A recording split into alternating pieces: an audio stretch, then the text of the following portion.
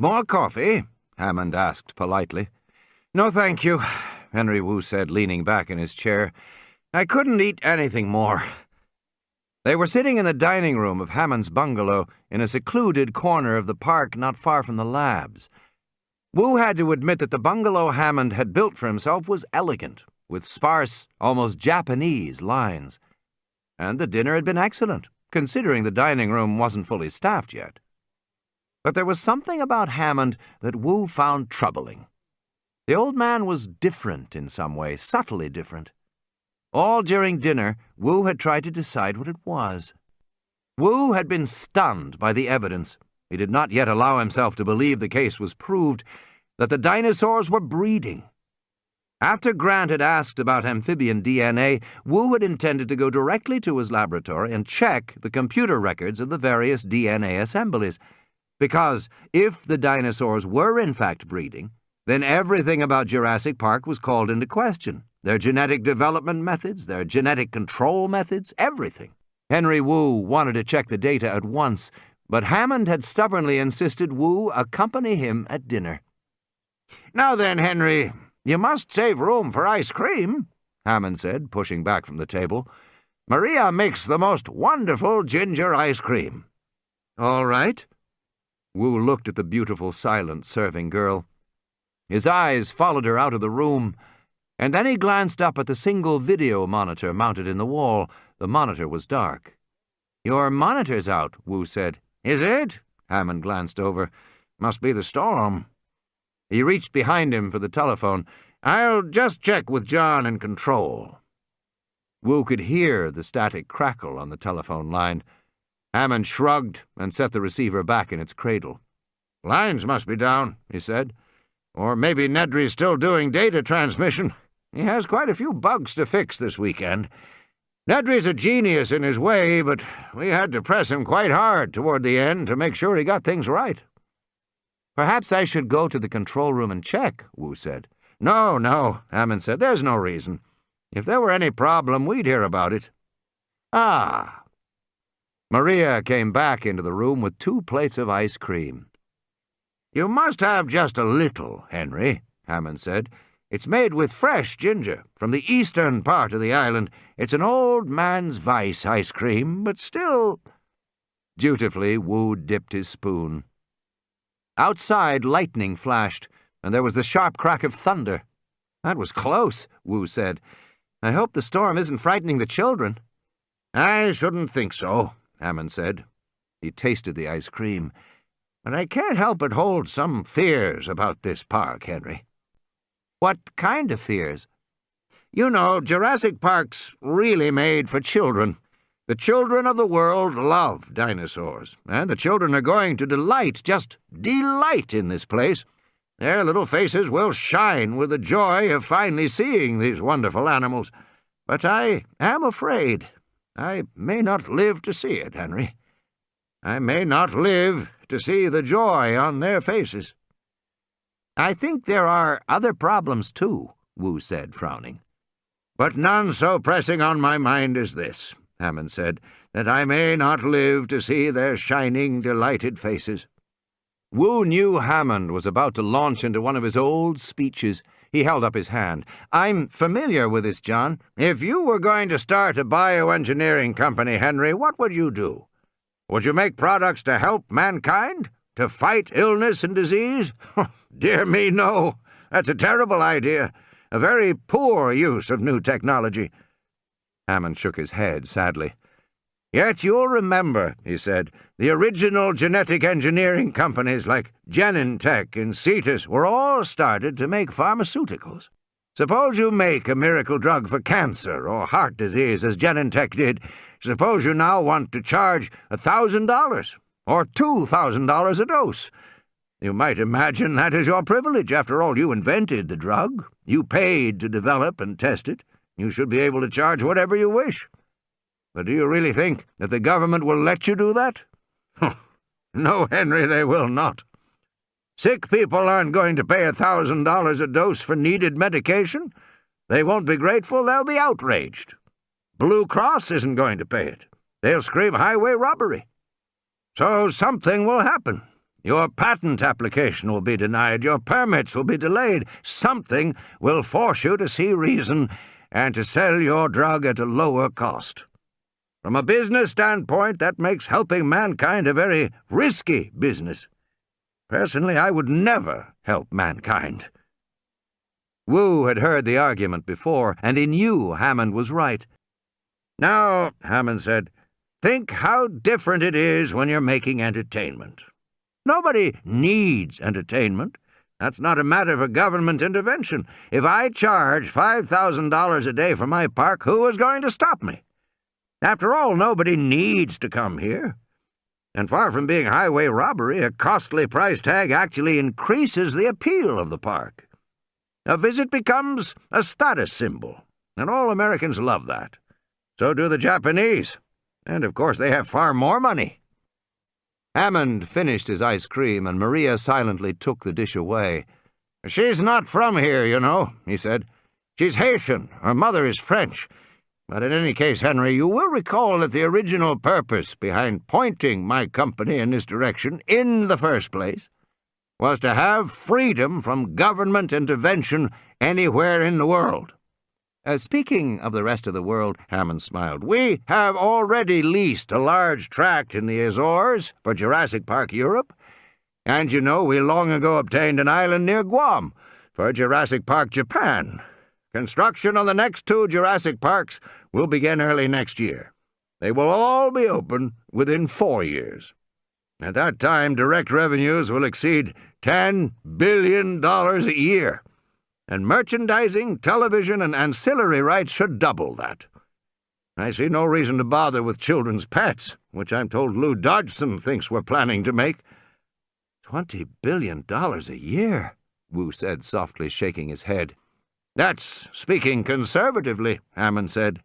He smiled. "There's no reason to speculate wildly. More ice cream, Henry." "Did you find him?" Arnold snapped when the guard walked into the control room. "No, Mr. Arnold." "Find him!" "I don't think he's in the building, Mr. Arnold." "Then look in the lodge," Arnold said. "Look in the maintenance building. Look in the utility shed. Look everywhere. But just find him." "The thing is," the guard hesitated, "Mr. Nedry's the fat man, is that right?" "That's right," Arnold said. "He's fat. A fat slob." "Well, Jimmy down in the main lobby said he saw the fat man go into the garage." Muldoon spun around. "Into the garage? When?" "About 10-15 minutes ago." "Jesus," Muldoon said. The jeep screeched to a stop. "Sorry," Harding said. In the headlamps, Ellie saw a herd of apatosaurs lumbering across the road. There were 6 animals, each the size of a house, and a baby as large as a full-grown horse. The apatosaurs moved in unhurried silence, never looking toward the jeep and its glowing headlamps. At one point, the baby stopped to lap water from a puddle in the road, then moved on. "Don't they see us?" she said. "Not exactly, no," Harding said. "Of course, in a literal sense, they do see us, but we don't really mean anything to them. We hardly ever take cars out at night, and so they have no experience of them. We are just a strange, smelly object in their environment, representing no threat, and therefore no interest. I've occasionally been out at night visiting a sick animal, and on my way back, these fellows block the road for an hour or more." "What do you do?" Harding grinned. "Play a recorded tyrannosaur roar. That gets them moving. Not that they care much about tyrannosaurs. These apatosaurs are so big they don't really have any predators. They can break a tyrannosaur's neck with a swipe of their tail, and they know it. So does the tyrannosaur." "But they do see us. I mean, if we were to get out of the car—" Harding shrugged. "They probably wouldn't react. Dinosaurs have excellent visual acuity, but they have a basic amphibian visual system. It's attuned to movement. They don't see unmoving things well at all." The animals moved on, their skin glistening in the rain. Harding put the car in gear. "I think we can continue now," he said. Wu said, "I suspect you may find there are pressures on your park, just as there are pressures on Genentech's drugs." He and Hammond had moved to the living room, and they were now watching the storm lash the big glass windows. "I can't see how," Hammond said. "The scientists may wish to constrain you, even to stop you." "Well, they can't do that," Hammond said. He shook his finger at Wu. "You know why the scientists would try to do that? It's because they want to do research, of course. It's all they ever want to do is research. Not to accomplish anything, not to make any progress, just do research. Well, they have a surprise coming to them." Hammond sighed. "I'm sure it would be interesting for the scientists to do research, but you arrive at the point where these animals are simply too expensive to be used for research. This is wonderful technology, Henry, but it's also frightfully expensive technology. The fact is, it can only be supported as entertainment." Hammond shrugged. "That's just the way it is." "But if there are attempts to close down—" "Face the damn facts, Henry," Hammond said irritably. "This isn't America. This isn't even Costa Rica. This is my island. I own it, and nothing is going to stop me from opening Jurassic Park to all the children of the world." He chuckled. "Or at least to the rich ones. And I tell you, they'll love it." In the back seat of the Jeep, Ellie Sattler stared out the window. They had been driving through rain-drenched jungle for the last 20 minutes and had seen nothing since the apatosaurs crossed the road. "We're near the jungle river now," Harding said as he drove. "It's off there somewhere to our left." Abruptly, he slammed on the brakes again. The car skidded to a stop in front of a flock of small green animals. "Well, you're getting quite a show tonight," he said. "Those are compies." The little dark green procompsognathids scurried to the other side of the road, then squatted on their hind legs to look at the car, chittering briefly, before hurrying onward into the night. "Odd," Harding said. "Wonder where they're off to. Compies don't usually move at night, you know. They climb up in a tree and wait for daylight." "Then why are they out now?" Ellie said. "I can't imagine." "Should we follow them?" Ellie said. "I'd be curious," Harding said. "Yes, why not? Let's go see where they're going." He turned the car around and headed back toward the compies. Tim Murphy lay in the Land Cruiser, his cheek pressed against the car door handle. He drifted slowly back to consciousness. He wanted only to sleep. He shifted his position and felt the pain in his cheekbone where it lay against the metal door. His whole body ached, his arms and his legs, and most of all his head. There was a terrible pounding pain in his head. All the pain made him want to go back to sleep. He pushed himself up on one elbow, opened his eyes, and retched, vomiting all over his shirt. He tasted sour bile and wiped his mouth with the back of his hand. His head throbbed.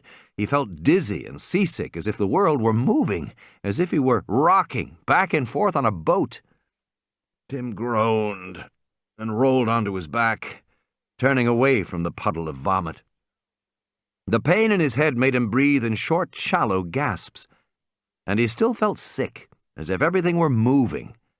He opened his eyes and looked around, trying to get his bearings. He was inside the Land Cruiser, but the car must have flipped over on its side because he was lying on his back against the passenger door, looking up at the steering wheel and beyond at the branches of a tree moving in the wind. The rain had nearly stopped, but water drops still fell on him through the broken front windshield. He stared curiously at the fragments of glass. He couldn't remember how the windshield had broken. He couldn't remember anything, except that they had been parked in the road, and he had been talking to Dr. Grant when the tyrannosaur came toward them. He was aware of a rhythmic creaking sound, like the rigging of a boat. Dizzy and sick to his stomach, he really felt as if the whole car were moving beneath him. But when he opened his eyes again, he saw it was true. The Land Cruiser was moving, lying on its side, swaying back and forth. The whole car was moving. Tentatively, Tim rose to his feet. Standing on the passenger door, he peered over the dashboard, looking out through the shattered windshield. At first, he saw only dense foliage moving in the wind, but here and there he could see gaps, and beyond the foliage, the ground was... The Land Cruiser was lying on its side in the branches of a large tree, 20 feet above the ground, swaying back and forth in the wind. "Oh, shit," he said. He stood on his tiptoes and peered out, trying to see better, grabbing the steering wheel for support.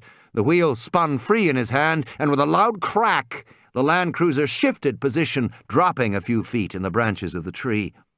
He looked down through the shattered glass of the passenger door window at the ground below. "Oh shit, oh shit," he kept repeating it. "Oh shit, oh shit." Another loud crack. The Land Cruiser jolted down another foot. He looked down at his feet. He was standing on the door handle. He crouched back down on his hands and knees to look at the handle. He couldn't see very well in the dark, but he could tell that the door was dented outward, so the handle couldn't turn. He'd never get the door open. He tried to roll the window down, but the window was stuck too. Then he thought of the back door. Maybe he could open that. He leaned over the front seat, and the Land Cruiser lurched with a shift in weight. Carefully, Tim reached back and twisted the handle on the rear door. It was stuck too. How was he going to get out? He heard a snorting sound and looked down. A dark shape passed below him. It wasn't the tyrannosaur. This shape was tubby, and it made a kind of snuffling as it waddled along. The tail flopped back and forth, and Tim could see the long spikes. It was the stegosaur, apparently recovered from its illness. Tim wondered where the other people were, Gennaro and Sattler and the vet. He had last seen them near the stegosaur. How long ago was that? He looked at his watch, but the face was cracked. He couldn't see the numbers. He took the watch off and tossed it aside. Tim grabbed the handle, tried to force it, but it was stuck solid. It wouldn't move at all. Then he realized what was wrong. The rear door was locked. Tim pulled up the pin and twisted the handle. The rear door swung open, downward, and came to rest against the branch a few feet below. The opening was narrow, but Tim thought he could wriggle through it. Holding his breath, he crawled slowly back into the rear seat. The Land Cruiser creaked, but held its position. Gripping the doorposts on both sides, Tim slowly lowered himself down through the narrow, angled opening of the door. Soon he was lying flat on his stomach on the slanted door, his legs sticking out of the car. He kicked in the air. His feet touched something solid, a branch, and he rested his feet on it. As soon as he did, the branch bent down and the door swung wider, spilling him out of the Land Cruiser, and he fell, leaves scratching his face, his body bouncing from branch to branch, a jolt, searing pain, bright light in his head. He slammed to a stop. The wind knocked from him. Tim lay doubled over a large branch, his stomach burning pain. Tim heard another crack and looked up at the Land Cruiser, a big, dark shape 5 feet above him. Another crack. The car shifted. Tim forced himself to move, to climb down.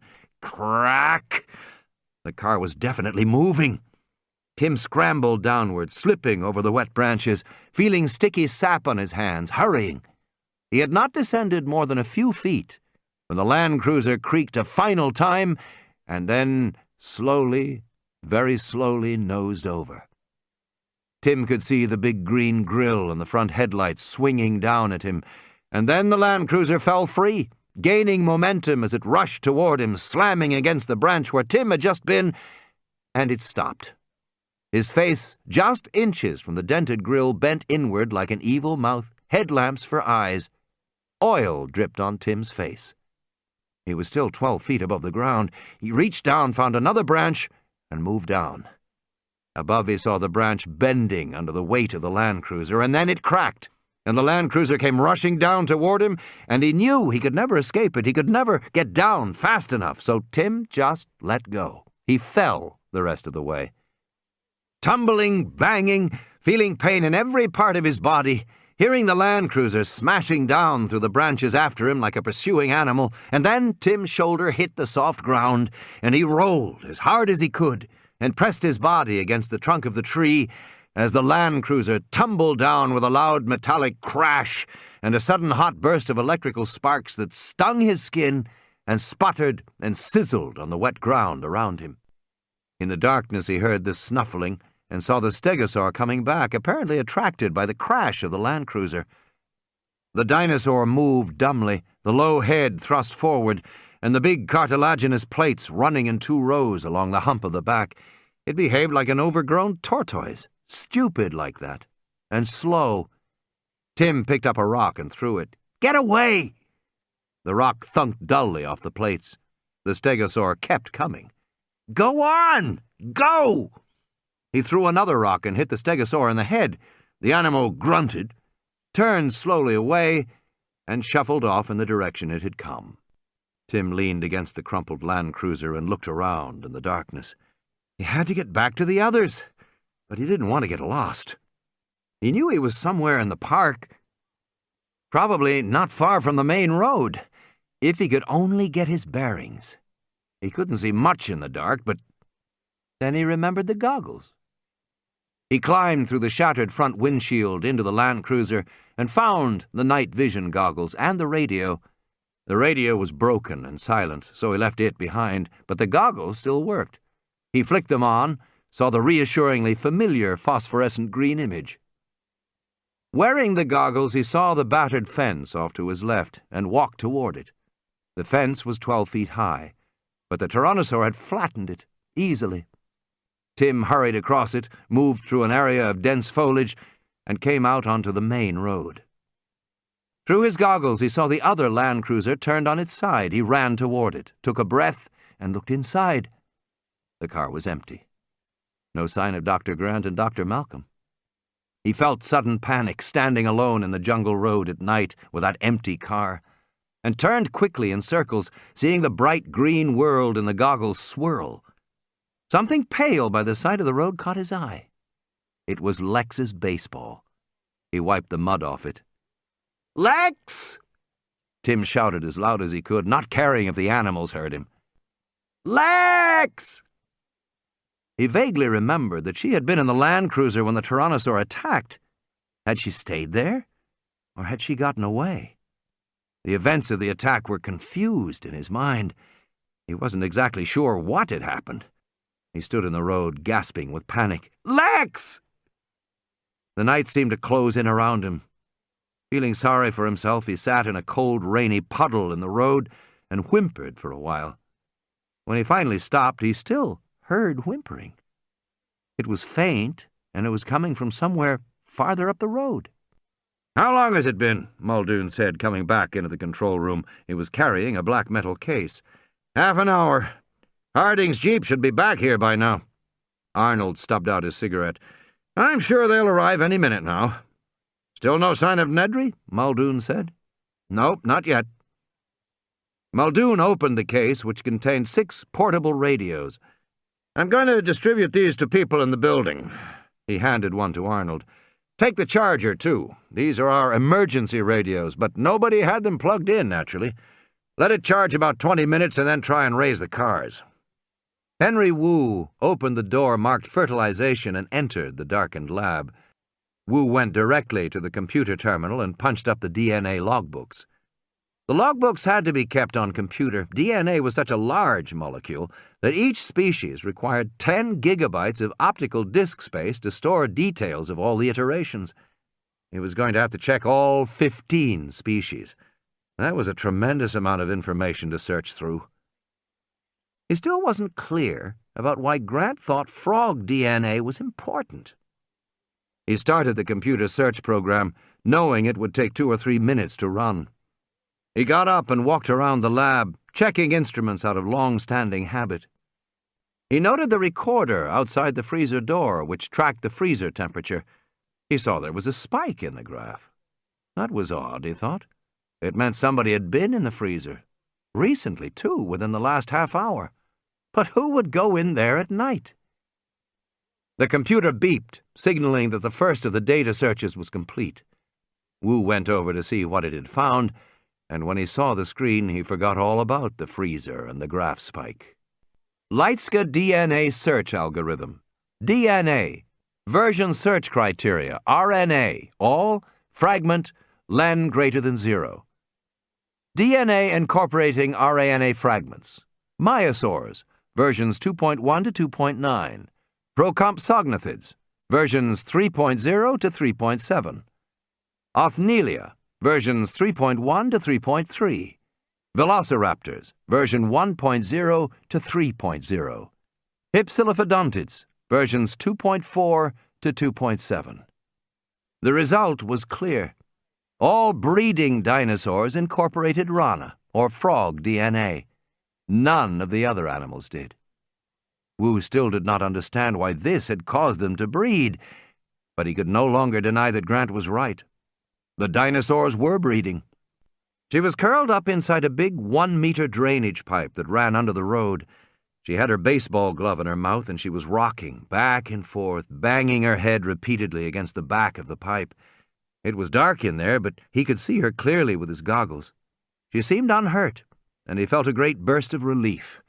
"Lex, it's me, Tim." She didn't answer. She continued to bang her head on the pipe. "Come on out." She shook her head no. He could see she was badly frightened. "Lex," he said, "if you come out, I'll let you wear these night goggles." She just shook her head. "Look what I have," he said, holding up his hand. She stared uncomprehendingly. It was probably too dark for her to see. "It's your ball, Lex. I found your ball." He tried another approach. "It must be uncomfortable in there. Cold, too. Wouldn't you like to come out?" She resumed banging her head against the pipe. "Why not?" "There's aminals out there." That threw him for a moment. She hadn't said aminals for years. "The aminals are gone," he said. "There's a big one. A Tyrannosaurus rex." "He's gone." "Where did he go?" "I don't know, but he's not around here now," Tim said, hoping it was true. Tim sat down in the grass outside the pipe where she could see him. The ground was wet where he sat. He hugged his knees and waited. He couldn't think of anything else to do. "I'm just going to sit here," he said, "and rest." "Are there any grown-ups out there?" Lex said. "Not yet, but I'm sure they'll come soon. They're probably on their way right now." Then he heard her moving inside the pipe, and she came out, shivering with cold and with dried blood on her forehead, but otherwise all right. With his goggles, Tim saw with relief that Dr. Grant was walking toward them. He had a big tear in his shirt at the shoulder, but otherwise he looked okay. "Thank God," he said. "I've been looking for you." Shivering, Ed Regis got to his feet and wiped the cold mud off his face and hands. He had spent a very bad half-hour, wedged among big boulders on the slope of a hill below the road. He knew it wasn't much of a hiding place, but he was panicked, and he wasn't thinking clearly. He had lain in this muddy, cold place, and he had tried to get hold of himself, but he kept seeing that dinosaur in his mind, that dinosaur coming toward him, toward the car. Ed Regis didn't remember exactly what had happened after that. Beyond the road, he had lost his footing and tumbled down the hill and come to rest by some boulders, and it had seemed to him that he could crawl in among the boulders and hide. There was enough room, so that was what he had done. Gasping and terrified, thinking of nothing except to get away from the tyrannosaur. And finally, when he was wedged in there like a rat between the boulders, he had calmed down a little, and he had been overcome with horror and shame because he'd abandoned those kids. He had just run away. He had just saved himself. He knew he should go back up to the road. He should try to rescue them, because he had always imagined himself as brave and cool under pressure. But whenever he tried to get control of himself, to make himself go back up there, somehow he just couldn't. He told himself it was hopeless anyway. If the kids were still up there on the road, they could never survive. And certainly there was nothing Ed Regis could do for them, and he might as well stay where he was. No one was going to know what had happened except him, and there was nothing he could do, nothing he could have done. And so Regis had remained among the boulders for half an hour, fighting off panic, carefully not thinking about whether the kids had died or about what Hammond would have to say when he found out. What finally made him move was the peculiar sensation he noticed in his mouth, and he wondered if he had hurt it during the fall. Regis touched his face and felt swollen flesh on the side of his mouth. It was funny, but it didn't hurt at all. Then he realized the swollen flesh was a leech, growing fat as it sucked his lips. It was practically in his mouth. Shivering with nausea, Regis pulled the leech away, feeling a tear from the flesh of his lips, feeling the gush of warm blood in his mouth. He spat and flung it with disgust into the forest. He saw another leech on his forearm and pulled it off, leaving a dark, bloody streak behind. Jesus, he was probably covered with them. That fall down the hillside, these jungle hills were full of leeches. So were the dark, rocky crevices. What did the workmen say? The leeches crawled up your underwear. They liked dark, warm places. They liked to crawl right up your... Hello! He stopped. It was a voice carried by the wind. Hello! Dr. Grant! Ed Regis listened to the tone of her voice. She didn't sound frightened or in pain. She was just calling in her insistent way. And it slowly dawned on him that something else must have happened.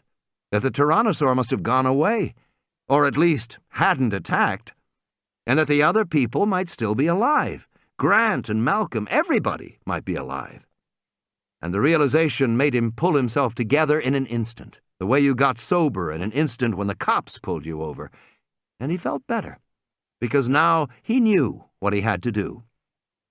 And as he crawled out from the boulders, he was already formulating the next step, already figuring out what he would say, how to handle things from this point. He scrambled back up toward the road, but when he emerged from the foliage, he had a moment of disorientation. He didn't see the cars at all. He was somehow at the bottom of the hill. The land cruisers must be at the top. He started walking up the hill, back toward the land cruisers. It was very quiet. His feet splashed in the muddy puddles. He couldn't hear the little girl anymore. Why had she stopped calling? As he walked, he began to think that maybe something had happened to her. In that case, he shouldn't walk back there. Maybe the tyrannosaur was still hanging around. Here he was, already at the bottom of the hill, that much closer to home. Ed Regis turned around and started walking back toward the camp. Alan Grant ran his hands over her limbs, squeezing the arms and legs briefly. She didn't seem to have any pain. It was amazing. Aside from a cut on her head, she was fine. "I told you I was," she said. Well, I had to check. The boy was not quite so fortunate. Tim's nose was swollen and painful. Grant suspected it was broken. His right shoulder was badly bruised and swollen, but his legs seemed to be all right. Both kids could walk. That was the important thing. Grant himself was all right, except for a claw abrasion down his right chest where the tyrannosaur had kicked him. It burned with every breath, but it didn't seem to be serious, and it didn't limit his movement. He wondered if he had been knocked unconscious because he had only dim recollections of events immediately preceding the moment he had sat up, groaning in the woods 10 yards from the land cruiser. At first his chest had been bleeding, so he had stuck leaves on the wound, and after a while it clotted. Then he had started walking around looking for Malcolm and the kids. Grant couldn't believe he was still alive, and as scattered images began to come back to him, he tried to make sense of them. The tyrannosaur should have killed them all easily. Why hadn't it? "I'm hungry," Lex said. Me too. Grant said. We've got to get ourselves back to civilization, and we need to warn them about the ship. "We're the only ones who know," Tim said. Yes, we've got to get back and tell them. "Then let's walk down the road toward the hotel. That way we'll meet them when they come for us." Grant considered that, and he kept thinking about one thing, the dark shape that had crossed between the land cruisers even before the attack started. What animal had that been? He could think of only one possibility, the little tyrannosaur. I don't think so, Tim. The road has high fences on both sides. If one of the tyrannosaurs is farther down the road, we'd be trapped. "Then should we wait here?" Tim said. Yes. Grant said. Let's just wait here until someone comes. On the bottom of the hill, they heard the sound of a man coughing. Stay here, Grant said. He ran forward to look down the hill. "Stay here," Tim said, and he ran forward after him. Lex followed her brother. "Don't leave me! Don't leave me here, you guys!" Grant clapped his hand over her mouth. She struggled to protest. He shook his head and pointed over the hill for her to look. At the bottom of the hill, Grant saw Ed Regis standing rigid, unmoving. The forest around them had become deadly silent. The steady background drone of cicadas and frogs had ceased abruptly. There was only the faint rustle of leaves and the whine of the wind. Lex started to speak, but Grant pulled her against the trunk of the nearest tree, ducking down among the heavy gnarled roots at the base. Tim came in right after them. Grant put his hands to his lips, signaling them to be quiet, and then he slowly looked around the tree. The road below was dark, and as the branches of the big trees moved in the wind, the moonlight filtering through made a dappled, shifting pattern. Yet Regis was gone. It took Grant a moment to locate him. The publicist was pressed up against the trunk of a big tree, hugging it. Regis wasn't moving at all. The forest remained silent. Lex tugged impatiently at Grant's shirt. She wanted to know what was happening. Then, from somewhere very near, they heard a soft, snorting exhalation, hardly louder than the wind. Lex heard it too, because she stopped struggling. The sound floated toward them again, soft as a sigh. Grant thought it was almost like the breathing of a horse. Grant looked at Regis and saw the moving shadows cast by the moonlight on the trunk of the tree. And then Grant realized there was another shadow, superimposed on the others but not moving. A strong curved neck and a square head. The exhalation came again. Tim leaned forward cautiously to look. Lex did too. They heard a crack as the branch broke, and into the path stepped a tyrannosaur. It was the juvenile, about 8 feet tall, and it moved with the clumsy gait of a young animal, almost like a puppy. The juvenile tyrannosaur shuffled down the path, stopping with every step to sniff the air before moving on. It passed the tree where Regis was hiding, and gave no indication that it had seen him. Grant saw Regis's body relax slightly. Regis turned his head, trying to watch the tyrannosaur on the far side of the tree. The tyrannosaur was now out of view down the road. Regis started to relax, releasing his grip on the tree. But the jungle remained silent. Regis remained close to the tree trunk for another half a minute. Then the sounds of the forest returned. The first tentative croak of a tree frog, the buzz of one cicada, and then the full chorus. Regis stepped away from the tree, shaking his shoulders, releasing the tension. He walked into the middle part of the road, looking in the direction of the departed tyrannosaur. The attack came from the left. The juvenile roared as it swung its head forward, knocking Regis flat to the ground. He yelled and scrambled to his feet, but the tyrannosaur pounced, and it must have pinned him with its hind leg because suddenly Regis wasn't moving. He was sitting up in the path, shouting at the dinosaur and waving his hands at it as if he could scare it off. The young dinosaur seemed perplexed by the sounds and movement coming from its tiny prey. The juvenile bent its head over, sniffing curiously, and Regis pounded on the snout with his fist. "Get away! Back off! Go up, back off!" Regis was shouting at the top of his lungs, and the dinosaur backed away, allowing Regis to get to his feet. Regis was shouting, "Yeah! You heard me! Back off! Get away!" as he moved away from the dinosaur. The juvenile continued to stare curiously at the odd, noisy little animal before it. But when Regis had gone a few paces, it lunged and knocked him down again. It's playing with him, Grant thought. "Hey!" Regis shouted as he fell, but the juvenile did not pursue him, allowing him to get to his feet. He jumped to his feet and continued backing away. "You stupid! Back! Back! You heard me! Back!" he shouted like a lion tamer. The juvenile roared, but it did not attack, and Regis now edged toward the trees and high foliage to the right. In another few steps, he would be in hiding. "Back, you! Back!" Regis shouted, and then at the last moment, the juvenile pounced and knocked Regis flat on his back. "Cut that out!" Regis yelled, and the juvenile ducked his head, and Regis began to scream. No words, just a high-pitched scream. The scream cut off abruptly, and when the juvenile lifted his head, Grant saw ragged flesh in his jaws. "No," Lex said softly. Beside her, Tim had turned away, suddenly nauseated. His night vision goggles slipped from his forehead and landed on the ground with a metallic clink. The juvenile's head snapped up, and it looked toward the top of the hill. Tim picked up his goggles as Grant grabbed both the children's hands and began to run.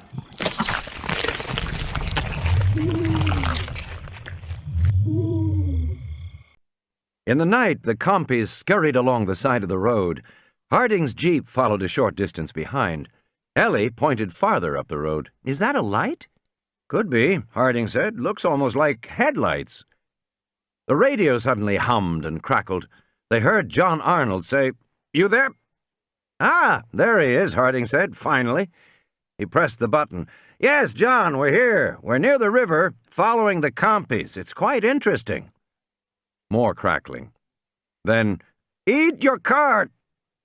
"What did he say?" Gennaro said. Something about a car, Ellie said. Harding pressed the button. John, are you there?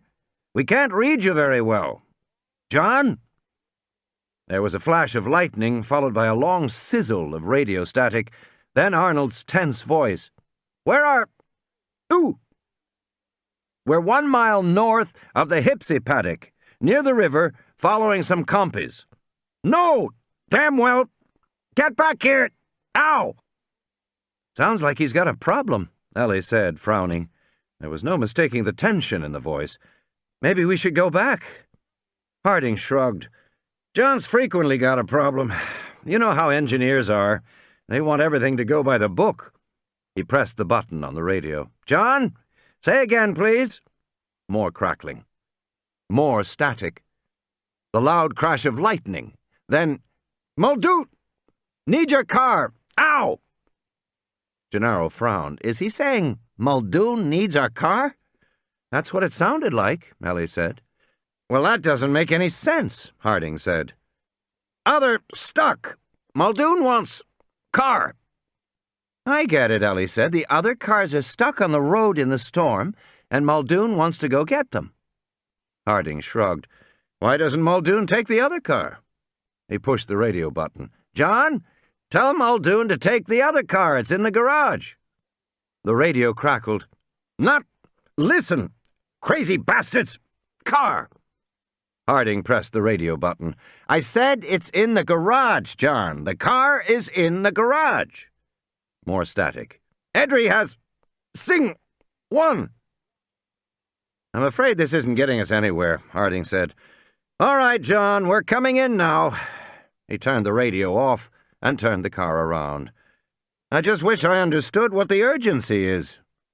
Harding put the Jeep in gear, and they rumbled down the road in the darkness. It was another 10 minutes before they saw the welcoming lights of the safari lodge, and as Harding pulled to a stop in front of the visitor center, they saw Muldoon coming toward them.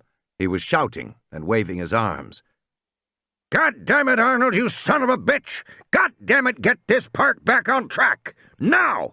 Get my grandkids back here, now! He had been carrying on this way for the last 2 minutes, while Henry Wu stood in the corner looking stunned. Well, Mr. Hammond, Arnold said, Muldoon's on his way out right now to do exactly that. Arnold turned away and lit another cigarette. Why don't you go downstairs to the cafeteria, Arnold said, and get a cup of coffee. We'll call you when we have more news. I don't want a Malcolm effect here, Hammond said. Don't worry about a Malcolm effect, Arnold said. Will you let me go to work? God damn you, Hammond said. I'll call you, sir, when I have news from Muldoon, Arnold said. He pushed buttons on his console and saw the familiar control screens change. Arnold was no longer operating the computer. He had now gone behind the scenes to look at the code, the line-by-line instructions that told the computer how to behave. Wu came forward. What are you doing, John?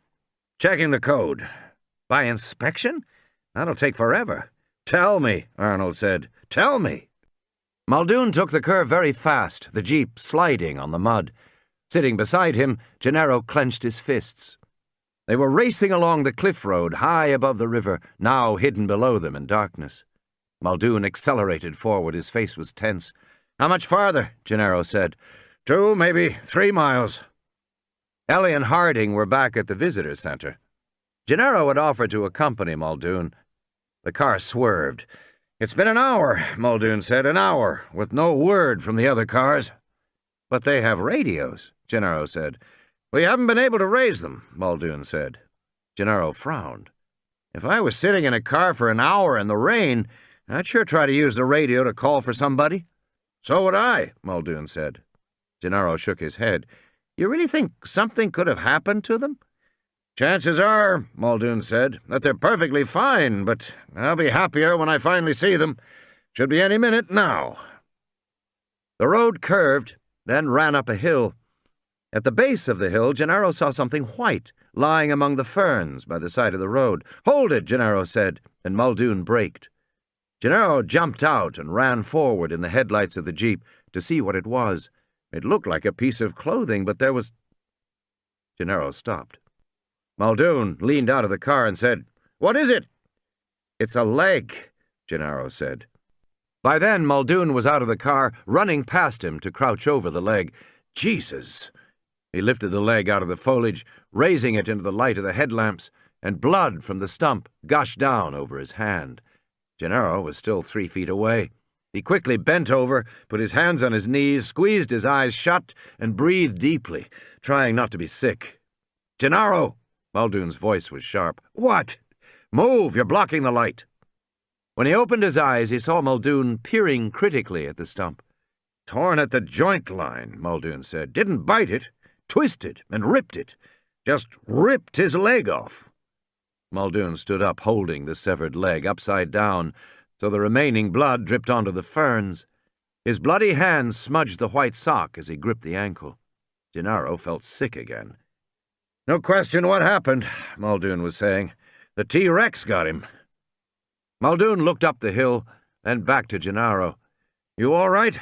Can you go on?" "Yes," Gennaro said. "I can go on." Muldoon was walking back toward the jeep, carrying the leg. "I guess we better bring this along," he said. "Doesn't seem right to leave it here. Christ, it's going to make a mess of the car. See if there's anything in the back, will you? A tarp or newspaper?" Gennaro opened the back door and rummaged around in the space behind the rear seat. He felt grateful to think about something else for a moment. He found a canvas bag with a tool kit, a wheel rim, a cardboard box, and 2 tarps, he said. They were neatly folded plastic. "Give me one," Muldoon said, still standing outside the car. Muldoon wrapped the leg and passed the now shapeless bundle to Gennaro. Holding it in his hand, Gennaro was surprised at how heavy it felt. "Just put it in the back," Muldoon said. "If there's a way to wedge it, so it doesn't roll around." "Okay." Gennaro put the bundle in the back, and Muldoon got behind the wheel. He accelerated, the wheels spinning in the mud, then digging in. The jeep rushed up the hill, and for a moment at the top, the headlights still pointed upward into the foliage, and then they swung down, and Gennaro could see the road before them. "Jesus," Muldoon said. Gennaro saw a single Land Cruiser lying on its side in the center of the road. "Where's the other car?" Muldoon looked around briefly, pointed to the left. "There!" The second Land Cruiser was 20 feet away, crumpled at the foot of a tree. "What's it doing there?" "The T-Rex threw it." "Threw it?" Gennaro said. Muldoon's face was grim. "Let's get this over with," he said, climbing out of the jeep.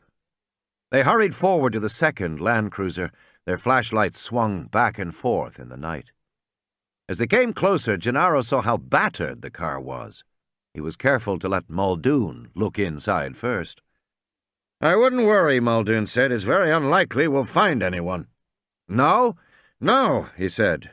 So Muldoon thought it highly unlikely that they would ever find any remains of the children. But as he looked in now, he had a surprise.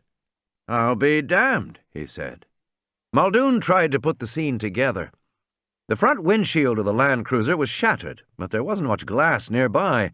He had noticed shards of glass back on the road, so the windshield must have been broken back there before the tyrannosaur picked the car up and threw it here. Muldoon shone his light inside. "Empty?" Gennaro said tensely.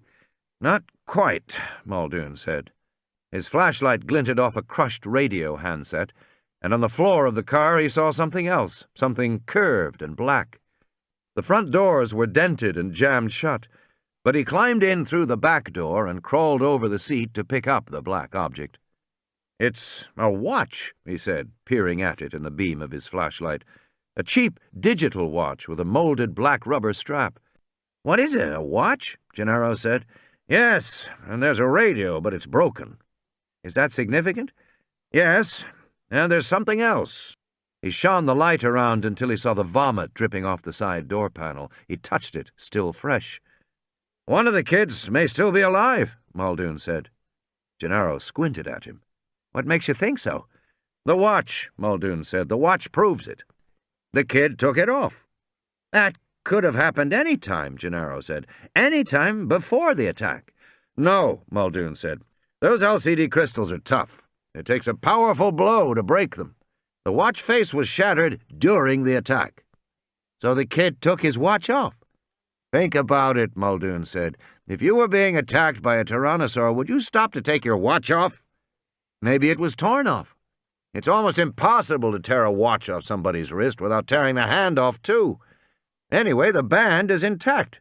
No, Muldoon said. The kid took it off himself. He looked at his watch, saw it was broken, and took it off. He had the time to do that. When? It could only have been after the attack, Muldoon said. The kid must have been in this car after the attack, and the radio was broken, so he left it behind, too. He's a bright kid, and he knew they weren't useful. If he's so bright, Gennaro said, where'd he go? Because I'd stay right here and wait to be picked up. Yes, Muldoon said, but perhaps he couldn't stay here. Maybe the tyrannosaur came back, or some other animal. Gennaro watched Muldoon peering at the ground with his flashlight. His face was just inches from the mud, intent on his search. Muldoon really believed he was on to something, that at least one of the kids was still alive. Gennaro remained unimpressed. You notice these prints? Muldoon asked, still looking at the ground. What prints? Gennaro said. These footprints, see them? Coming toward us from up the road? And they're adult-sized prints, some kind of rubber-sole shoe. Notice the distinctive tread pattern. You can see, Muldoon continued, the adult prints come to here, where they're joined by other prints, small and medium-size, moving around in circles, overlapping, almost as if they're standing together talking. But now here they are, and they seem to be running. He pointed off. There, into the park. Gennaro shook his head. You can see whatever you want in this mud. Muldoon got to his feet and stepped back. He looked down at the ground and sighed. Say what you like. I'll wager one of the kids survived, and maybe both. Perhaps even an adult as well, if these big prints belong to someone other than Regis. We've got to search the park. Tonight? Gennaro said. But Muldoon wasn't listening. He had walked away toward an embankment of soft earth near a drain pipe for rain. He crouched again. What was that little girl wearing? Christ, Gennaro said, I don't know. Proceeding slowly, Muldoon moved farther toward the side of the road, and then they heard a wheezing sound. It was definitely an animal sound. Listen, Gennaro said, feeling panic. I think we better... Shh, Muldoon said. He paused, listening. They heard the wheezing again, distinctly this time. It wasn't the wind. It was coming from the foliage directly ahead of him, by the side of the road. It didn't sound like an animal, but Muldoon moved forward cautiously. He waggled his light and shouted, but the wheezing did not change character. Muldoon pushed aside the fronds of a palm. What is it? Gennaro said. It's Malcolm, Muldoon said. Ian Malcolm lay on his back, his skin grey-white, mouth slackly open. His breath came in wheezing gasps. Muldoon handed the flashlight to Gennaro and then bent to examine the body. I can't find the injury, he said. Head okay, chest, arms. He put a tourniquet on. Malcolm's belt was twisted tight over the right thigh. Gennaro moved the light down the leg. The right ankle was bent outward at an awkward angle from the leg, the trousers flattened, soaked in blood. Muldoon touched the ankle gently, and Malcolm groaned. They might as well move him. Gennaro helped Muldoon pick the man up, hoisting him awkwardly over their shoulders. Malcolm moaned and breathed in ragged gasps. Lex, he said. Lex went... Lex... Who's Lex? Muldoon said. The little girl, Gennaro said. They carried Malcolm back to the jeep and rested him into the back seat. Gennaro tightened the tourniquet around his leg. Malcolm groaned again. Muldoon slid the trouser cuff up and saw the pulpy flesh beneath, the dull white splinters of protruding bone. We've got to get him back, Muldoon said. You going to leave here without the kids? Gennaro said. If they went into the park, it's 20 square miles, Muldoon said, shaking his head. The only way we can find anything out there is with the motion sensors. If the kids are alive and moving around, the motion sensors will pick them up, and we can go right to them and bring them back. But if we don't take Dr. Malcolm back right now, he'll die. Then we have to go back, Gennaro said. Yes, I think so. They climbed into the car. Gennaro said, Are you going to tell Hammond the kids are missing? No, Muldoon said. You are. Donald Gennaro stared at Hammond, sitting in the deserted cafeteria. The man was spooning ice cream, calmly eating it. "So, Muldoon believes the children are somewhere in the park." "He thinks so, yes." "Then I'm sure we'll find them." "I hope so," Gennaro said. He watched the old man deliberately eating, and he felt a chill. "Oh, I am sure we'll find them. After all, I keep telling everyone this park is made for kids." Gennaro said, "Just so you understand that they're missing, sir." "Missing?" he snapped. "Of course I know they're missing. I'm not senile." He sighed and changed tone again. "Look, Donald," Hammond said, "let's not get carried away. We've had a little breakdown from the storm or whatever, and as a result we've suffered a regrettable, unfortunate accident. And that's all that's happened. We're dealing with it. Arnold will get the computers cleaned up, Muldoon will pick up the kids, and I have no doubt he'll be back with them by the time we finish this ice cream. So let's just wait and see what develops, shall we?" "Whatever you say, sir," Gennaro said. "Why?" Henry Wu said, looking at the console screen. "Because I think Nedry did something to the code," Arnold said. "That's why I'm checking it." "All right," Wu said, "but have you tried your options?" "Like what?" Arnold said. "I don't know. Aren't the safety systems still running?" Wu said. "Key checks, all that?" "Jesus," Arnold said, snapping his fingers. "They must be. Safety systems can't be turned off except at the main panel." "Well," Wu said, "if key checks is active, you can trace what he did." "I sure as hell can," Arnold said. In a moment, all the keystrokes that Nedry had entered into the computer earlier in the day were listed in a window on the screen. There was a string of numbers, followed by words, part words, and numerical instructions.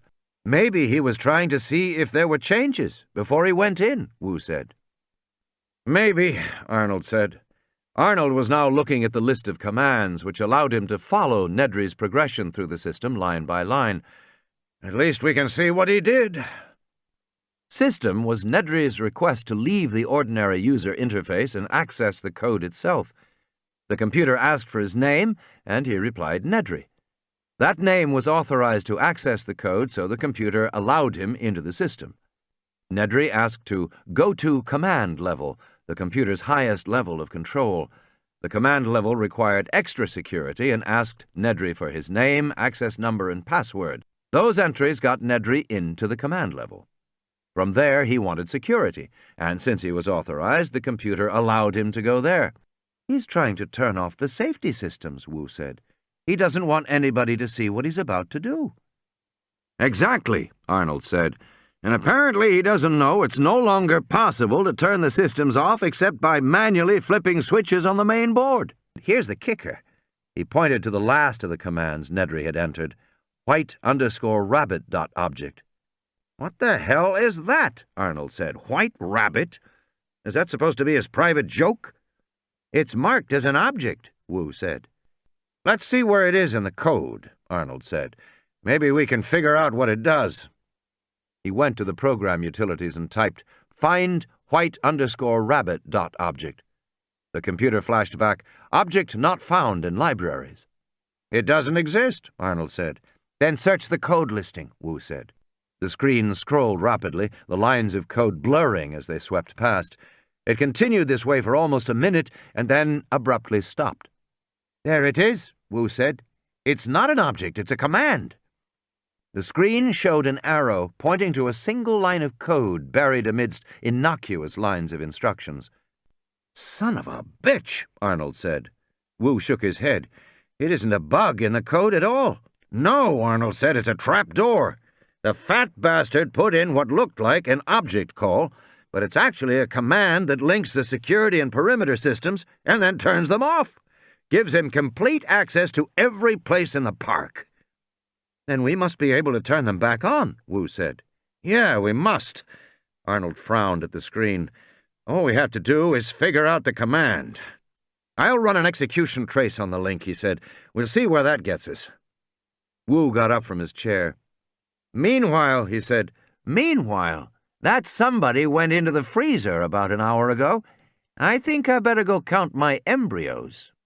Ellie was in her room, about to change out of her wet clothes, when there was a knock on the door.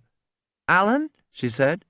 But when she opened the door, she saw Muldoon standing there with a plastic-wrapped package under his arm. Muldoon was also soaking wet, and there were streaks of dirt on his clothes. "I'm sorry, but we need your help," Muldoon said briskly. "The land cruisers were attacked an hour ago. We brought Malcolm back, but he's in shock. He's got a very bad injury to his leg. He's still unconscious, but I put him in the bed in his room. Harding is on his way over." "Harding?" she said. "What about the others?" "We haven't found the others yet, Dr. Sattler." "Oh, my God." "But we think that Dr. Grant and the children are still alive. We think they went into the park, Dr. Sattler." "Went into the park?" "We think so. Meanwhile, Malcolm needs help. I've called Harding." "Shouldn't you call a doctor?" "There's no doctor on the island. Harding's the best we have." "But surely you can call for a doctor," she said. "No." Muldoon shook his head. "Phone lines are down. We can't call out." He shifted the package in his arm. "What's that?" she said. "Nothing. Just go to Malcolm's room and help Harding, if you will." And Muldoon was gone. She sat on her bed, shocked. The kids. She shook her head, pushing the thought away. The kids were probably with Grant. And if Grant was out in the park, well, what better person to get them safely through Jurassic Park than a dinosaur expert? It was almost 9 p.m. The full moon was blurred by drifting mist, and their blunted shadows led them across an open field toward dark woods beyond. Grant was lost in thought, trying to decide where he was. Since they had originally crossed over the fence that the tyrannosaur had battered down, Grant was reasonably sure they were now somewhere in the tyrannosaur paddock, which was a place he did not want to be. The girl put her head on his shoulder and twirled her hair in her fingers. Soon she was snoring. Tim trudged alongside Grant. "Are you holding up, Tim?" "Okay," he said, "but I think we might be in the tyrannosaur area." "I'm pretty sure we are. I hope we get out soon." "You going to go into the woods?" Tim said. As they came closer, the woods seemed dark and forbidding. "Yes," Grant said. "I think we can navigate by the numbers on the motion sensors." Up ahead, in the mist-streaked moonlight, Grant could see a box marked T/S/04. They entered the forest. Huge trees loomed on all sides. In the moonlight, a low mist clung to the ground, curling around the roots of the trees. It was beautiful, but it made walking treacherous. And Grant was watching the sensors. They seemed to be numbered in descending order. He passed T/S/03 and T/S/02. Eventually, they reached T/S/01. He was tired from carrying the girl, and he had hoped this would coincide with a boundary for the tyrannosaur paddock, but it was just another box in the middle of the woods. The next box after that was marked T/N/01, followed by T/N/02. Grant realized the numbers must be arranged geographically around a central point like a compass. "At least we're going the right way," Tim said. "Good for you," Grant said. Tim smiled and stumbled over vines in the mist. He got quickly to his feet. They walked in silence for a while, passing T/N/03 and T/N/04. "Are you divorced?" "No," Grant said. "My wife died a long time ago." "And now you're with Dr. Sattler?" Grant smiled in the darkness. "No, she's my student." "You mean she's still in school?" "Graduate school, yes." Grant paused long enough to shift Lex to his other shoulder, and then they continued on, past T/N/05 and T/N/06. There was the rumble of thunder in the distance. The storm had moved to the south. There was very little sound in the forest except for the drone of cicadas and the soft croaking of tree frogs. "You have children?" Tim asked. "No," Grant said. "Are you going to marry Dr. Sattler?" "No, she's marrying a nice doctor in Chicago sometime next year." "Oh," Tim said. He seemed surprised to hear it. They walked along for a while. "Then who are you going to marry?" "I don't think I'm going to marry anybody," Grant said. "Me neither," Tim said. They walked for a while. Tim said, "Are we going to walk all night?" "I don't think I can," Grant said. "We'll have to stop, at least for a few hours." He glanced at his watch. "We're okay. We've got almost 15 hours before we have to be back, before the ship reaches the mainland." "Where are we going to stop?" Tim asked immediately. Grant was wondering the same thing. They needed someplace really safe. He thought back to the plans he had seen on the jet coming down. He remembered that there were outlying buildings for each of the different divisions. Grant didn't know what they were like because plans for the individual buildings weren't included, and he couldn't remember exactly where they were, but he remembered they were scattered all around the park. There might be buildings somewhere nearby. But that was a different requirement from simply crossing a barrier and getting out of the tyrannosaur paddock. Finding a building meant a search strategy of some kind, and the best strategies were... "Tim, can you hold your sister for me? I'm going to climb a tree and have a look around." High in the branches, he had a good view of the forest, the tops of the trees extending away to his left and right. They were surprisingly near the edge of the forest. Directly ahead, the trees ended before a clearing with an electrified fence and a pale concrete moat. Beyond that, a large open field, in what he assumed was the sauropod paddock. In the distance, more trees and misty moonlight sparkling on the ocean. Somewhere he heard the bellowing of a dinosaur, but it was far away. He put on Tim's night vision goggles and looked again. He followed the gray curve of the moat and then saw what he was looking for, the dark strip of a service road leading to the flat rectangle of a roof. The roof was barely above ground level, but it was there, and it wasn't far, maybe a quarter of a mile or so from the tree. When he came back down, Lex was sniffling. "What's the matter?" "I heard an aminal." "It won't bother us. Are you awake now? Come on." He led her to the fence. It was 12 feet high, with a spiral of barbed wire at the top. It seemed to stretch far above them in the moonlight. The moat was immediately on the other side. Lex looked up at the fence doubtfully. "Can you climb it?" Grant asked her. She handed him her glove and her baseball. "Sure. Easy." Grant turned to Tim, pale in the darkness. The boy wasn't moving. "You okay with the fence, Tim?" "Sure." "Want some help?"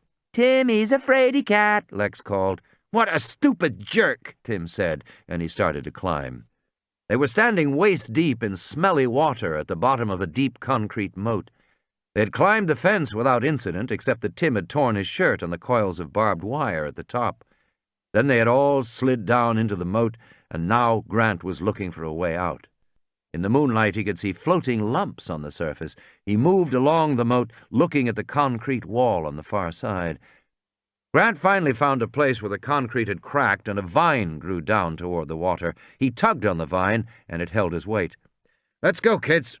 They started to climb the vine back to the field above. It took only a few minutes to cross the field to the embankment leading to the below-grade service road and the maintenance building off to the right. They passed 2 motion sensors, and Grant noticed with some uneasiness that the sensors were still not working, nor were the lights.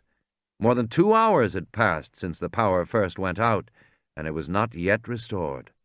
They slid down a grassy embankment and moved toward the concrete building. In the darkness, it was forbidding, bunker-like. "What is this place?" Lex said. "It's safe," Grant said, hoping that was true. The entrance gate was large enough to drive a truck through. It was fitted with heavy bars. Inside, they could see the building was an open shed with piles of grass and bales of hay stacked among equipment. The gate was locked with a heavy padlock. As Grant was examining it, Lex slipped sideways between the bars. "Come on, you guys." Tim followed her. "I think you can do it, Dr. Grant." He was right. It was a tight squeeze, but Grant was able to ease his body between the bars and get into the shed. As soon as he was inside, a wave of exhaustion struck him. Grant broke open a bale and spread it around on the concrete. The hay in the center was warm. They lay down, feeling the warmth. Lex curled up beside him and closed her eyes. Tim put his arm around her. He heard the sauropods trumpeting softly in the distance. Neither child spoke. They were almost immediately snoring. Grant raised his arm to look at his watch, but it was too dark to see. He felt the warmth of the children against his own body. Grant closed his eyes and slept. Muldoon and Gennaro came into the control room just as Arnold clapped his hands and said, "Got you, you little son of a bitch!" "What is it?" Gennaro said. Arnold pointed to the screen where arrows pointed to 4 more lines of code. "That's it," Arnold said, pleased. "That's what?" Gennaro asked, staring at the screen. "I finally found the command to restore the original code. The command called fini.object resets the linked parameters, namely the fence and the power." "Good," Muldoon said. "But it does something else," Arnold said. "It then erases the code lines that refer to it. It destroys all evidence it was ever there." "Pretty slick." Gennaro shook his head. "I don't know much about computers." "Well, watch this," Arnold said, and he typed in the command fini.object. The screen flickered and immediately changed. Muldoon pointed to the windows. "Look!" Outside, the big quartz lights were coming on throughout the park. They went to the windows and looked out. "Hot damn," Arnold said. Gennaro said, "Does this mean the electrified fences are back on?" "You bet it does," Arnold said. "It'll take a few seconds to get up to full power because we've got 50 miles of fence out there and the generator has to charge the capacitors along the way. But in half a minute, we'll be back in business." Arnold pointed to the vertical glass see-through map of the park. On the map, bright red lines were snaking out from the power station, moving throughout the park as electricity surged through the fences. "And the motion sensors?" Gennaro said. "Yes, them too. It'll be a few minutes while the computer counts, but everything's working," Arnold said. 9:30, and we've got the whole damn thing back up and running." Grant opened his eyes. Brilliant blue light was streaming into the building through the bars of the gate. Quartz light. The power was back on. Groggily, he looked at his watch. It was just 9:30. He'd been asleep only a couple of minutes. He decided he could sleep a few minutes more, and then he would go back up to the field and stand in front of the motion sensors and wave, setting them off. The control room would spot him. They'd send a car out to pick him and the kids up. He'd tell Arnold to recall the supply ship, and they'd all finish the night in their own beds back in the lodge. He would do that right away. In just a couple of minutes, he yawned and closed his eyes again. "Not bad," Arnold said in the control room, staring at the glowing map.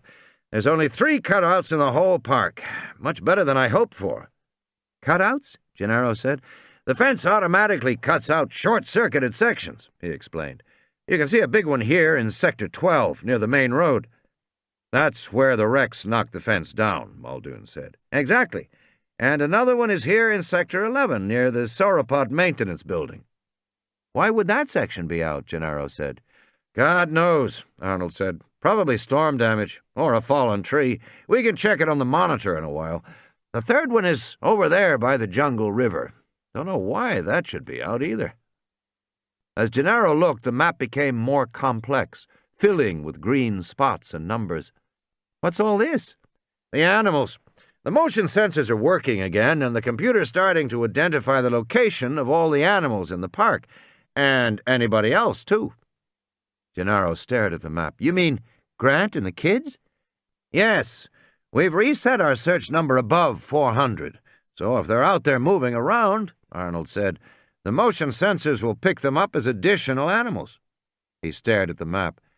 "But I don't see any additionals yet." "Why does it take so long?" Gennaro said. "You have to realize, Mr. Gennaro," Arnold said, "that there's a lot of extraneous movement out there. Branches blowing in the wind, birds flying around, all kinds of stuff. The computer has to eliminate all the background movement. It may take, Okay, count's finished." Gennaro said, "You don't see the kids?" Arnold twisted in his chair and looked back to the map. "No," he said. "At the moment, there are no additionals on the map at all. Everything out there has been accounted for as a dinosaur. They're probably up in a tree, or somewhere else where we can't see them. I wouldn't worry yet. Several animals haven't shown up, like the big Rex. That's probably because it's sleeping somewhere and not moving. The people may be sleeping too, we just don't know." Muldoon shook his head. "We better get on with it," he said. "We need to repair the fences and get the animals back into their paddocks. According to that computer, we got 5 to herd back to the proper paddocks. I'll take the maintenance crews out now." Arnold turned to Gennaro. You may want to see how Dr. Malcolm is doing. Tell Dr. Harding that Muldoon will need him in about an hour to supervise the herding, and I'll notify Mr. Hammond that we're starting our final cleanup." Gennaro passed through the iron gates and went in the front door of the safari lodge. He saw Ellie Sattler coming down the hallway carrying towels and a pan of steaming water. "There's a kitchen at the other end," she said. "We're using that to boil water for the dressings." "How is he?" Gennaro asked. "Surprisingly good," she said. Gennaro followed Ellie down to Malcolm's room and was startled to hear the sound of laughter. "So the other man says, 'I'll tell you frankly, I didn't like it, Bill. I went back to toilet paper.'" Harding was laughing. "It's not bad, is it?" Malcolm said, smiling. "Ah, Mr. Gennaro, you've come to see me. Now you know what happens from trying to get a leg up on the situation." Gennaro came in tentatively. Harding said, "He's on fairly high doses of morphine."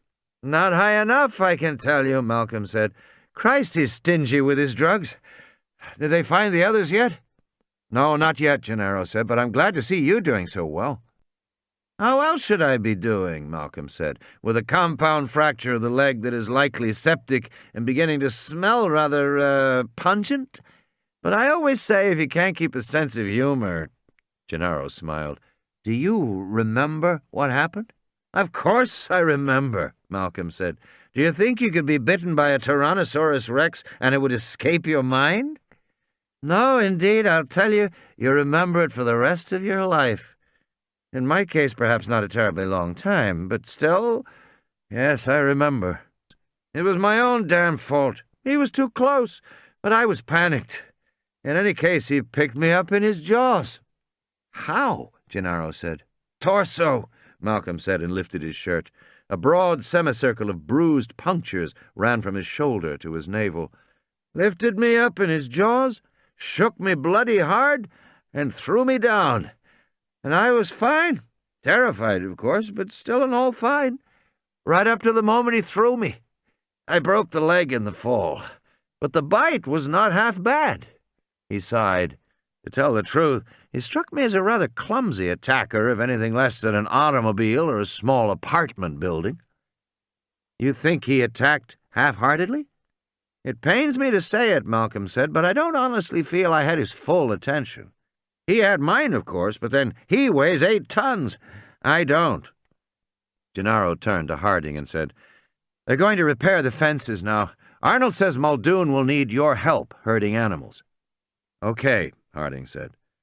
"So long as you leave me Dr. Sattler and ample morphine," Malcolm said, "and so long as we do not have a Malcolm effect here." "What's a Malcolm effect?" Gennaro said. "Modesty forbids me," Malcolm said, "from telling you the details of a phenomenon named after me." He sighed again and closed his eyes. In a moment he was sleeping. Ellie walked out into the hallway with Gennaro. "Don't be fooled," she said. "It's a great strain on him. When will you have a helicopter here?" "A helicopter? He needs surgery on that leg. Make sure they send for a helicopter and get him off this island."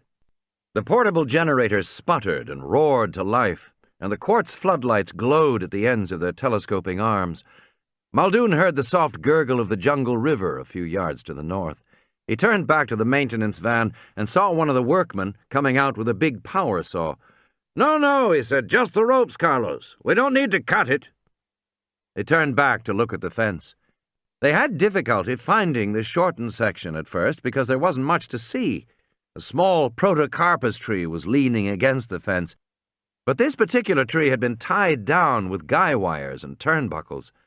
The wires had broken free in the storm, and the metal turnbuckles had blown against the fence and shorted it out. In any case, it wasn't going to be a big job. All they had to do was pull the tree off the fence, remove the metal fittings, and mark it for the gardeners to fix in the morning. It shouldn't take more than 20 minutes.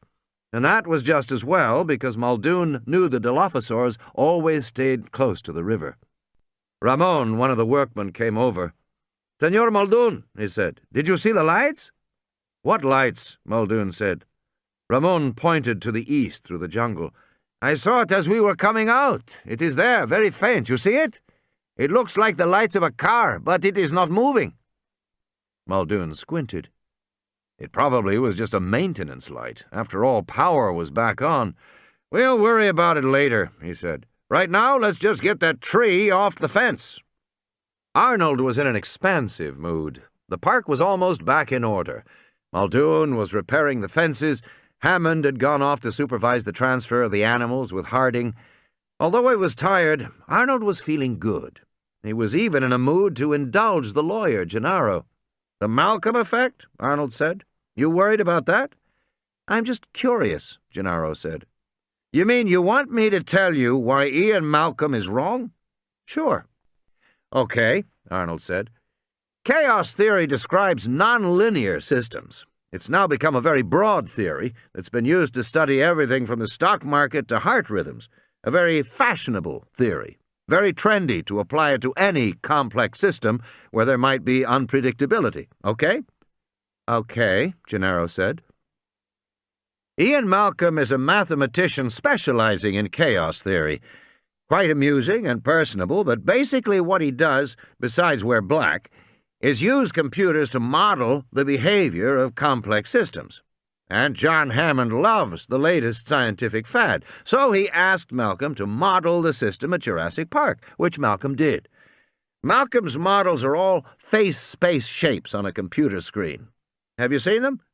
"No," Gennaro said. "Well, they look like a weird, twisted ship's propeller. According to Malcolm, the behavior of any system follows the surface of the propeller. You with me?" "Not exactly," Gennaro said. "Let's say I put a drop of water on the back of my hand. That drop is going to run off my hand. Maybe it'll run toward my wrist. Maybe it'll run toward my thumb, or down between my fingers. I don't know for sure where it will go, but I know it will run somewhere along the surface of my hand. It has to. Chaos theory treats the behavior of a whole system like a drop of water moving on a complicated propeller surface. The drop may spiral down or slip outward toward the edge. It may do many different things, depending, but it will always move along the surface of the propeller. Malcolm's models tend to have a ledge or a sharp incline where the drop of water will speed up greatly. He modestly calls this speeding up movement the Malcolm effect. The whole system could suddenly collapse. And that was what he said about Jurassic Park, that it had inherent instability. "Inherent instability," Gennaro said. "And what did you do when you got his report?" "We disagreed with it and ignored it, of course," Arnold said. "Was that wise?" "It's self-evident," Arnold said. "We're dealing with living systems, after all. This is life, not computer models."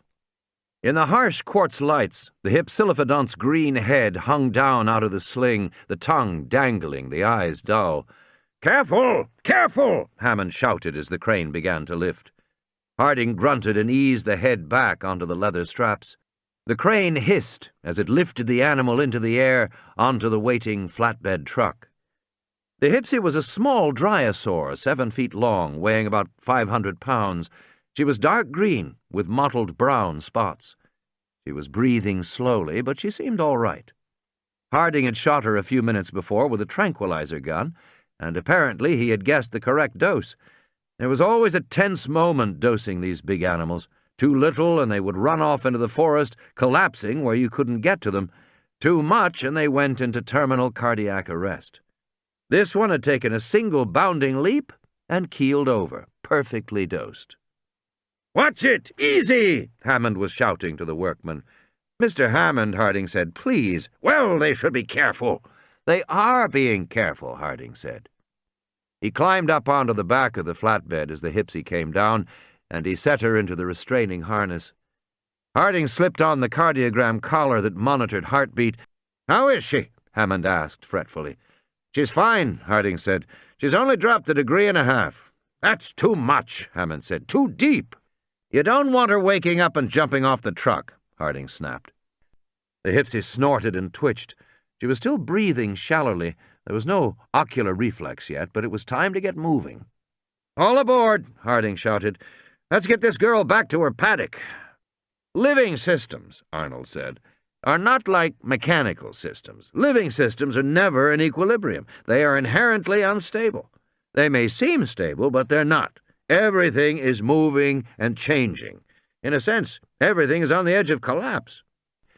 It continuously fluctuates up and down, tiny jiggles on a graph, because at any moment some forces are pushing temperature up or other forces are pulling it down. It is inherently unstable, and every other aspect of living systems is like that too. So you're saying Malcolm's just another theoretician, Arnold said. Sitting in his office, he made a nice mathematical model, and it never occurred to him that what he saw as defects were actually necessities. The proof is right here. He pointed to the screens. In less than an hour, he said, the park will be all back online. The only thing I've got left to clear is the telephones. For some reason, they're still out, but everything else will be working. And that's not theoretical, that's a fact. The needle went deep into the neck, and Harding injected the medrine into the anesthetized female dinosaur as she lay on her side on the ground. Immediately, the animal began to recover, snorting and kicking her powerful hind legs. "Back, everybody," Harding said, scrambling away. "Get back!" The dinosaur staggered to her feet, standing drunkenly. She shook her lizard head, stared at the people standing back in the quartz lights, and blinked. "She's drooling," Hammond said, worried. "Temporary," Harding said. "It'll stop."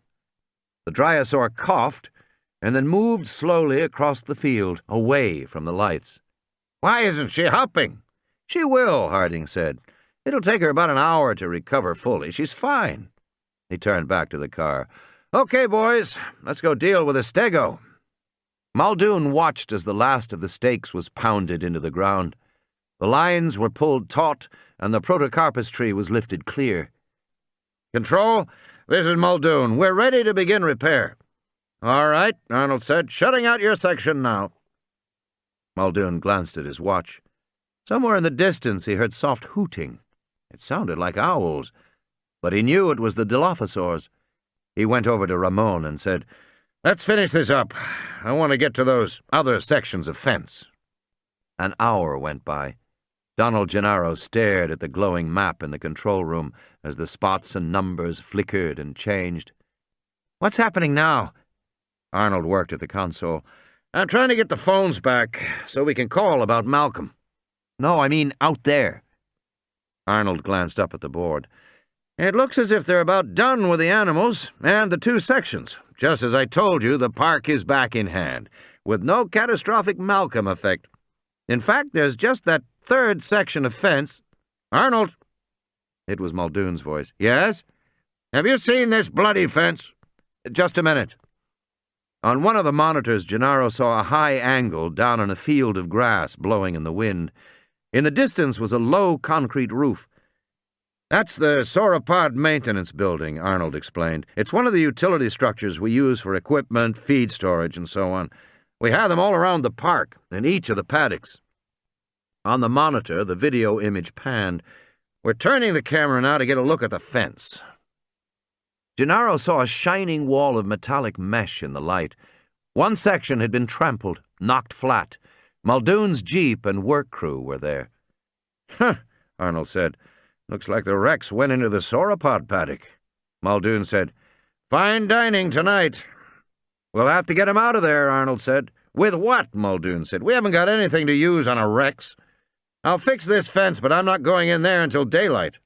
"Hammond won't like it." "We'll discuss it when I get back," Muldoon said. "How many sauropods will the Rex kill?" Hammond said, pacing around the control room. "Probably just one," Harding said. "Sauropods are big. The Rex can feed off a single kill for several days." "We have to go out and get him tonight," Hammond said. Muldoon shook his head. "I'm not going in there until daylight." Hammond was rising up and down on the balls of his feet, the way he did whenever he was angry. "Are you forgetting you work for me?" "No, Mr. Hammond, I'm not forgetting."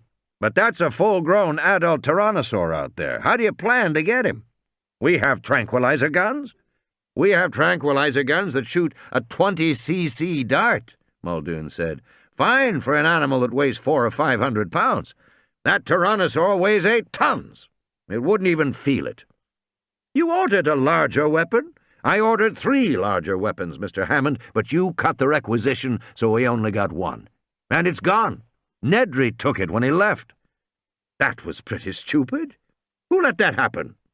"Nedry's not my problem, Mr. Hammond," Muldoon said. You're saying, Hammond said, that as of this moment, there is no way to stop the tyrannosaur? That's exactly what I'm saying, Muldoon said. That's ridiculous, Hammond said. It's your park, Mr. Hammond. You didn't want anybody to be able to injure your precious dinosaurs. Well, now you've got a Rex in with the sauropods, and there's not a damn thing you can do about it. He left the room. Just a minute, Hammond said, hurrying after him.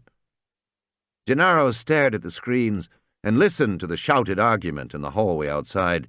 He said to Arnold, I guess you don't have control of the park yet, after all. Don't kid yourself, Arnold said, lighting another cigarette. We have the park. It'll be dawn in a couple of hours. We may lose a couple of dinos before we get the Rex out of there, but believe me, we have the park. Grant was awakened by a loud grinding noise, followed by a mechanical clanking. He opened his eyes and saw a bale of hay rolling past him on a conveyor belt up toward the ceiling. 2 more bales followed it. Then the clanking stopped as abruptly as it had begun, and the concrete building was silent again.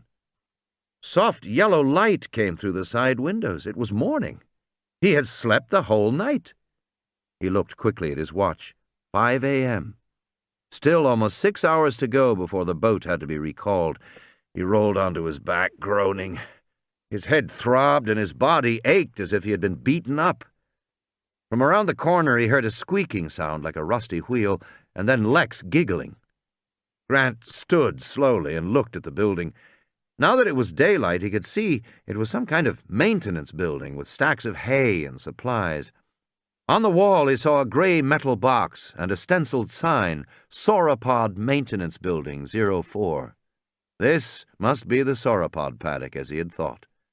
He opened the box and saw a telephone, but when he lifted the receiver he heard only hissing static. Apparently the phones weren't working yet. Grant walked around the corner and found Lex by the bars, holding out handfuls of hay to an animal outside that looked like a large pink pig, and was making the squeaking sounds Grant had heard. It was actually an infant triceratops about the size of a pony. The infant didn't have horns on its head yet, just a curved bony frill behind big soft eyes. It poked its snout through the bars toward Lex, its eyes watching her as she fed it more hay. "That's better," Lex said. "There's plenty of hay, don't worry." She patted the baby on the head. "You like hay, don't you, Ralph?" Grant took a step and stopped, wincing. "You look pretty bad," Lex said. "I feel pretty bad." "Tim, too. His nose is all swollen up." The baby triceratops looked at Grant. Hay stuck out of both sides of its mouth, dropping on the floor as it chewed. The baby finished chewing and licked its lips. It opened its mouth, waiting for more. Grant could see the slender, sharp teeth and the beaky upper jaw like a parrot. "Okay, just a minute," Lex said, scooping up more straw from the concrete floor. "Honestly, Ralph," she said, "you'd think your mother never fed you." "Why is his name Ralph?" "Because he looks like Ralph at school." Grant came closer and touched the skin of the neck gently. "It's okay, you can pet him," Lex said. "He likes it when you pet him, don't you, Ralph?" The skin felt dry and warm, with the pebbled texture of a football. Ralph gave a little squeak as Grant petted it. Outside the bars, its thick tail swung back and forth with pleasure. "He's pretty tame." Ralph looked from Lex to Grant as it ate and showed no sign of fear. It reminded Grant that the dinosaurs didn't have ordinary responses to people. Grant looked out the bars past the animal to the open fields of the sauropod compound. It was growing lighter every minute. He should go outside, he thought, and set off one of the motion sensors on the field above. After all, it might take the people in the control room an hour to get out here to him, and he didn't like the idea that the phones were still down. He heard a deep snorting sound like the snort of a very large horse, and suddenly the baby became agitated. It tried to pull its head back through the bars, but got caught on the edge of its frill, and it squeaked in fright. The snorting came again. It was closer this time. Ralph reared up on its hind legs, frantic to get out from between the bars. It wriggled its head back and forth, rubbing against the bars. "Ralph, take it easy," Lex said. He reached up to Ralph's head and leaned against it, pushing the animal sideways and backward. The frill popped free, and the baby fell outside the bars, losing its balance and flopping on its side. Then the baby was covered in shadow, and a huge leg came into view, thicker than a tree trunk. The foot had 5 curved toenails like an elephant's. Ralph looked up and squeaked. A head came down into view, 6 feet long, with 3 long white horns, one above each of the large brown eyes, and a smaller horn at the tip of the nose. It was a full-grown triceratops. The big animal peered at Lex and Grant, blinking slowly, and then turned its attention to Ralph. A tongue came out and licked the baby. Ralph squeaked and rubbed up against the big leg happily. The infant turned away from the bars and walked off. From time to time, the big mother nudged her baby, guiding it away as they both walked out into the fields. "Goodbye, Ralph," Lex said, waving. Tim came out of the shadows of the building. "Tell you what," Grant said, "I'm going up on the hill to set off the motion sensors so they'll know to come get us." They crawled through the bars, stepping outside. It was just before dawn. The air was warm and humid, the sky soft pink and purple. A white mist clung low to the ground. Some distance away they saw the mother triceratops and the baby moving away toward a herd of large duck-billed hadrosaurs, eating foliage from trees at the edge of the lagoon. Some of the hadrosaurs stood knee-deep in the water. They drank, lowering their flat heads, meeting their own reflections in the still water. Then they looked up again, their heads swiveling. At the water's edge, one of the babies ventured out, squeaked, and scrambled back while the adults watched indulgently. Farther south, other hadrosaurs were eating the lower vegetation. Sometimes they reared up on their hind legs, resting their forelegs on the tree trunks so they could reach the leaves on higher branches. And in the far distance, a giant apatosaur stood above the trees, the tiny head swiveling on the long neck. The scene was so peaceful, Grant found it hard to imagine any danger. "Which way do we go?" Lex said. "There." They started walking across the field. They reached a black box mounted on a heavy metal tripod, the first of the motion sensors. Grant stopped and waved his hand in front of it, back and forth. But nothing happened. If the phones didn't work, perhaps the sensors didn't work either. "We'll try another one," he said, pointing across the field. Somewhere in the distance they heard the roar of a large animal. "Ah, hell," Arnold said. "I just can't find it." He sipped coffee and stared, bleary-eyed, at the screens. He had taken all the video monitors offline. In the control room, he was searching the computer code. He was exhausted. He'd been working for 12 straight hours. He turned to Wu, who would come up from the lab. "Find what?"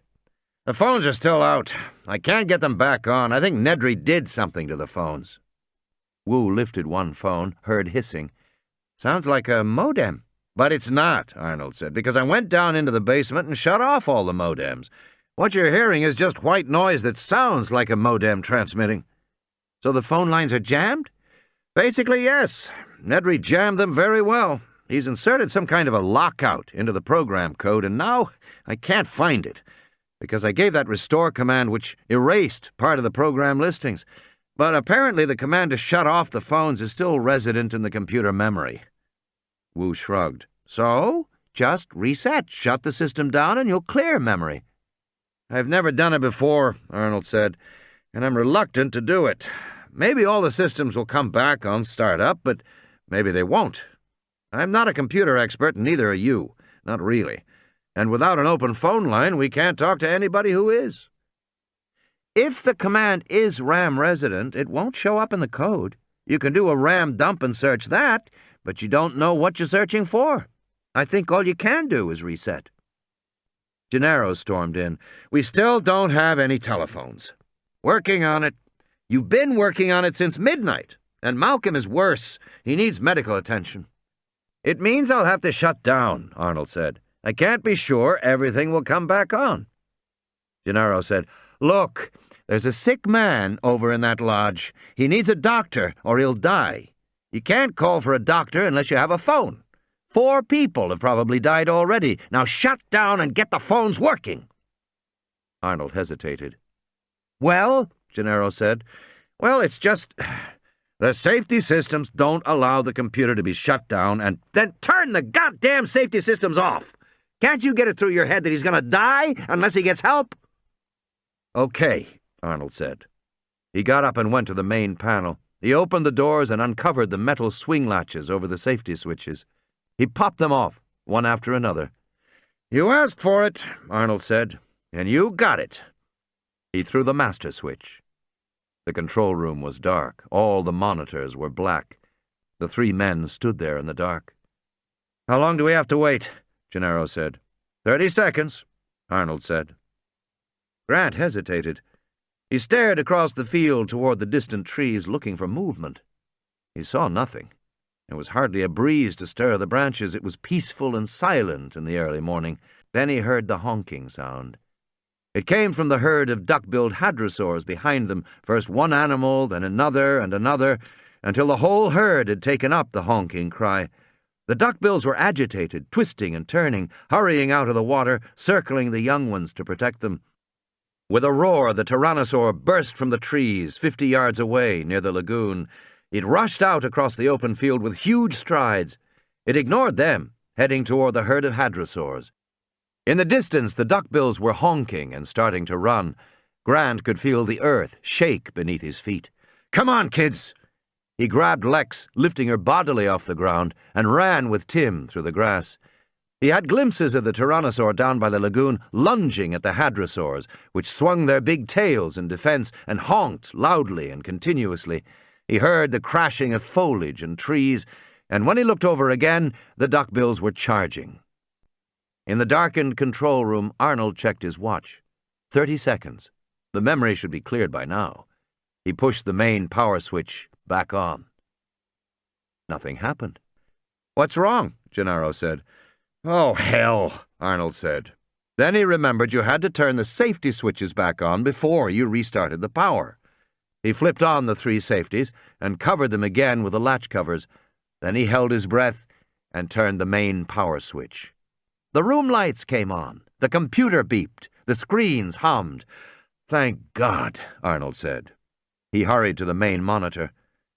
Below the heading Jurassic Park System Startup, there were rows of labels on the screen. Gennaro reached for the phone, but it was dead. No static hissing this time, just nothing at all. What's this? Give me a second, Arnold said. After a reset, all the system modules have to be brought online manually. Quickly, he went back to work. Why manually? Gennaro said. Will you just let me work, for Christ's sake? Wu said, the system is not intended to ever shut down, so if it does shut down, it assumes that there is a problem somewhere. It requires you to start up everything manually. Otherwise, if there were a short somewhere, the system would start up, short out, start up again, short out again, in an endless cycle. Okay, Arnold said, we're going. Gennaro picked up the phone and started to dial when he suddenly stopped. Jesus, look at that, he said. He pointed to one of the video monitors, but Arnold wasn't listening. He was staring at the map, where a tight cluster of dots by the lagoon had started to move in a coordinated way, moving fast, in a kind of swirl. What's happening? Gennaro said. The duckbills, Arnold said tonelessly. They've stampeded. The duckbills charged with surprising speed, their enormous bodies in a tight cluster, honking and roaring, the infants squealing and trying to stay out from underfoot. The herd raised a great cloud of yellow dust. Grant couldn't see the tyrannosaur. The duckbills were running right toward them.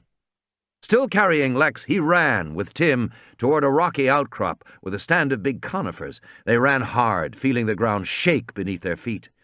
The sound of the approaching herd was deafening, like the sound of jets at an airport. It filled the air and hurt their ears. Lex was shouting something, but he couldn't hear what she was saying, and as they scrambled onto the rocks, the herd closed in around them. Grant saw the immense legs of the first hadrosaurs that charged past, each animal weighing 5 tons, and then they were enveloped in a cloud so dense he could see nothing at all. They clung to the boulders, listening to the screams and honks, the menacing roar of the tyrannosaur. Lex dug her fingers into Grant's shoulder. Another hadrosaur slammed its big tail against the rocks, leaving a splash of hot blood. Grant waited until the sounds of the fighting had moved off to the left, and then he pushed the kids to start climbing the largest tree. They went up 20 feet, and then Lex clutched at Grant and refused to go farther. Tim was tired, too, and Grant thought they were high enough. Through the dust, they could see the broad backs of the animals below as they wheeled and honked. Grant propped himself against the coarse bark of the trunk, coughed in the dust, closed his eyes, and waited. Arnold adjusted the camera as the herd moved away. The dust slowly cleared. He saw that the hadrosaurs had scattered and the tyrannosaur had stopped running, which could only mean it had made a kill. The tyrannosaur was now near the lagoon. Arnold looked at the video monitor and said, "Better get Muldoon to go out there and see how bad it is." "I'll get him," Gennaro said, and left the room. A faint crackling sound, like a fire in a fireplace. Something warm and wet tickled Grant's ankle. He opened his eyes and saw an enormous beige head. The head tapered to a flat mouth shaped like the bill of a duck. The eyes protruding above the flat duckbill were gentle and soft like a cow's. The duck mouth opened and chewed branches on the limb where Grant was sitting. He saw large flat teeth in the cheek. The warm lips touched his ankle again as the animal chewed. A duck-billed hadrosaur. The big head swung down. He moved just enough to see the baby hadrosaur scampering around the feet of the adult. The baby was dark beige with black spots. The adult bent her head low to the ground and waited, unmoving, while the baby stood up on its hind legs, resting its front legs on the mother's jaw and ate the branches that protruded from the side of the mother's mouth. The mother waited patiently until the baby had finished eating and dropped back down to all fours again. Then the big head came back up toward Grant. The hadrosaur continued to eat just a few feet from him. Grant looked at the two elongated air holes on top of the flat upper bill. Apparently the dinosaur couldn't smell Grant, and even though the left eye was looking right at him, for some reason the hadrosaur didn't react to him. He remembered how the tyrannosaur had failed to see him the previous night. Grant decided on an experiment. He coughed. Instantly, the hadrosaur froze, the big head suddenly still, the jaws no longer chewing. Only the eye moved, looking for the source of the sound. Then after a moment, when there seemed to be no danger, the animal resumed chewing. Amazing, Grant thought. Sitting in his arms, Lex opened her eyes and said, "Hey, what's that?" The hadrosaur trumpeted an alarm, a loud resonant honk that so startled Lex that she nearly fell out of the tree. The hadrosaur pulled its head away from the branch and trumpeted again. "Don't make her mad," Tim said from the branch above. The baby chirped and scurried beneath the mother's legs as the hadrosaur stepped away from the tree. The mother cocked her head and peered inquisitively at the branch where Grant and Lex were sitting. With its upturned, smiling lips, the dinosaur had a comical appearance. The hadrosaur had backed 10 feet away from the tree. She honked again. Grant had the impression she was trying to frighten them away, but the dinosaur didn't really seem to know what to do. She acted confused and uneasy. They waited in silence, and after a minute, the hadrosaur approached the branch again, jaws moving in anticipation. She was clearly going to resume eating. "Forget it," Lex said. "I'm not staying here." She started to climb down the branches. At her movement, the hadrosaur trumpeted in fresh alarm. Grant was amazed. He thought, "It really can't see us when we don't move. And after a minute, it literally forgets that we're here." This was just like the tyrannosaur, another classic example of amphibian visual cortex. Studies of frogs had shown that amphibians only saw moving things like insects. If something didn't move, they literally didn't see it. The same thing seemed to be true of dinosaurs. In any case, the myosaur now seemed to find these strange creatures climbing down the tree too upsetting. With a final honk, she nudged her baby and lumbered slowly away. She paused once, looked back at them, then continued on. They reached the ground. Lex shook herself off. Both children were covered in a layer of fine dust. All around them, the grass had been flattened. There were streaks of blood and a sour smell. Grant looked at his watch. "We better get going, kids," he said. "Can't we take the raft?" Tim said. "What raft?" Tim pointed to the low concrete maintenance building with the bars where they had spent the night. It was 20 yards away across the field. "I saw a raft back there," he said. Grant immediately understood the advantages. It was now 7 o'clock in the morning. They had at least 8 miles to go. If they could take a raft along the river, they would make much faster progress than going over land. "Let's do it," Grant said. Arnold punched the visual search mode and watched as the monitors began to scan throughout the park, the images changing every 2 seconds. It was tiring to watch, but it was the fastest way to find Nedry's Jeep, and Muldoon had been adamant about that. He had gone out with Gennaro to look at the stampede, but now that it was daylight, he wanted the car found. He wanted the weapons. His intercom clicked. "Mr. Arnold, may I have a word with you, please?" It was Hammond. He sounded like the voice of God. "You want to come here, Mr. Hammond?" "No, Mr. Arnold," Hammond said. "Come to me. I'm in the genetics lab with Dr. Wu. We'll be waiting for you." Arnold sighed and stepped away from the screens. Grant stumbled deep in the gloomy recesses of the building. He pushed past 5-gallon containers of herbicide, tree pruning equipment, spare tires for a Jeep, coils of cyclone fencing, 100-pound fertilizer bags, stacks of brown ceramic insulators, empty motor oil cans, work lights, and cables. "I don't see any raft." "Keep going." Bags of cement, lengths of copper pipe, green mesh, and 2 plastic oars hung on clips on the concrete wall. "Okay," he said, "but where's the raft?" "It must be there somewhere," Tim said. "You never saw a raft?" "No, I just assumed it was here." Poking among the junk, Grant found no raft. But he did find a set of plans rolled up and speckled with mold from humidity stuck back in a metal cabinet on the wall. He spread the plans on the floor, brushing away a big spider. He looked at them for a long time. They were detailed topographical charts for the main area of the island where they now were. According to this, the lagoon narrowed into the river they had seen earlier, which twisted northward, right through the aviary, and on to within a half-mile of the visitor lodge. He flipped back through the pages. How to get to the lagoon? According to the plans, there should be a door at the back of the building they were in. Grant looked up and saw it, recessed back in the concrete wall. The door was wide enough for a car. Opening it, he saw a paved road running straight down toward the lagoon. The road was dug below ground level, so it couldn't be seen from above. It must be another service road. And it led to a dock at the edge of the lagoon, and clearly stenciled on the dock was raft storage. "Hey," Tim said, "look at this." He held out a metal case to Grant. Opening it, Grant found a compressed air pistol and cloth belt that held darts. There were 6 darts in all, each as thick as his finger, labeled Moro 709. "Good work, Tim." He slung the belt around his shoulder and stuck the gun in his trousers. They started down the road. Grant carried the oars on his shoulder. "I hope it's a big raft," Lex said, "because I can't swim." "Don't worry," he said. "Maybe we can catch some fish," she said. They walked down the road with the sloping embankment rising up on both sides of them. They heard a deep, rhythmic snorting sound, but Grant could not see where it was coming from. "You sure there's a raft down there?" Lex said, wrinkling her nose. "Probably," Grant said. The rhythmic snorting became louder as they walked, but they also heard a steady, droning, buzzing sound. When they reached the end of the road at the edge of the small concrete dock, Grant froze in shock. The tyrannosaur was right there! It was sitting upright in the shade of a tree, its hind legs stretched out in front. Its eyes were open, but it was not moving except for its head, which lifted and fell gently with each snorting sound. The buzzing came from the clouds of flies that surrounded it, crawling over its face and slack jaws, its bloody fangs, and the red haunch of a killed hadrosaur that lay on its side behind the tyrannosaur.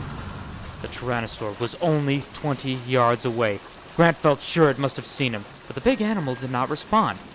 It just sat there. It took him a moment to realize. The tyrannosaur was asleep. Sitting up, but asleep. He signaled to Tim and Lex to stay where they were. Grant walked slowly forward onto the dock, in full view of the tyrannosaur. The big animal continued to sleep, snoring softly. Near the end of the dock, a wooden shed was painted green to blend with the foliage. Grant quietly unlatched the door and looked inside. He saw a half-dozen orange life vests hanging on the wall, several rolls of wire mesh fencing, some coils of rope, and 2 big rubber cubes sitting on the floor. The cubes were strapped tight with flat rubber belts. Rafts.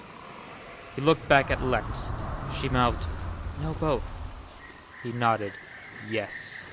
The tyrannosaur raised its forelimb to swipe at the flies buzzing around its snout, but otherwise it did not move.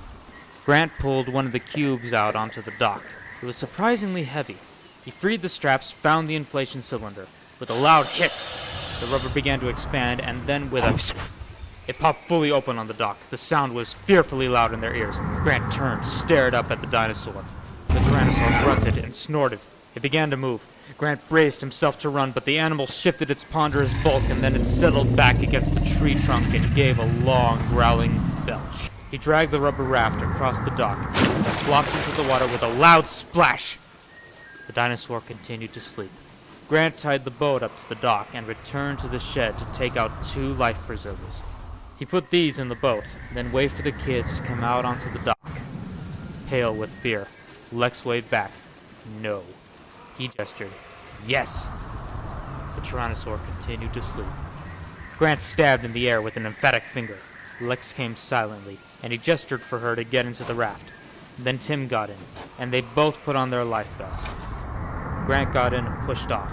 The raft drifted silently out into the lagoon. Grant picked up his paddles and fitted them into the oarlocks. They moved farther from the dock. Lex sat back and sighed loudly with relief. Then she looked stricken and put her hand over her mouth. Her body shook with muffled sounds. She was suppressing a cough. She always coughed at the wrong times. Lex, Tim whispered fiercely, looking back toward the shore. She shook her head miserably and pointed to her throat. He knew what she meant. A tickle in her throat. What she needed was a drink of water. Grant was rowing, and Tim leaned over the side of the raft and scooped his hand in the lagoon, holding his cupped hand toward her. Lex coughed loudly, explosively. In Tim's ears, the sound echoed across the water like a gunshot. The Tyrannosaur yawned lazily and scratched behind its ear with its hind foot, just like a dog. It yawned again. It was groggy after its big meal, and it woke up, slowly. On the boat, Lex was making gargling sounds. "Lex, shut up!" Tim said. "I can't help it," she whispered, and then she coughed again.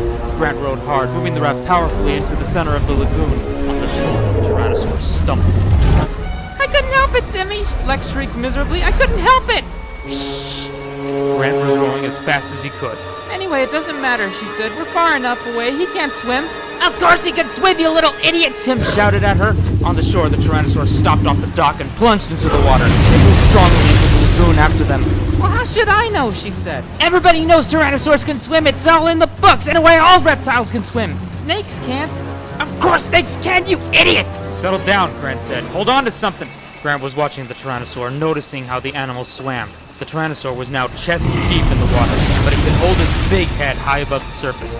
Then Grant realized the animal wasn't swimming. It was walking. Because moments later, only the very top of the head, the eyes and nostrils, protruded above the surface. By then, it looked like a crocodile. And it swam like a crocodile, swinging its big tail back and forth so the water churned behind it. Behind the head, Grant saw the hump of the back, and the ridges along the length of tail as it occasionally broke the surface. Exactly like a crocodile, he thought unhappily. The biggest crocodile in the world. "I'm sorry, Dr. Grant," Lex wailed. "I didn't mean it." Grant glanced over his shoulder. The lagoon was no more than 100 yards wide here, and they had almost reached the center. If he continued, the water would become shallow again. The Tyrannosaur would be able to walk again, and he would move faster in shallow water. Grant swung the boat around and began to row north. "What are you doing?" The Tyrannosaur was now just a few yards away. Grant could hear its sharp, snorting breaths as it came closer. Grant looked at the paddles in his hands, but they were light plastic, not weapons at all. The Tyrannosaur threw its head back and opened its jaws wide, showing rows of curved teeth, and then in a great muscular spasm lunged forward the raft, just missing the rubber gunwale. The huge skull slapping down, the raft rocking away on the crest of the splash. The Tyrannosaur sank below the surface, leaving gurgling bubbles. The lagoon was still. Lex gripped the gunwale handles and looked back. "Did he drown?" "No," Grant said. He saw bubbles, then a faint ripple along the surface, coming toward the boat. "Hang on!" he shouted, as the head bucked up beneath the rubber, bending the boat and lifting it into the air, spinning them crazily before it splashed down again. "Do something!" Alexa screamed. "Do something!" Grant pulled the air pistol out of his belt. It looked pitifully small in his hand, but there was the chance that if he shot the animal in a sensitive spot, in the eye or their nose, the Tyrannosaur surfaced beside the boat, opened its jaws, and roared. Grant aimed and fired. The dart flashed in the light and smacked into the cheek. The Tyrannosaur shook its head and roared again. Suddenly they heard an answering roar, floating across the water toward them. Looking back, Grant saw the juvenile T-Rex on the shore, crouched over the killed sauropod, claiming the kill as its own. The juvenile slashed at the carcass, then raised its head high and bellowed.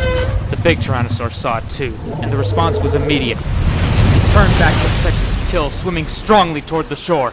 "He's going away!" Lex squealed, clapping her hands. "He's going away! Na na na na na! Stupid dinosaur!" From the shore, the juvenile roared defiantly. Enraged, the big Tyrannosaur burst from the lagoon at full speed, water dripping from its enormous body as it raced up the hill past the dock. The juvenile ducked its head and fled, its jaws still filled with ragged flesh. The big tyrannosaur chased it, racing past the dead sauropod, disappearing over the hill. They heard its final threatening bellow, and then the raft moved to the north, around a bend in the lagoon to the river. Exhausted from rowing, Grant collapsed back, his chest heaving. He couldn't catch his breath. He lay gasping in the raft. Are you okay, Dr. Grant? Lex asked. From now on, will you just do what I tell you? Okay. She sighed as if he had just made the most unreasonable demand in the world. She trailed her arm in the water for a while. You stopped rowing, she said. I'm tired, Grant said. And how come we're still moving? Grant sat up. She was right. The raft drifted steadily north. There must be a current. The current was carrying them north toward the hotel. He looked at his watch and was astonished to see it was 15 minutes past 7. Only 15 minutes had passed since he had last looked at his watch. It seemed like 2 hours. Grant lay back against the rubber gunwales, closed his eyes, and slept. Gennaro sat in the jeep and listened to the buzzing of the flies and stared at the distant palm trees wavering in the heat. Sitting beside him, Muldoon said, "No doubt about it. Rexy's been among the hadrosaurs." He took another drink of whiskey and capped the bottle. "Damn lot of flies," he said. They waited and watched. Gennaro drummed his fingers on the dashboard.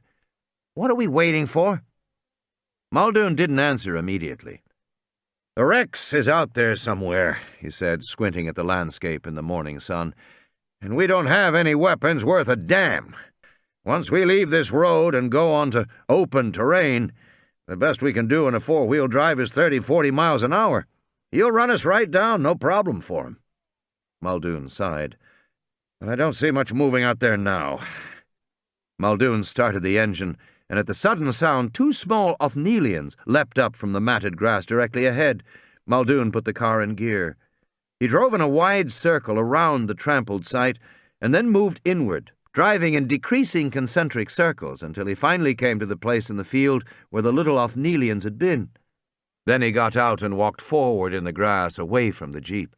He stopped as a dense cloud of flies lifted into the air. Gennaro climbed out of the jeep and hurried forward. Even from a distance he could smell the sour-sweet odor of early decay. He saw a dark shape in the grass, crusted with blood, legs askew. "Young hadrosaur," Muldoon said, staring down at the carcass. "The whole herd stampeded, and the young one got separated, and the T-Rex brought it down." "How do you know the tyrannosaur didn't come later?" "The bite pattern," Muldoon said. "See those little ones there?" He pointed along the belly. "Those are from the Othies. Those bites haven't bled. They're post-mortem from scavengers. Othies did that. But the hadro was brought down by a bite on the neck. You see the big slash there, above the shoulder blades? That's the T-Rex, no question." Gennaro bent over the carcass, staring at the awkward, trampled limbs with a sense of unreality. Beside him, Muldoon flicked on his radio. "Control?" "Yes," John Arnold said over the radio. "We got another hadro dead. Juvenile." Muldoon bent down among the flies and checked the skin on the sole of the right foot. A number was tattooed there. "Specimen is number HD/09. The radio crackled. "I've got something for you," Arnold said. "Oh? What's that?" "I found Nedry." The jeep burst through the line of palm trees along the east road and came out into a narrower service road leading toward the jungle river. Muldoon was fiddling with a computer monitor in the jeep, which now showed a map of the resort with overlaid grid lines. "They found him up on remote video," he said. "Sector 1104 is just ahead." Farther up the road, Gennaro saw a concrete barrier, and the jeep parked alongside it. "He must have taken the wrong turn-off," Muldoon said, "the little bastard."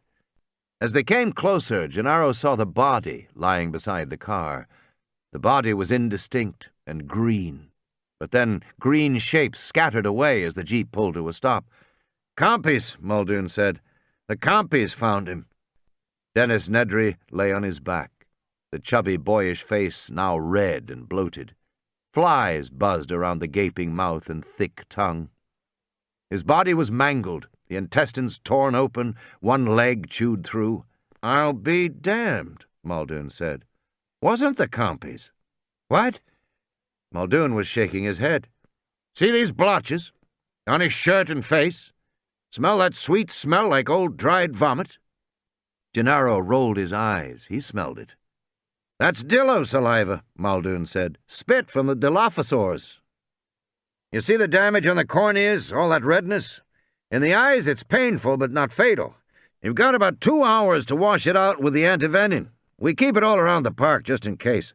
Not that it mattered to this bastard. They blinded him, then ripped him down the middle. Not a nice way to go. Maybe there's justice in the world after all. The Procompsognathed squeaked and hopped up and down as Muldoon opened the back door and took out grey metal tubing in a stainless steel case. It's all still there, he said. He handed 2 dark cylinders to Gennaro. What are these? Gennaro said. Just what they look like, Muldoon said. Rockets. Muldoon carried the tubing to the other jeep and placed it in the back. He climbed behind the wheel. Let's go. What about him? Gennaro said, pointing to the body. What about him? Muldoon said. We've got things to do. He put the car in gear. Looking back, Gennaro saw the compies resume their feeding. One jumped up and squatted on Nedry's open mouth as it nibbled the flesh of his nose.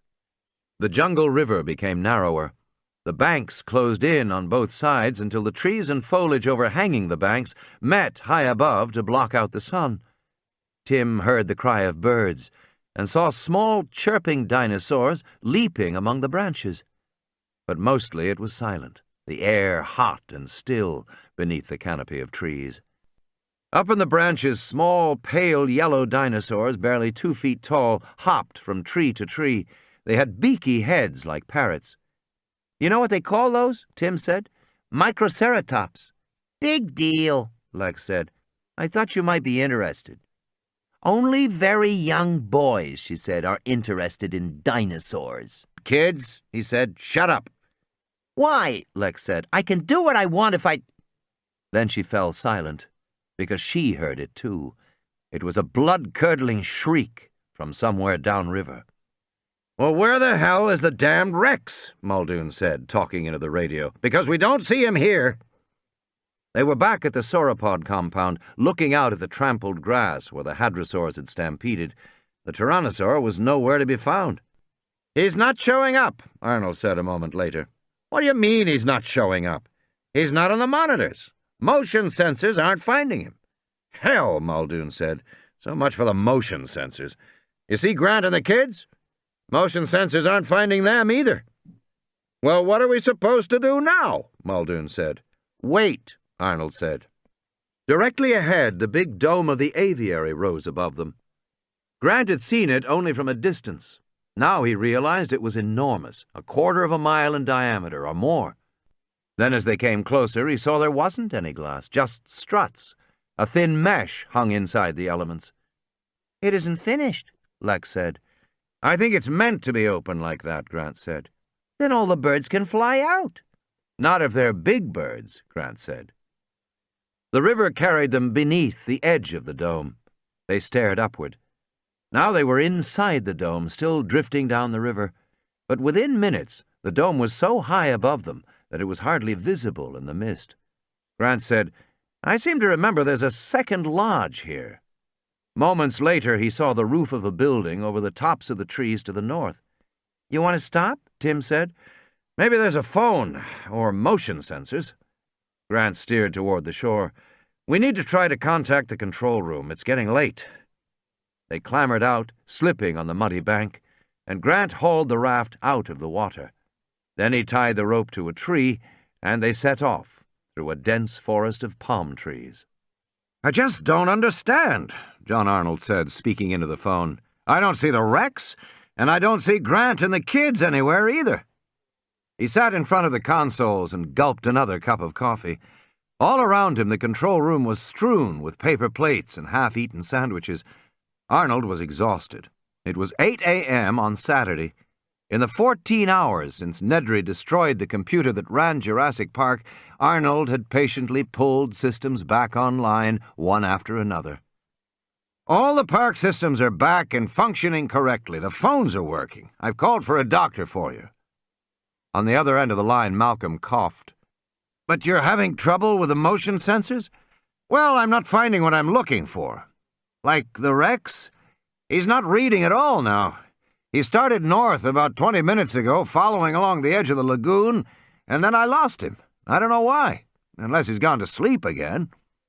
I think it's quite simple, Malcolm said. The motion sensors cover an inadequate area. Inadequate? Arnold bristled. They cover 92% of the land area, I remember, Malcolm said. But if you put the remaining areas up on the board, I think you'll find that the 8% is topologically unified, meaning that those areas are contiguous. In essence, an animal can move freely anywhere in the park and escape detection by following a maintenance road or the jungle river or the beaches or whatever. Even if that were so, Arnold said, the animals are too stupid to know that. It's not clear how stupid the animals are, Malcolm said. You think that's what Grant and the kids are doing? Arnold said. Definitely not, Malcolm said, coughing again. Grant's no fool. He clearly wants to be detected by you. He and the kids are probably waving at every motion sensor in sight. But maybe they have other problems we don't know about. Or maybe they're on the river. I can't imagine they'd be on the river. The banks are very narrow. It's impossible to walk along there. Would the river bring them all the way back here? Yes, but it's not the safest way to go, because it passes through the aviary. Why wasn't the aviary on the tour? Malcolm said. We've had problems setting it up. Originally, the park was intended to have a treetop lodge built high above the ground where visitors could observe the pterodactyls at flight level. We've got 4 dactyls in the aviary now. Actually, they're pterodactyls, which are big fish-eating dactyls. What about them? Well, while we finished the lodge, we put the dactyls in the aviary to acclimate them. But that was a big mistake. It turns out our fish hunters are territorial. Territorial? Fiercely territorial, Arnold said. They fight among themselves for territory, and they'll attack any other animal that comes into the area they've marked out. Attack? It's impressive, Arnold said. The dactyls glide to the top of the aviary, fold up their wings, and dive. A 30-pound animal will strike a man on the ground like a ton of bricks. They were knocking the workmen unconscious, cutting them up pretty badly. So if those kids are in the aviary... They're not, Arnold said. At least I hope they're not. Beneath the aviary dome, Terratop's Lodge was built high above the ground on big wooden pylons in the middle of a stand of fir trees. But the building was unfinished and unpainted. The windows were boarded up. The trees and the lodge were splattered with broad white streaks. I guess they didn't finish it for some reason, Grant said, hiding his disappointment. He glanced at his watch. Come on, let's go back to the boat. Grant looked at the latticework shadows on the ground from the dome above. He noticed that the ground and the foliage were spattered with broad streaks of the same white chalky substance that had been on the building, and there was a distinctive sour odor in the morning air. What's all that white stuff? Looks like reptile droppings, probably from the birds. They entered a clearing of low grass dotted with wildflowers. They heard a long, low whistle, then an answering whistle from across the forest. Then Grant saw the dark shadow of a cloud on the grassy field ahead. The shadow was moving fast. In moments it had swept over them. He looked up and saw an enormous dark shape gliding above them, blotting out the sun. Grant didn't answer. He was entranced by the sight of the huge flying creature. In the sky above, the pterodactyl gave a low whistle and wheeled gracefully, turning back toward them. How come they're not on the tour? Tim said. Grant was wondering the same thing. Grant was thinking these weren't ordinary pterodactyls. They were too large. They must be pterodactyls, big flying reptiles from the early Cretaceous. When they were high, these looked like small airplanes. When they came lower, he could see the animals had 15-foot wingspans, furry bodies, and heads like crocodiles. They ate fish, he remembered, South America and Mexico. Lex shaded her eyes and looked up at the sky. Can they hurt us? I don't think so. They eat fish. One of the dactyls spiraled down, a flashing dark shadow that whooshed past them with a rush of warm air and a lingering sour odor. Wow, Lex said. They're really big. And then she said, Are you sure they can't hurt us? Pretty sure. A second dactyl swooped down, moving faster than the first. It came from behind, streaked over their heads. Grant had a glimpse of its toothy beak and the furry body. It looked like a huge bat, he thought. But Grant was impressed with the frail appearance of the animals. Their huge wingspans, the delicate pink membranes stretched across them, so thin they were translucent, everything reinforced the delicacy of the dactyls. "Ow!" Lex shouted, grabbing her hair. "He bit me!" When she took her hand away, he saw blood on her fingers. Up in the sky, 2 more dactyls folded their wings, collapsing into small, dark shapes that plummeted toward the ground. They made a kind of scream as they hurtled downward. "Come on!" Grant said, grabbing their hands. They ran across the meadow, hearing the approaching scream, and he flung himself on the ground at the last moment, pulling the kids down with him, as the 2 dactyls whistled and squeaked past them, flapping their wings. Grant felt claws tear the shirt along his back. Then he was up, pulling Lex back onto her feet, and running with Tim a few feet forward, while overhead 2 more birds wheeled and dove toward them, screaming. At the last moment, he pushed the kids to the ground, and the big shadows flapped past. Grant scrambled to his feet. "Come on!" He was about to run when Lex shrieked in terror. He turned back and saw that one of the dactyls had grabbed her by the shoulders with its hind claws. The animal's huge, leathery wings, translucent in the sunlight, flapped broadly on both sides of her. The dactyl was trying to take off, but Lex was too heavy, and while it struggled, it repeatedly jabbed at her head with its long, pointed jaw. Lex was screaming, waving her arms wildly. Grant did the only thing he could think to do. He ran forward and jumped up, throwing himself against the body of the dactyl. He knocked it onto its back on the ground and fell on top of the furry body. The animal screamed and snapped.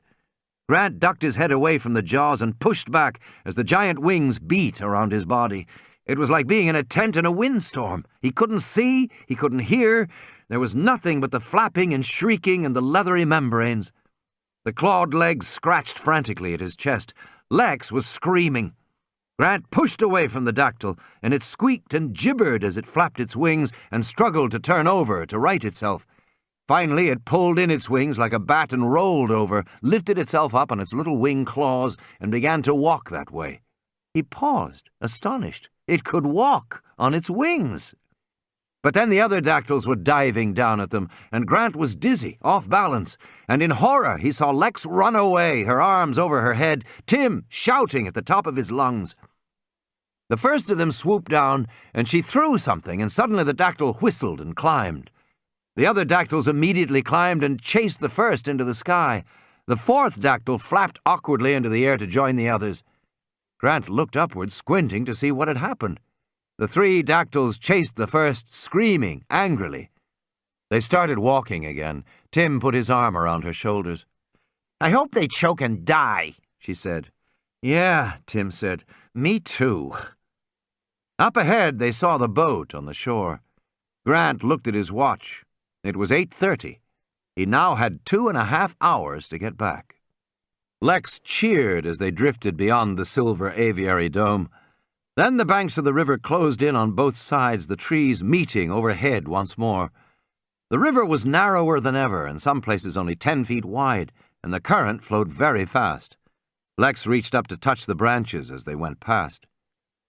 Grant sat back in the raft and listened to the gurgle of the water through the warm rubber. They were moving fast now, the branches overhead slipping by more rapidly. It was pleasant. It gave a little breeze in the hot confines of the overhanging branches, and it meant they would get back that much sooner. Grant couldn't guess how far they had come, but it must be several miles at least from the sauropod building where they had spent the night, perhaps 4 or 5 miles, maybe even more. That meant they might be only an hour's walk from the hotel once they left the raft. But after the aviary, Grant was in no hurry to leave the river again. For the moment, they were making good time. Tim said to Grant, "Remember back at the Stegosaurus last night?" "Yes." "How come you asked them about frog DNA?" "Because of the breeding," Grant said. "They can't explain why the dinosaurs are breeding, since they irradiate them and since they're all females." "Right." "Well, irradiation is notoriously unreliable and probably doesn't work. I think that'll eventually be shown here. But there is still the problem of the dinosaurs being female. How can they breed when they're all female? Right, Tim said. Well, across the animal kingdom, sexual reproduction exists in extraordinary variety. For example, Grant said, many animals have sexual reproduction without ever having what we would call sex. The male releases a spermatophore, which contains the sperm, and the female picks it up at a later time. This kind of exchange does not require quite as much physical differentiation between male and female as we usually think exists. Male and female are more alike in some animals than they are in human beings. Grant heard sudden shrieks from the trees above as the microceratopsians scattered in alarm, shaking the branches. The big head of the tyrannosaur lunged through the foliage from the left, the jaws snapping at the raft. Lex howled in terror, and Grant paddled away toward the opposite bank, but the river here was only 10 feet wide. The tyrannosaur was caught in the heavy growth. It butted and twisted its head and roared. Then it pulled its head back. Through the trees that lined the riverbank, they saw the huge dark form of the tyrannosaur moving north, looking for a gap in the trees that lined the bank. The microceratopsians had all gone to the opposite bank, where they shrieked and scampered and jumped up and down. In the raft, Grant, Tim, and Lex stared helplessly as the tyrannosaur tried to break through again. But the trees were too dense along the banks of the river. The tyrannosaur again moved downstream, ahead of the boat, and tried again, shaking the branches furiously. But again it failed. Then it moved off, heading farther downstream. Grant sat back in the boat, badly shaken. If the tyrannosaur had broken through, there was nothing he could have done to save them. The river was so narrow that it was hardly wider than the raft. It was like being in a tunnel. The rubber gunnels often scraped on the mud as the boat was pulled along by the swift current. He glanced at his watch. Almost 9. The raft continued downstream. He heard snarling, interspersed by a repeated hooting cry. The cries were coming from beyond a curve farther downriver. He listened and heard the hooting again. "What is it?" Lex said. "I don't know," Grant said, "but there's more than one of them." He paddled the boat to the opposite bank, grabbed a branch to stop the raft. The snarling was repeated, then more hooting. "It sounds like a bunch of owls," Tim said. Malcolm groaned. "Isn't it time for more morphine yet?" "Not yet," Ellie said. Malcolm sighed. "How much water have we got here?" "I don't know. There's plenty of running water from the tap." "No, I mean, how much stored? Any?" Ellie shrugged. "None." "Go into the rooms on this floor," Malcolm said, "and fill the bathtubs with water." Ellie frowned. "Also," Malcolm said, "have we got any walkie-talkies? Flashlights? Matches? Sterno stoves? Things like that?" "I'll look around. You planning for an earthquake?" "Something like that," Malcolm said. "Malcolm effect implies catastrophic changes." "But Arnold says all the systems are working perfectly." "That's when it happens," Malcolm said. Ellie said, "You don't think much of Arnold, do you?" "He's all right. He's an engineer. Wu's the same. They're both technicians. They don't have intelligence. They have what I call thin intelligence. They see the immediate situation. They think narrowly, and they call it being focused. They don't see the surround. They don't see the consequences." "Don't you think it's just human nature?" Ellie said. "God, no," Malcolm said. "That's like saying scrambled eggs and bacon for breakfast is human nature. It's nothing of the sort. It's uniquely Western training. And much of the rest of the world is nauseated by the thought of it." He winced in pain. "Oh, the morphine's making me philosophical." "You want some water?" "No. I'll tell you the problem with engineers and scientists.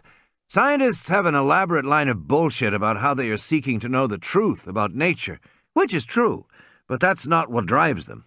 Nobody is driven by abstractions like seeking truth. Scientists are actually preoccupied with accomplishment. So they are focused on whether they can do something. They never stop to ask if they should do something.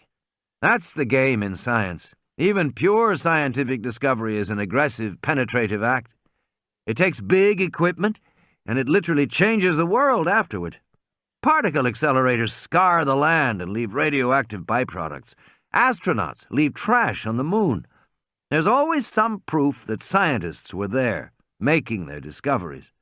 Discovery is always a rape of the natural world, always. The scientists want it that way. They have to stick their instruments in, they have to leave their mark. They can't just watch. They can't just appreciate. They can't just fit into the natural order. They have to make something unnatural happen. That is the scientist's job. And now we have whole societies that try to be scientific. He sighed and sank back. Ellie said, "Don't you think you're overstating? What does one of your excavations look like a year later?" "Pretty bad," she admitted. "You don't replant? You don't restore the land after you dig?" "No." "Why not?" She shrugged. "There's no money, I guess." "There's only enough money to dig, but not to repair." "Well, we're just working in the Badlands." "Just the Badlands," Malcolm said, shaking his head. "Just trash, just byproducts, just side effects. I'm trying to tell you that scientists want it this way. They want byproducts and trash and scars and side effects. It's a way of reassuring themselves. It's built into the fabric of science, and it's increasingly a disaster." "Then what's the answer?" "Get rid of the thin-intelligent ones. Take them out of power." "But then we'd lose all the advances." "What advances?" Malcolm said irritably. "The number of hours women devote to housework has not changed since 1930, despite all the advances.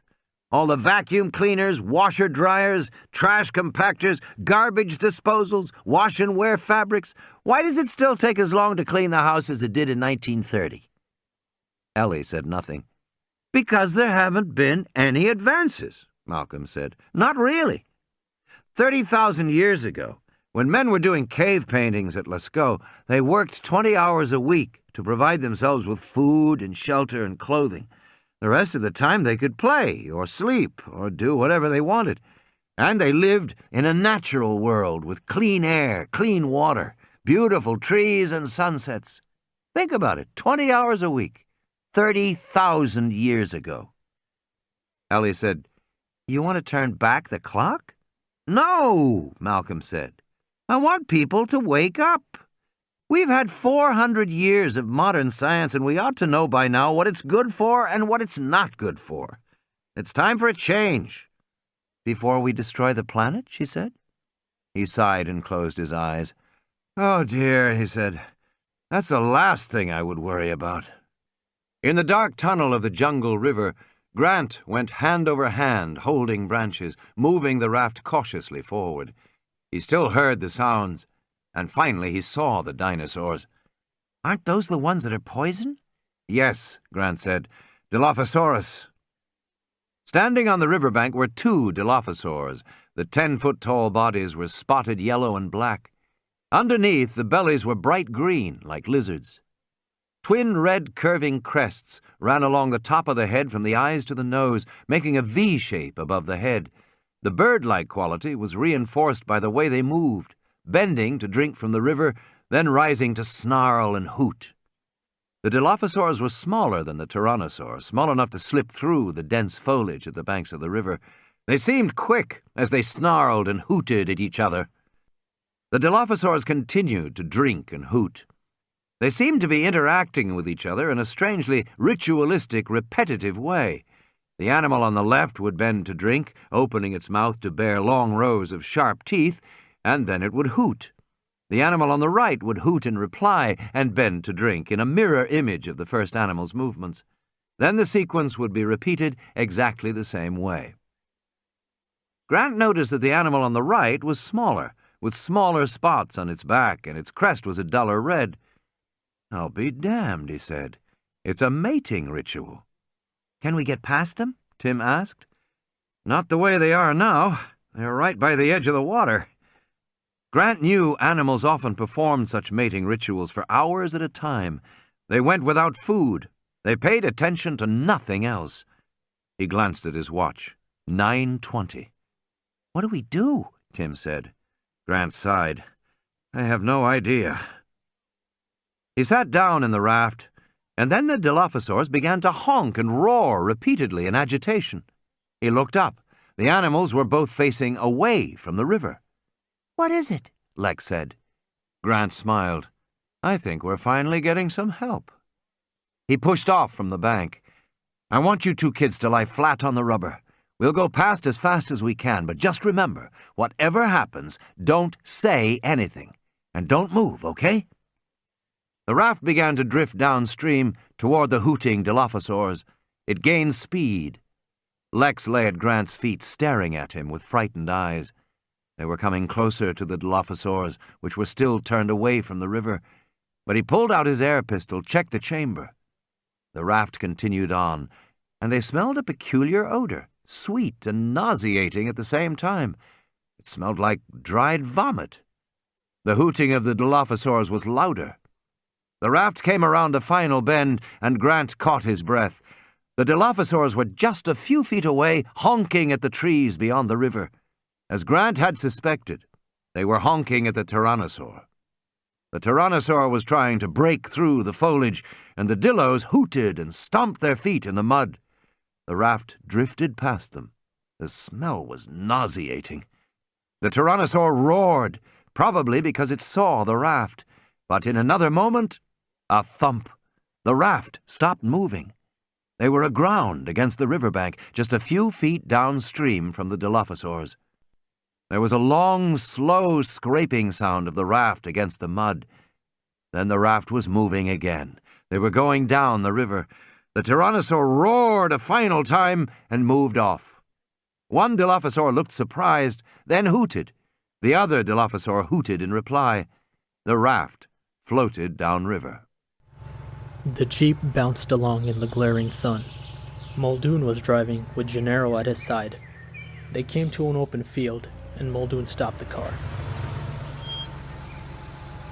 Christ, it's hot. Gennaro stared out into the open field shimmering in the morning heat. There was still no sign of Grant and the children, or the tyrannosaur. Muldoon, Yeah?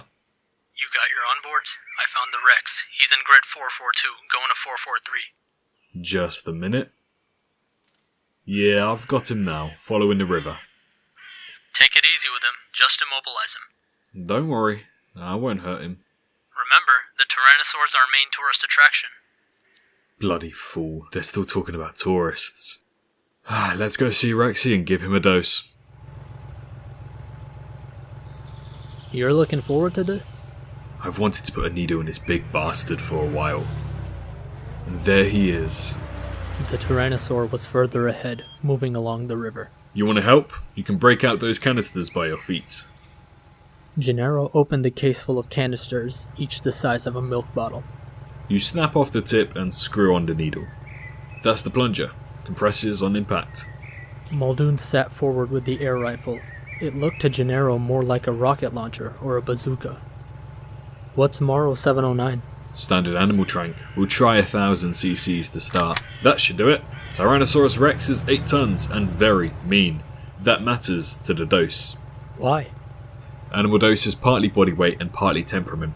You shoot the same dose of 709 into an elephant, hippo and rhino, you'll slow the first 2 down, but the rhino will get fighting mad. However, chase him down long enough and he'll die of an adrenaline shock. Strange combo of tough and delicate. Truth is, we know a lot about handling mammals. We know a lot less about reptiles. And we know nothing about dinosaurs. Dinosaurs are entirely new animals. You consider them reptiles? No.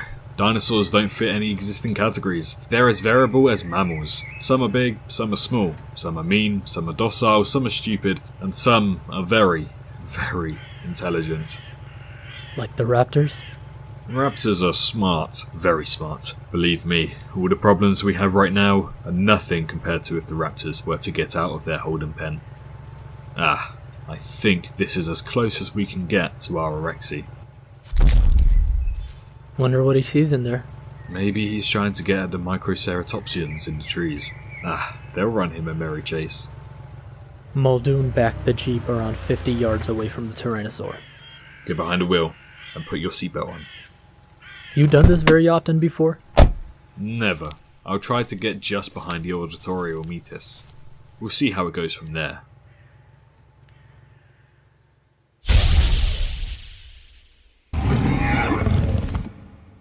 You hit him?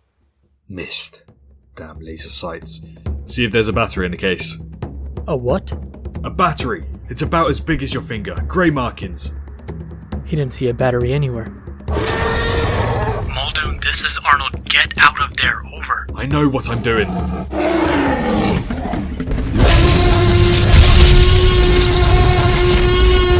Go, go! Go, damn it, go!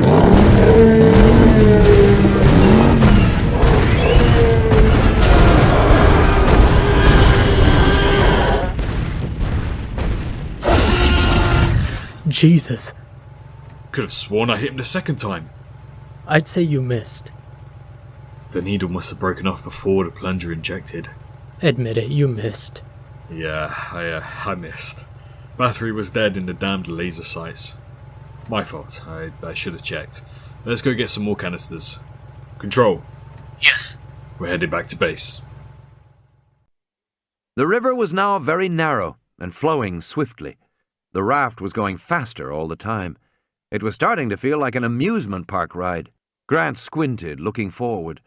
The river was still narrow and dark, but farther ahead he could see the trees ended, and there was bright sunlight beyond, and a distant roaring sound. The river seemed to end abruptly in a peculiar flat line. The raft was going still faster, rushing forward. Grant grabbed for his paddles. "What is it?" "It's a waterfall," Grant said. The raft swept out of the overhanging darkness into brilliant morning sunlight and raced forward on the swift current toward the lip of the waterfall. The roar was loud in their ears. Grant paddled as strongly as he could, but he only succeeded in spinning the boat in circles. It continued inexorably toward the lip. Lex leaned toward him. "I can't swim!" Grant saw that she did not have her life vest clasped, but there was nothing he could do about it. With frightening speed, they came to the edge, and the roar of the waterfall seemed to fill the world. Grant jammed his oar deep into the water, felt it catch and hold right at the lip. The rubber raft shuddered in the current, but they did not go over. Grant strained against the oar, and looking over the edge, saw the sheer drop of 50 feet down to the surging pool below. And standing in the surging pool, waiting for them, was the tyrannosaur. Lex was screaming in panic. And then the boat spun, and the rear end dropped away, spilling them out into air and roaring water, and they fell sickeningly. Grant flailed his arms in the air, and the world went suddenly silent and slow. It seemed to him he fell for long minutes. He had time to observe Lex, clutching her orange jacket, falling alongside him. He had time to observe Tim, looking down at the bottom. He had time to observe the frozen white sheet of the waterfall. He had time to observe the bubbling pool beneath him as he fell slowly, silently toward it. Then, with a stinging slap, Grant plunged into cold water, surrounded by white boiling bubbles. He tumbled and spun and glimpsed the leg of the tyrannosaur as he swirled past it, swept down through the pool and out into the stream beyond. Grant swam for the shore, clutched warm rock, slipped off, caught a branch, and finally pulled himself out of the main current. Gasping, he dragged himself on his belly onto the rocks and looked at the river just in time to see the brown rubber raft tumble past him. Then he saw Tim battling the current, and he reached out and pulled him, coughing and shivering, onto the shore beside him. Grant turned back to the waterfall and saw the tyrannosaur plunge its head straight down into the water of the pool at its feet.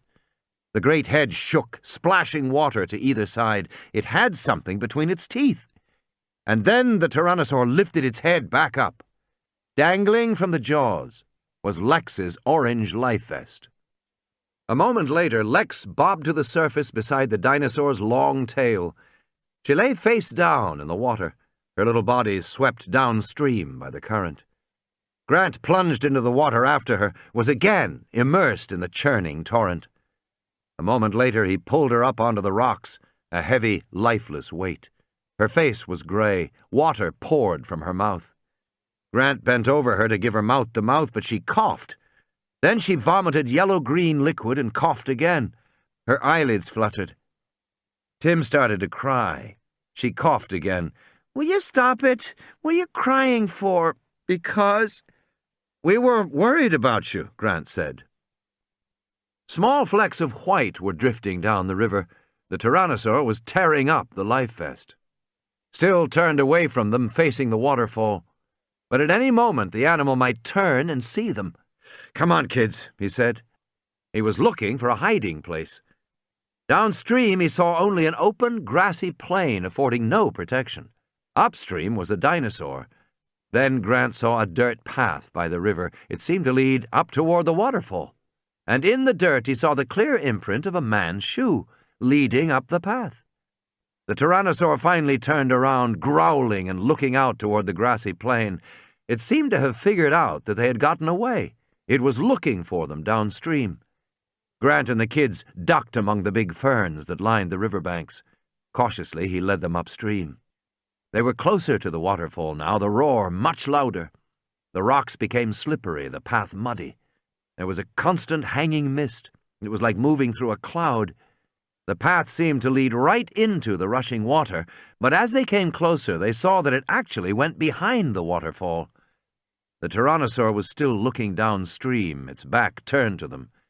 They hurried along the path to the waterfall, and had almost moved behind the sheet of falling water when Grant saw the tyrannosaur turn. Then they were completely behind the waterfall, and Grant was unable to see out through the silver sheet. Grant looked around in surprise. There was a little recess here, hardly larger than a closet, and filled with machinery, humming pumps and big filters and pipes. Everything was wet and cold. He was looking at the equipment. This was clearly park machinery, and there must be electricity to run it. So perhaps there was also a telephone for communication. He poked among the filters and pipes. It was now nearly 10 a.m. They had just a little more than an hour to contact the ship before it reached the mainland. In the back of the recess, he found a metal door marked Maint 04, but it was firmly locked. Next to it was a slot for a security card. Alongside the door, he saw a row of metal boxes. He opened the boxes one after another, but they contained only switches and timers, no telephone, and nothing to open the door. He almost missed the box to the left of the door. On opening it, he found a 9-button keypad covered with spots of green mold, but it looked as if it was a way to open the door, and he had the feeling that on the other side of that door was a phone. Scratched in the metal of the box was the number 1023. He punched it in. With a hiss, the door came open. Gaping darkness beyond, concrete steps leading downward. On the back wall, he saw stenciled Maint Vehicle 04-22 Charger, and an arrow pointing down the stairs. Could it really mean there was a car? "Where are you going?" Lex said, suddenly alarmed. Grant stepped through the door. It gave an electronic beep and snapped shut behind him on a spring. Grant was plunged into total darkness. After a moment of surprise, he turned to the door and felt its damp surface. There was no knob, no latch. He turned to the walls on either side of the door, feeling for a switch, a control box, anything at all. There was nothing. He was fighting panic when his fingers closed over a cold metal cylinder. He ran his hands over a swelling edge, a flat surface, a flashlight. He clicked it on, and the beam was surprisingly bright. He looked back at the door, but saw that it would not open. He would have to wait for the kids to unlock it. He started for the steps. They were damp and slippery with mold, and he went down carefully. Part way down the stairs, he heard a sniffing and the sound of claws scratching on concrete. He took out his dart pistol and proceeded cautiously. The steps bent around the corner, and as he shone his light, an odd reflection glinted back. And then, a moment later, he saw it. A car! It was an electric car like a golf cart, and it faced a long tunnel that seemed to stretch away for miles. A bright red light glowed by the steering wheel of the car, so perhaps it was charged. Grant heard the sniffing again, and he wheeled and saw a pale shape rise up toward him, leaping through the air, its jaws open, and without thinking, Grant fired. The animal landed on him, knocking him down, and he rolled away in fright, his flashlight swinging wildly, but the animal didn't get up, and he felt foolish when he saw it. It was a velociraptor, but very young, less than a year old. It was about 2 feet tall, the size of a medium dog, and it lay on the ground, breathing shallowly, the dart sticking from beneath its jaw. There was probably too much anesthetic for its body weight, and Grant pulled the dart out quickly. The velociraptor looked at him with slightly glazed eyes. Grant had a clear feeling of intelligence from this creature, a kind of softness which contrasted strangely with the menace he had felt from the adults in the pen. He stroked the head of the velociraptor, hoping to calm it. He looked down at the body, which was shivering slightly as the tranquilizer took hold, and then he saw it was a male. Excited by this development, he hurried back up the stairs to the door. With his flashlight, he scanned the flat, featureless surface of the door and the interior walls. As he ran his hands over the door, it slowly dawned on him that he was locked inside and unable to open it unless the kids had the presence of mind to open it for him. He could hear them, faintly, on the other side of the door. "Take it easy," Tim said. "He'll be back." "But where did he go?" "Listen, Dr. Grant knows what he's doing," Tim said. "He'll be back in a minute." And then, with a roar, the tyrannosaur's head burst through the waterfall toward them. Tim stared in horror as the big mouth gaped wide. Lex shrieked and threw herself on the ground. The head swung back and forth and pulled out again. But Tim could see the shadow of the animal's head on the sheet of falling water. He pulled Lex deeper into the recess, just as the jaws burst through again, roaring, the thick tongue flicking in and out rapidly. Water sprayed in all directions from the head. Then it pulled out again. The head came through the water again, but slowly this time, and the jaw came to rest on the ground. The tyrannosaur snorted, flaring its nostrils, breathing the air, but the eyes were still outside the sheet of water. Tim thought, "He can't see us.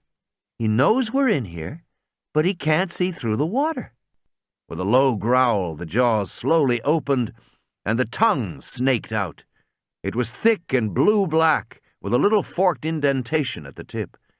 It was 4 feet long and easily reached back to the far wall of the recess. The tongue slid with a rasping scrape over the filter cylinders. Tim and Lex pressed back against the pipes. The tongue moved slowly to the left, then to the right, slapping wetly against the machinery. The tip curled around the pipes and valves, sensing them. The tongue drew back along the right side of the recess. It dragged against Lex's legs. It curled, then began to rise like a snake up the side of her body. "Don't move," Tim whispered, past her face, then up along Tim's shoulder, and finally wrapping around his head. Tim squeezed his eyes shut as the slimy muscle covered his face. It was hot and wet, and it stunk like urine. Wrapped around him, the tongue began to drag him very slowly toward the open jaws. Lex tugged at his hand. The tongue dragged him toward the snorting mouth. He felt the hot, panting breath on his legs. Lex was tugging at him, but she was no match for the muscular power that held him.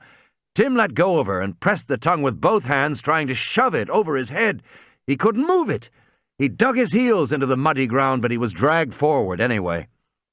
Lex had wrapped her arms around his waist and was pulling backward, shouting to him, but he was powerless to do anything. He was beginning to see stars.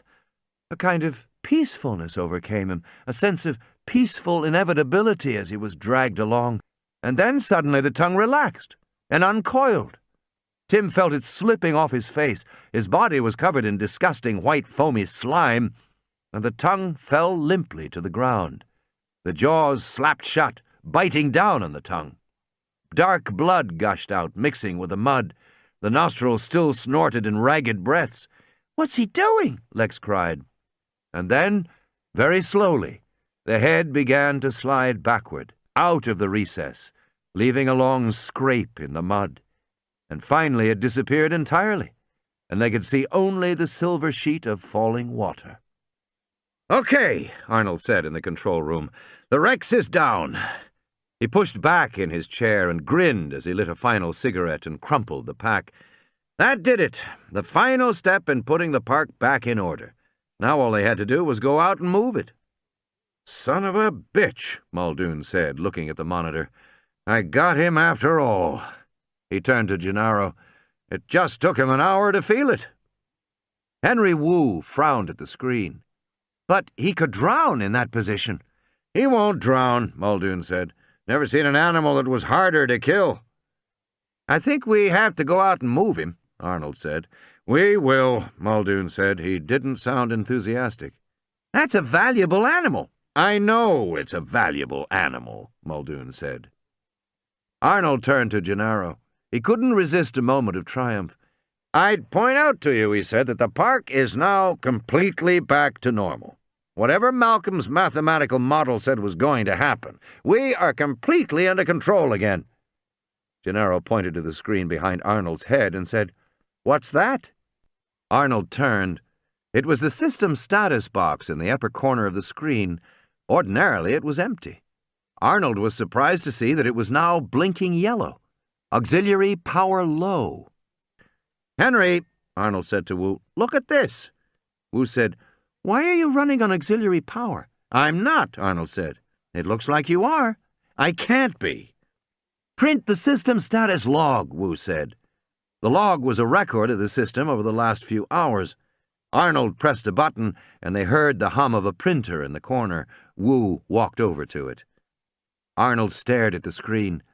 The box now turned from flashing yellow to red, and the message now read, "Auxiliary power fail." Numbers began to count backward from 20.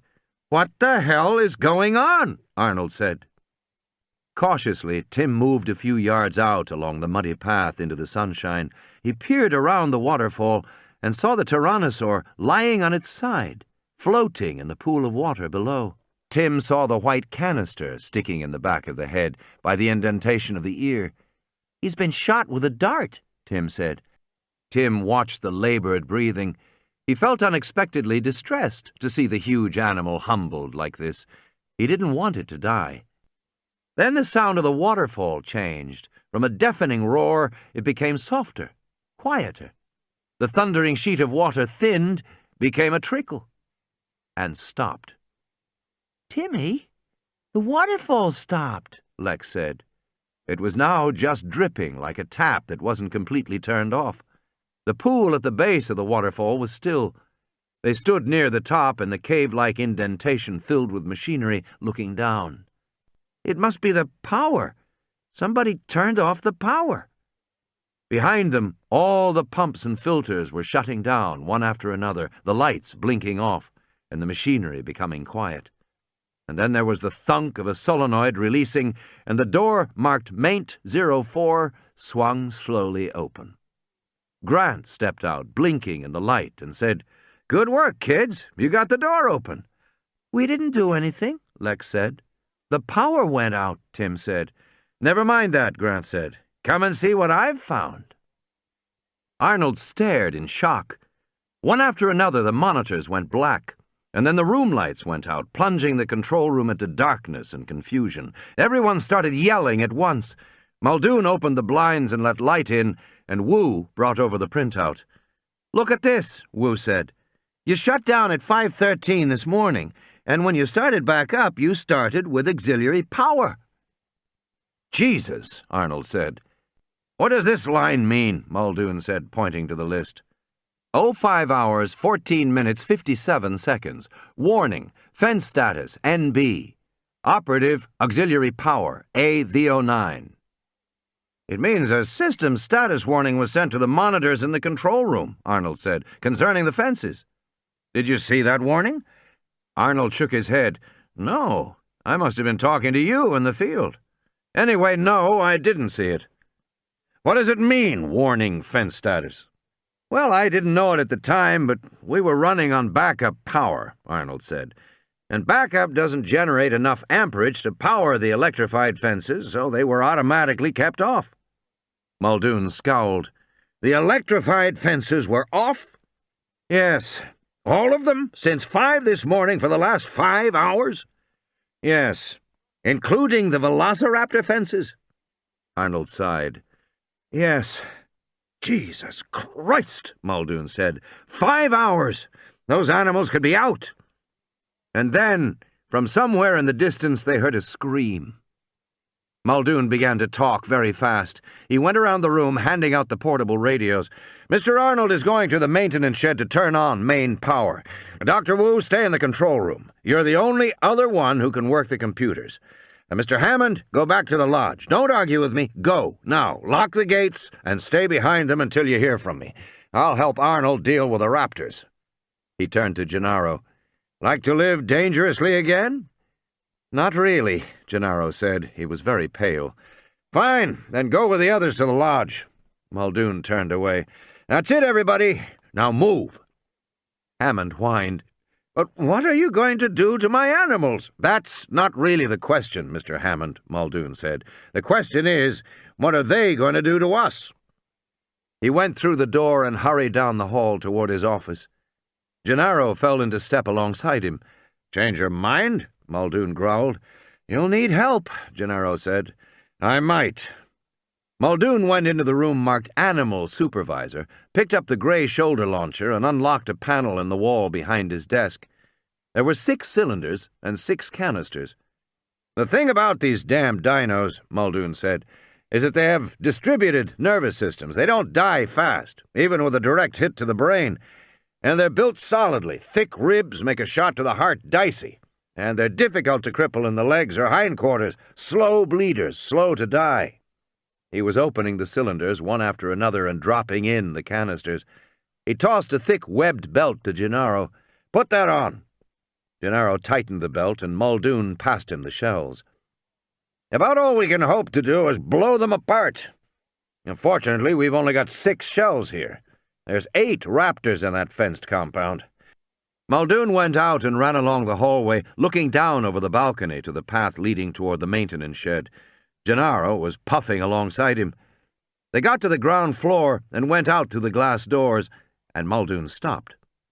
Arnold was standing with his back to the maintenance shed. 3 raptors approached him. Arnold had picked up a stick and he was waving it at them, shouting. The raptors fanned out as they came closer, one staying in the center, the other 2 moving to each side, coordinated, smooth. Gennaro shivered. Pack behavior. Muldoon was already crouching, setting the launcher on his shoulder. Load, he said. Gennaro slipped the shell in the back of the launcher. There was an electric sizzle. Nothing happened. Christ, you've got it in backward, Muldoon said, tilting the barrel so the shell fell into Gennaro's hands. Gennaro loaded again. The raptors were snarling at Arnold when the animal on the left simply exploded, the upper part of the torso flying into the air, blood spattering like a burst tomato on the walls of the building. The lower torso collapsed on the ground, the legs kicking in the air, the tail flopping. That'll wake 'em up, Muldoon said. Arnold ran for the door of the maintenance shed. The velociraptors turned and started toward Muldoon and Gennaro. They fanned out as they came closer. In the distance, somewhere near the lodge, he heard screams. Gennaro said, This could be a disaster. Load, Muldoon said. Henry Wu heard the explosions and looked toward the door of the control room. He circled around the consoles, then paused. He wanted to go out, but he knew he should stay in the room. If Arnold was able to get the power back on, if only for a minute, then Wu could restart the main generator. He had to stay in the room. He heard someone screaming. It sounded like Muldoon. Muldoon felt a wrenching pain in his ankle, tumbled down an embankment and hit the ground, running. Looking back, he saw Gennaro running in the other direction, into the forest. The raptors were ignoring Gennaro, but pursuing Muldoon. They were now less than 20 yards away. Muldoon screamed at the top of his lungs as he ran, wondering vaguely where the hell he could go, because he knew he had perhaps 10 seconds before they got him. 10 seconds, maybe less. Ellie had to help Malcolm turn over as Harding jabbed the needle and injected morphine. Malcolm sighed and collapsed back. Over the radio, they heard tinny screaming and muffled explosions coming from the visitor center. Hammond came into the room and said, How is he? He's holding, Harding said, a bit delirious. I am nothing of the sort, Malcolm said. I am utterly clear. They listened to the radio. It sounds like a war out there. The raptors got out, Hammond said. Did they? Malcolm said, breathing shallowly. How could that possibly happen? It was a system screw-up. Arnold didn't realize that the auxiliary power was on, and the fences cut out. Did they? Go to hell, you supercilious bastard! If I remember, Malcolm said, I predicted fence integrity would fail. Hammond sighed and sat down heavily. Damn it all, he said, shaking his head. It must surely not have escaped your notice that at heart what we are attempting here is an extremely simple idea. My colleagues and I determined several years ago that it was possible to clone the DNA of an extinct animal and to grow it. That seemed to us a wonderful idea. It was a kind of time travel, the only time travel in the world. Bring them back alive, so to speak.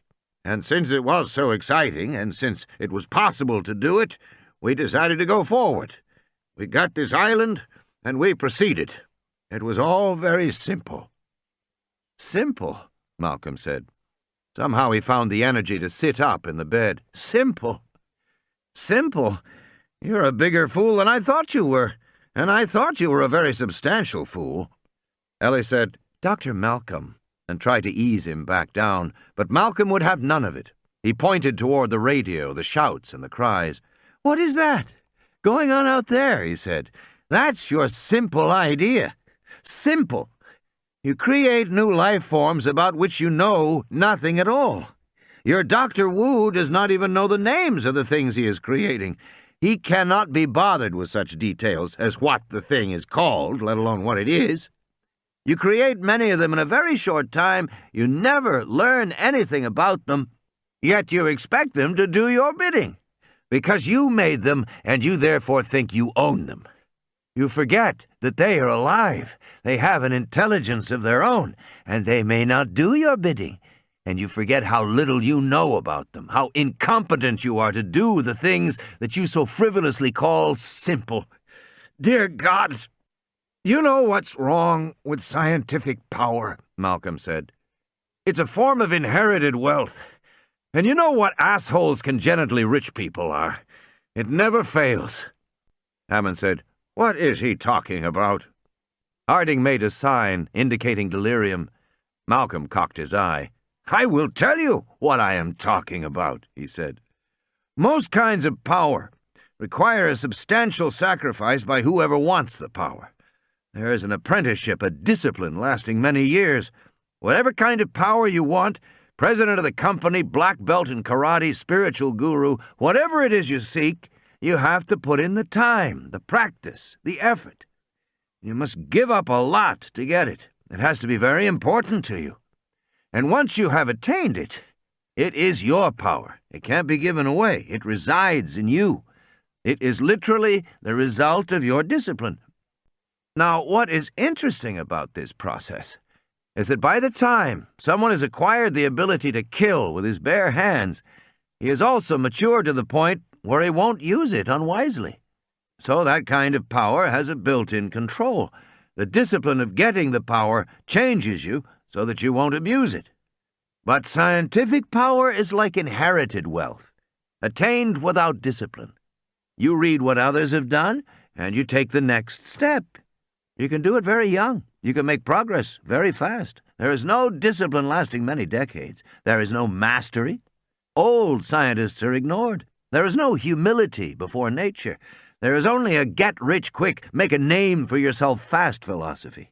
Cheat, lie, falsify, it doesn't matter. Not to you or to your colleagues. No one will criticize you. No one has any standards. They are all trying to do the same thing, to do something big, and do it fast. And because you can stand on the shoulders of giants, you can accomplish something quickly. You don't even know exactly what you have done, but already you have reported it, patented it, and sold it. And the buyer will have even less discipline than you. The buyer simply purchases the power like any commodity. The buyer doesn't even conceive that any discipline might be necessary. Hammond said, Do you know what he is talking about? Ellie nodded. I haven't a clue, Hammond said. I'll make it simple, Malcolm said. A karate master does not kill people with his bare hands. He does not lose his temper and kill his wife. The person who kills is the person who has no discipline, no restraint, and who has purchased his power in the form of a Saturday night special. And that is the kind of power that science fosters and permits. And that is why you think that to build a place like this is simple.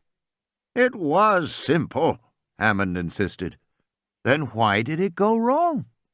Once Arnold gets inside, he realizes that it's pitch black within the compound, and increasingly harder to tell where exactly he was headed.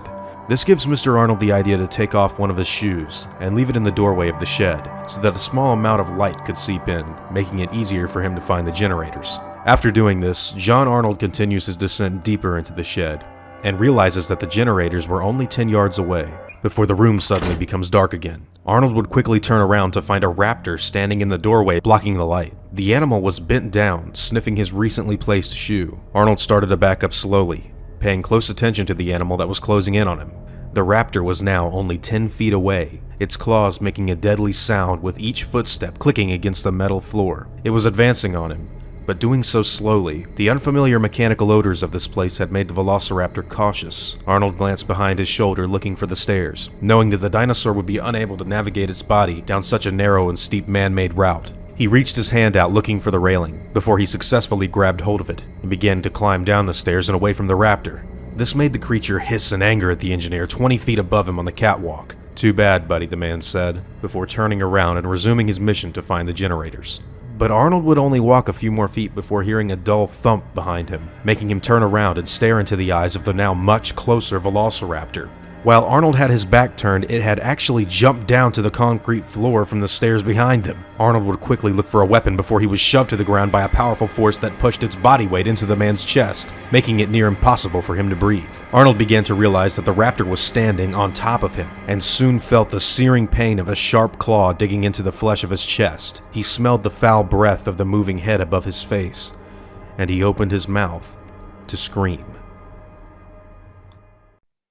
Ellie held the radio in her hands, listening. 2 more Tican workmen had arrived at the lodge. They seemed to know it was safe here, but there had been no others in the last few minutes, and it sounded quieter outside. Over the radio, Muldoon said, "How long has it been?" Wu said, 4 or 5 minutes. "Arnold should have done it by now," Muldoon said, "if he's going to. You got any ideas?" "No," Wu said. "We heard from Gennaro?" Gennaro pressed the button. "I'm here." "Where the hell are you?" Muldoon said. "I'm going to the maintenance building," Gennaro said. "Wish me luck." Gennaro crouched in the foliage, listening. Directly ahead, he saw the planted pathway leading toward the visitor center.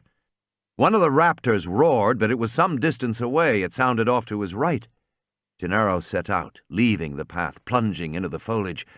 He moved as quietly as he could, unhappily aware he was making a lot of noise. He forced himself to slow his pace, feeling his heart pound. The foliage here was very dense. He couldn't see more than 6 or 7 feet ahead of him. He began to worry that he'd miss the maintenance shed entirely, but then he saw the roof to his right above the palms. He moved toward it, went around the side. He found the door, opened it, and slipped inside. It was very dark. He stumbled over something. A man's shoe. He propped the door wide open and continued deeper into the building. He saw a catwalk directly ahead of him. Suddenly he realized he didn't know where to go, and he had left his radio behind. Damn! He found a staircase leading down. It was darker below, and it was difficult to see anything. He felt his way along among the pipes, holding his hands out to keep from banging his head. He heard an animal snarl and froze. He listened, but the sound did not come again. He moved forward cautiously. Something dripped on his shoulder, and on his bare arm. It was warm, like water. He touched it in the darkness. Sticky. He smelled it. Blood. He looked up. The raptor was perched on pipes just a few feet above his head. Blood was trickling from its claws. With an odd sense of detachment, he wondered if it was injured. And then he began to run, but the raptor jumped onto his back, pushing him to the ground. Gennaro was strong. He heaved up, knocking the raptor away, and rolled off across the concrete. When he turned back, he saw that the raptor had fallen on its side, where it lay panting. Yes, it was injured. Its leg was hurt for some reason. Kill it! The raptor was still panting on the concrete. He looked frantically for something, anything, to use as a weapon. When he turned back, the raptor was gone. It snarled, the sound echoing in the darkness. Gennaro turned in a full circle, feeling with his outstretched hands, and then he felt a sharp pain in his right hand. Teeth! It was biting him. The raptor jerked his head, and Donald Gennaro was yanked off his feet, and he fell. Lying in bed, soaked in sweat, Malcolm listened as the radio crackled. "Anything?" Muldoon said. "You getting anything?" "No word," Wu said. "Hell," Muldoon said. There was a pause. Malcolm sighed. "I can't wait," he said, "to hear his new plan." "What I would like," Muldoon said, "is to get everybody to the lodge and regroup. But I don't see how." "There's a jeep in front of the visitor center," Wu said. "If I drove over to you, could you get yourself into it?" "Maybe, but you'd be abandoning the control room." "I can't do anything here anyway." "God knows that's true," Malcolm said. "A control room without electricity is not much of a control room." "All right," Muldoon said. "Let's try. This isn't looking good." Lying in his bed, Malcolm said, "No, it's not looking good. It's looking like a disaster." Wu said, "The Raptors are going to follow us over there." "We're still better off," Malcolm said. "Let's go." The radio clicked off. Malcolm closed his eyes and breathed slowly, marshalling his strength. "Just relax," Ellie said. "Just take it easy." And he closed his eyes. "The poor man," Hammond said, shaking his head. Malcolm sighed. "Do you have any idea," he said, "how unlikely it is that you, or any of us, will get off this island alive?" Its electric motor whirring, the cart raced forward down the dark underground tunnel. Grant drove his foot to the floor. The tunnel was featureless except for the occasional air vent above, shaded to protect against rainfall, and thus permitting little light to enter. Sitting beside him in the cart, Lex shone the flashlight to the back where the velociraptor lay. "Why is it having trouble breathing?" "Because I shot it with a tranquilizer," he said. "Is it going to die?" she said. "I hope not." "Why are we taking it?" Lex said. "To prove to the people back at the center that the dinosaurs are really breeding," Grant said. "How do you know they're breeding?" "Because this one is young," Grant said, "and because it's a boy dinosaur." He held out his wrist, turning the watch to her. "What does it say?" "It says 10:15. "Okay," Tim said. "That means we only have 45 minutes to contact the boat." "We should be close," Grant said. "I figure we should be almost to the visitor center right now." He wasn't sure, but he sensed the tunnel was gently tilting upward, leading them back to the surface, and... "Wow!" Tim said. They burst out into daylight with shocking speed. There was a light mist blowing, partially obscuring the building that loomed directly above them. Grant saw at once that it was a visitor center. They had arrived right in front of the garage. Along one wall were stacked animal cages. They put the velociraptor in one with a dish of water. Then they started climbing the stairs to the ground floor entrance to the visitor center. They came to the lobby, and they opened the door. And they fell silent. In the lobby of the visitor center, the glass doors had been shattered, and a cold gray mist blew through the cavernous main hall. A sign that read, "When dinosaurs ruled the earth," dangled from one hinge, creaking in the wind. The big tyrannosaur robot was upended and lay with its legs in the air, its tubing and metal innards exposed. Outside, through the glass, they saw rows of palm trees, shadowy shapes in the fog. Tim and Lex huddled against the metal desk of the security guard. Grant took the guard's radio and tried all the channels. "Hello, this is Grant. Is anybody there? Hello, this is Grant." Lex stared at the body of the guard lying on the floor to the right. She couldn't see anything but his legs and feet. "Hello, this is Grant. Hello!" The radio crackled. "My God," came a voice. "Grant? Is that you?" And then, "Alan? Alan?" It was Ellie. "I'm here," Grant said. "Thank God," Ellie said. "Are you all right?" "I'm all right, yes." "What about the kids? Have you seen them?" "I had the kids with me," Grant said. "They're okay." "Thank God." The radio crackled. "Where are you?" In the lobby of the main building." Over the radio, he heard Wu say, "My God, they're here." "Alan, listen," Ellie said. "The Raptors have gotten loose. They can open doors. They may be in the same building as you." "Great. Where are you?" Grant said. "We're in the lodge." Grant said, "And the others? Muldoon? Everybody else?" We've lost a few people, but we got everybody else over to the lodge. And are the telephones working? No, the whole system is shut off. Nothing works. How do we get the system back on? We've been trying. We have to get it back on, Grant said, right away. If we don't, within half an hour, the Raptors will reach the mainland. He started to explain about the boat when Muldoon cut him off.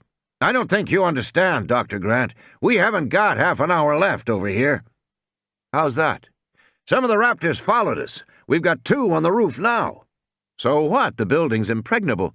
Muldoon coughed. Apparently not. It was never expected that animals would get up on the roof. The radio crackled. Must have planted a tree too close to the fence. The Raptors got over the fence and onto the roof. Anyway, the steel bars on the skylight are supposed to be electrified, but of course the power's off. They're biting through the bars of the skylight. Grant said, biting through the bars? He frowned, trying to imagine it. How fast? Yes, Muldoon said. They have a bite pressure of 15,000 pounds a square inch. They're like hyenas. They can bite through steel and... The transmission was lost for a moment. How fast? Grant said again. Muldoon said, I'd guess we've got another 10, 15 minutes before they break through completely and come through the skylight into the building. And once they're in... just a minute, Dr. Grant. The radio clicked off. In the skylight above Malcolm's bed, the Raptors had chewed through the first of the steel bars. One Raptor gripped the end of the bar and tugged, pulling it back. It put its powerful hind limb on the skylight, and the glass shattered, glittering down on Malcolm's bed below. Ellie reached over and removed the largest fragments from the sheets. God, they're ugly, Malcolm said, looking up. Now that the glass was broken, they could hear the snorts and snarls of the Raptors, the squeal of their teeth on the metal as they chewed the bars. There were silver-thinned sections where they had chewed. Foamy saliva spattered onto the sheets and the bedside table. At least they can't get in yet, Ellie said. Not until they chew through another bar. Wu said, If Grant could somehow get to the maintenance shed... Bloody hell, Muldoon said.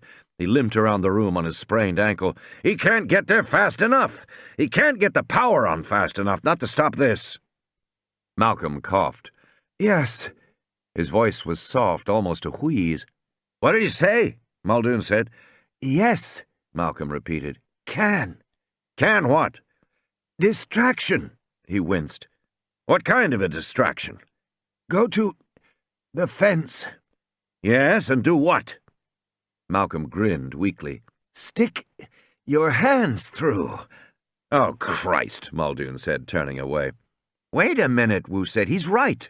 There are only 2 Raptors here, which means there are at least 4 more out there. We could go out and provide a distraction. And then what? And then Grant would be free to go to the maintenance building and turn on the generator. And then go back to the control room and start up the system? Exactly. No time, Muldoon said. No time. But if we can lure the Raptors down here, Wu said, maybe even get them away from that skylight, it might work. Worth a try. Bait, Muldoon said. Exactly. Who's going to be the bait? I'm no good. My ankle's shot. I'll do it, Wu said. No, Muldoon said. You're the only one who knows what to do about the computer. You need to talk Grant through the startup. Then I'll do it, Harding said. No, Ellie said. Malcolm needs you. I'll do it. Hell, I don't think so, Muldoon said. You'd have Raptors all around you, Raptors on the roof. But she was already bending over, lacing her running shoes. Just don't tell Grant, she said. It'll make him nervous. The lobby was quiet, chilly fog drifting past them. The radio crackled. Grant, are you... Wu speaking. Are you there? I'm here, Grant said. Listen, Wu said. Can you see to the rear of the visitor building from where you are? Grant looked through the rear glass doors to the palm trees and the fog. Yes, Grant said. Wu said, There's a path straight through the palm trees to the maintenance building. That's where the power equipment and generators are. I believe you saw the maintenance building yesterday? Yes, Grant said, though he was momentarily puzzled. Was it yesterday that he had looked into the building? It seemed like years ago. Now listen, Wu said. We think we can get all the Raptors down here by the lodge, but we aren't sure, so be careful. Give us 5 minutes. Okay, Grant said. You can leave the kids in the cafeteria and they should be all right. Take the radio with you when you go. Okay. Turn it off before you leave so it doesn't make any noise outside. And call me when you get to the maintenance building. Okay. Grant turned the radio off. Lex crawled back. Are we going to the cafeteria? She said. Yes, Grant said. They got up and started walking through the blowing mist in the lobby. Tim, you'll have to stay with her and help her. I will. I've got to leave for a while, Grant said. I know. They moved to the cafeteria entrance. On opening the door, Grant saw square dining room tables and chairs, swinging stainless steel doors beyond. Nearby, a cash register and a rack with gum and candy. Okay, kids, I want you to stay here no matter what. Got it? Leave us the radio, Lex said. I can't. I need it. Just stay here. I'll only be gone about 5 minutes, okay? Okay. Grant closed the door. The cafeteria became completely dark. Lex clutched his hand. He led her forward. In phosphorescent green, he saw the tables and chairs. To the right, the glowing green cash register and the rack with gum and candy. Tim stuffed the candy bars in his pocket and led Lex deeper into the dining room. Beyond the tables and chairs was a pair of swinging doors with little round windows in them.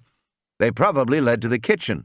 He pushed one door open, and it held wide. Ellie Sattler stepped out of the lodge with Muldoon, walking towards the perimeter fence. She knew if she couldn't distract the Raptors, then Grant would be in trouble. Hey! I doubt that would do it. You've got to make a noise. Come and get it! Dinner is served! Very amusing. They don't understand English, but I imagine they get the general idea.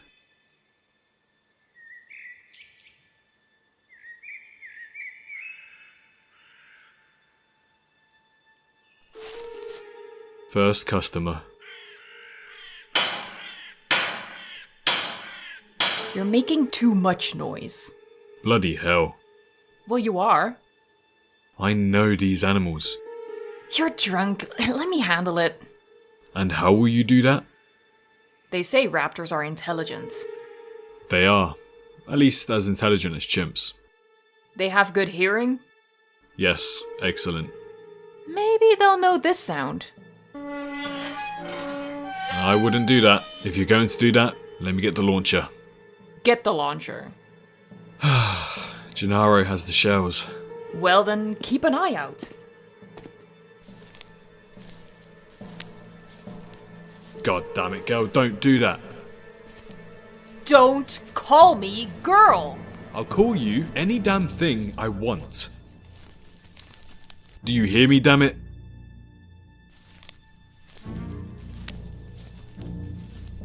How good are these animals, she thought. Good enough to cut off her retreat? There wasn't much distance back to the fence, not really.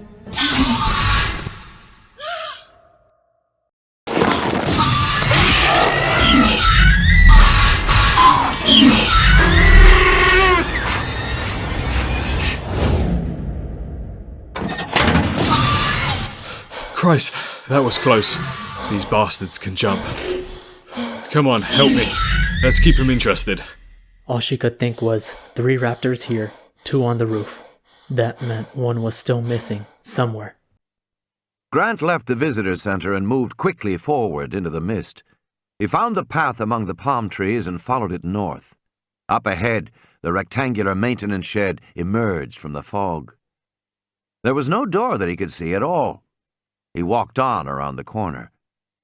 At the back, screened by planting, Grant saw a concrete loading dock for trucks. He scrambled up to face a vertical, rolling door of corrugated steel. It was locked. He jumped down again and continued around the building. Farther ahead to his right, Grant saw an ordinary door. It was propped open with a man's shoe. He picked up his radio and turned it on. "This is Grant," he said. "I'm inside." Wu looked up at the skylight. The 2 raptors still peered down into Malcolm's room, but they seemed distracted by the noises outside. He went to the lodge window. Outside, the 3 velociraptors continued to charge the fence. Ellie was running back and forth safely behind the bars, but the raptors no longer seemed to be seriously trying to get her. Now they almost seemed to be playing, circling back from the fence, rearing up and snarling, then dropping down low to circle again and finally charge. Their behavior had taken on the distinct quality of display rather than serious attack. "Like birds," Muldoon said, "putting on a show." Wu nodded. "They're intelligent. They see they can't get her. They're not really trying."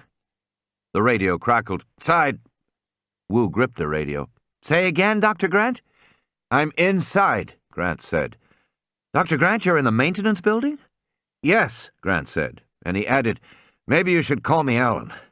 "All right, Alan, if you're standing just inside the east door, you see a lot of pipes and tubing. Straight ahead is a big, recessed well in the center of the building that goes 2 stories underground. To your left is a metal walkway with railings." "I see it." "Go along the walkway." "I'm going." Faintly, the radio carried the clang of his footsteps on metal. "After you go 20 or 30 feet, you will see another walkway going right." "I see it," Grant said. "Follow that walkway." "Okay." "As you continue," Wu said, "you will come to a ladder on your left, going down into the pit." "I see it." "Go down the ladder." "Okay, I'm down the ladder," Grant said. "Good," Wu said. "Now, straight ahead of you should be 2 large yellow tanks that are marked flammable. They say inflammable, and then something underneath in Spanish. Those are the ones," Wu said. "Those are the 2 fuel tanks for the generator.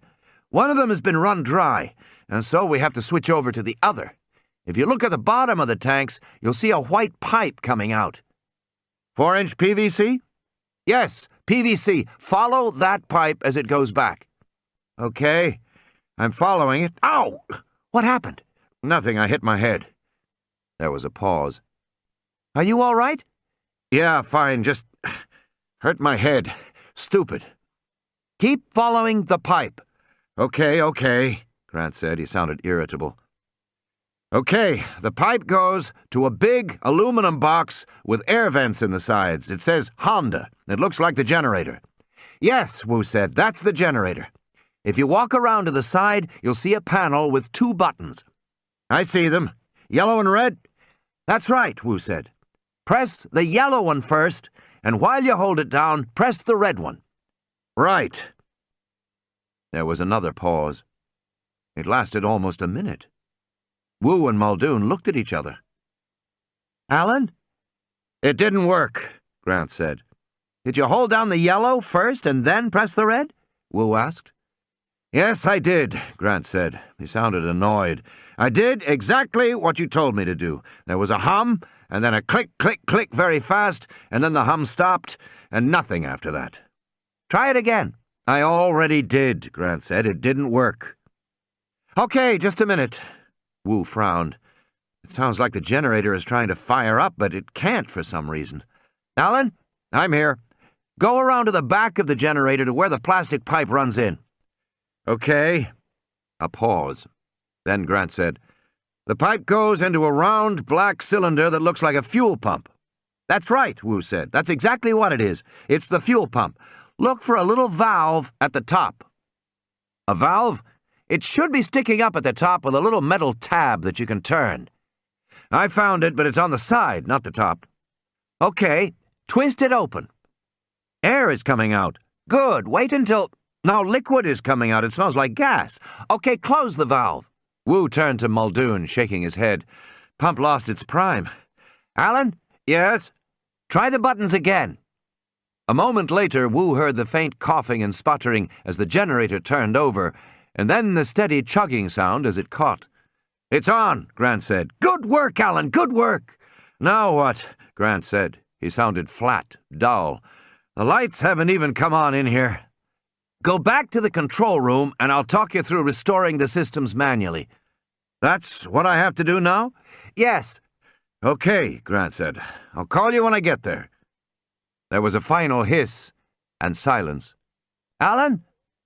The radio was dead. Tim went through the swinging doors at the back of the dining room and entered the kitchen. A big stainless steel table in the center of the room, a big stove with lots of burners to the left, and beyond that, big walk-in refrigerators. Tim started opening the refrigerators looking for ice cream. Smoke came out in the humid air as he opened each one. In this next refrigerator, he found all kinds of stuff. Cartons of milk and piles of vegetables and a stack of T-bone steaks. Fish. The next refrigerator was huge. A stainless steel door with a wide horizontal handle. He tugged on the handle, pulled it open, and saw a walk-in freezer. It was a whole room, and it was freezing cold. "Timmy, something's here," she was whispering, and for a moment the last two words didn't register. Then Tim hurried back out of the freezer, seeing the edge of the door wreathed in glowing green smoke. Lex stood by the steel work table. She was looking back to the kitchen door. He heard a low hissing sound, like a very large snake. The sound rose and fell softly. It was hardly audible. It might even be the wind. But he somehow knew it wasn't. "Timmy," she whispered, "I'm scared." He crept forward to the kitchen door and looked out. In the darkened dining room, he saw the orderly green rectangular pattern of the tabletops, and moving smoothly among them, silent as a ghost, except for the hissing of its breath, was a velociraptor. In the darkness of the maintenance room, Grant felt along the pipes, moving back toward the ladder. It was difficult to make his way in the dark, and somehow he found the noise of the generator disorienting. He came to the ladder and had started back up when he realized there was something else in the room besides generator noise. Grant paused, listening. It was a man shouting. It sounded like Gennaro. "Where are you?" Grant shouted. "Over here," Gennaro said. "In the truck." Grant couldn't see any truck. He squinted in the darkness. He looked out of the corner of his eye. He saw green, glowing shapes moving in the darkness. Then he saw the truck, and he turned toward it. Tim found the silence chilling. The velociraptor was 6 feet tall and powerfully built, although its strong legs and tail were hidden by the tables. Tim could see only the muscular upper torso, the two forearms held tightly alongside the body, the claws dangling. He could see the iridescent speckled pattern on the back. The velociraptor was alert. As it came forward, it looked from side to side, moving its head with abrupt, bird-like jerks. The head also bobbed up and down as it walked, and the long, straight tail dipped, which heightened the impression of a bird. A gigantic, silent bird of prey. The dining room was dark, but apparently the raptor could see well enough to move steadily forward. From time to time it would bend over, lowering its head below the tables. Tim heard a rapid sniffing sound. Then the head would snap up, alertly, jerking back and forth like a bird's. Tim watched until he was sure the velociraptor was coming toward the kitchen. Was it following their scent? All the books said dinosaurs had a poor sense of smell, but this one seemed to do just fine. Anyway, what did books know? Here was the real thing. Coming toward him. He ducked back into the kitchen. "Is something out there?" Lex said. Tim didn't answer. He pushed her under a table in the corner behind a large waste bin. He leaned close to her and whispered fiercely, "Stay here!" And then he ran for the refrigerator. He grabbed a handful of cold steaks and hurried back to the door. He quietly placed the first of the steaks on the floor, then moved back a few steps and put down the second. He placed the third steak and the fourth, moving deeper into the kitchen. The hissing was louder, and then the clawed hand gripped the door, and the big head peered cautiously around. The velociraptor paused at the entrance to the kitchen. Tim stood in a half-crouch at the back of the room near the far leg of the steel work table, but he had not had time to conceal himself. His head and shoulders still protruded over the tabletop. He was in clear view of the velociraptor. Slowly, Tim lowered his body, sinking beneath the table. The velociraptor jerked its head around, looking directly at Tim. Tim froze. He was still exposed, but he thought, "Don't move." The velociraptor stood motionless in the doorway, sniffing. "It's darker here," Tim thought. "He can't see so well. It's making him cautious." But now he could smell the musty odor of the big reptile, and through his goggles he saw the dinosaur silently yawn, throwing back its long snout, exposing rows of razor-sharp teeth. The velociraptor stared forward again, jerking its head from side to side. The big eyes swiveled in the bony sockets. Tim felt his heart pounding. Somehow it was worse to be confronted by an animal like this in a kitchen instead of the open forest. The size, the quick movements, the pungent odor, the hissing breath. Up close, it was a much more frightening animal than the tyrannosaur. The tyrannosaur was huge and powerful, but it wasn't especially smart. The velociraptor was man-size, and it was clearly quick and intelligent. Tim feared the searching eyes almost as much as the sharp teeth. The velociraptor sniffed. It stepped forward, moving directly toward Lex. It must smell her somehow. Tim's heart thumped. The velociraptor stopped. It bent over slowly. He's found the steak. Tim wanted to bend down, to look below the table, but he didn't dare move. He stood frozen in a half-crouch, listening to the crunching sound. The dinosaur was eating it, bones and all. The raptor raised its slender head and looked around. It sniffed. It saw the second steak. It moved quickly forward. It bent down. Silence. The raptor didn't eat it. The head came back up. Tim's legs burned from the crouch, but he didn't move. The velociraptor moved very quickly now. It found the third steak, dipped its head, looked up again, and moved on. Tim held his breath. The dinosaur was now just a few feet from him. Tim could see the small twitches in the muscles of the flanks. He could see the crusted blood on the claws of the hand. He could see the fine pattern of striations within the spotted pattern, and the folds of skin in the neck below the jaw. The velociraptor sniffed. It jerked its head and looked right at Tim. Tim nearly gasped with fright. Tim's body was rigid, tense. He watched as the reptile eye moved, scanning the room. Another sniff. He's got me, Tim thought. Then the head jerked back to look forward, and the animal went on toward the fifth steak. Tim thought, Lex, please don't move. Please don't move. Whatever you do, please don't. The velociraptor sniffed the steak and moved on. It was now at the open door to the freezer. Tim could see the smoke billowing out, curling along the floor toward the animal's feet. One big clawed foot lifted, then came down again silently. The dinosaur hesitated. Too cold, Tim thought. He won't go in there, it's too cold. He won't go in, he won't go in, he won't go in. The dinosaur went in. The head disappeared, then the body, then the stiff tail. Tim sprinted, flinging his weight against the stainless steel door of the locker, slamming it shut. It slammed on the tip of the tail. The door wouldn't shut. The velociraptor roared, a terrifying loud sound.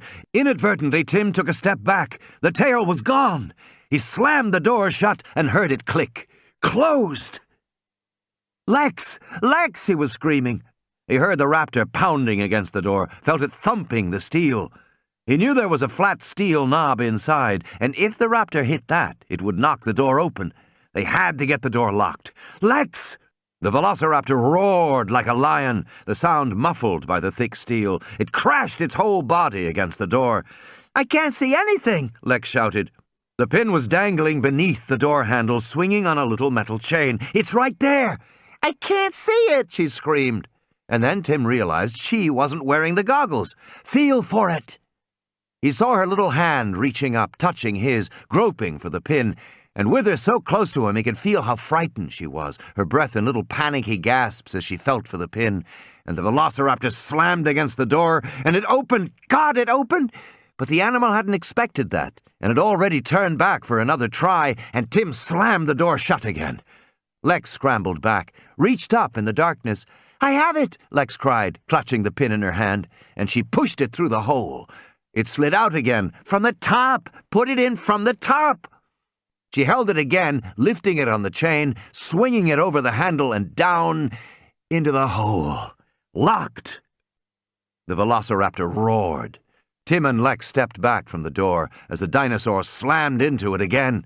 With each impact, the heavy steel wall hinges creaked, but they held. Tim didn't think the animal could possibly open the door. The raptor was locked in. He gave a long sigh. Let's go, he said. He took her hand, and they ran. You should have seen them, Gennaro said as Grant led him back out of the maintenance building.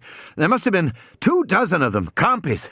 I had to crawl into the truck to get away from them. They were all over the windshield, just squatting there, waiting like buzzards. But they ran away when you came over. Scavengers, Grant said. They won't attack anything that's moving or looks strong. They attack things that are dead, or almost dead. Anyway, unmoving. They were going up the ladder now, back toward the entrance door. What happened to the raptor that attacked you? Grant said. I don't know, Gennaro said. Did it leave? I didn't see. I got away, I think because it was injured. I think Muldoon shot it in the leg and it was bleeding while it was in here. Then, I don't know. Maybe it went back outside. Maybe it died in here. I didn't see. And maybe it's still in here, Grant said. From inside the lodge, Dr. Henry Wu stared out at the raptors beyond the fence. Their behavior seemed almost playful now, making mock attacks at Ellie. It was almost as if they were trying to keep her attention just as much as she was trying to keep theirs. The behavior of the animals at the park had always been a point of consideration for Wu, and rightfully so. The limits of his science had left him with a mysterious feeling about the dinosaurs in the park. He was never truly sure, whether the behavior of the animals was historically accurate or not. Were they behaving as they really had in the past? It was an open question, ultimately unanswerable. And though Wu would never admit it, the discovery that the dinosaurs were breeding represented a tremendous validation of his work. A breeding animal was demonstrably effective in a fundamental way. It implied that Wu had put all the pieces together correctly. He had recreated an animal millions of years old with such precision that the creature could reproduce itself. But still, looking at the raptors outside, he was troubled by the persistence of their behavior. After all, the raptors were very intelligent, and intelligent animals got bored quickly. They formed plans. Dr. Jerry Harding entered the room. Where's Ellie? Outside. Better get her in. The raptors have left the skylight. When? Just a moment ago. Wu threw open the front door. Ellie, inside, now! There's no problem. Everything's under control. Now! I know what I'm doing! Now, Ellie, damn it!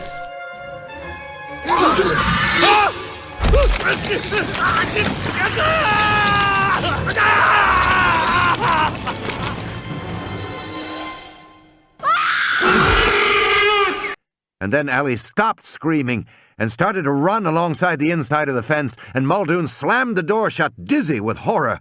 It had happened so fast. Harding said, "He jumped down from the roof." Muldoon nodded. He went to the window and looked out, and he saw that the 3 raptors outside the fence were now running away. But they weren't following Ellie. They were going back, toward the visitor center. Grant came to the edge of the maintenance building and peered forward in the fog. He could hear the snarls of the raptors, and they seemed to be coming closer.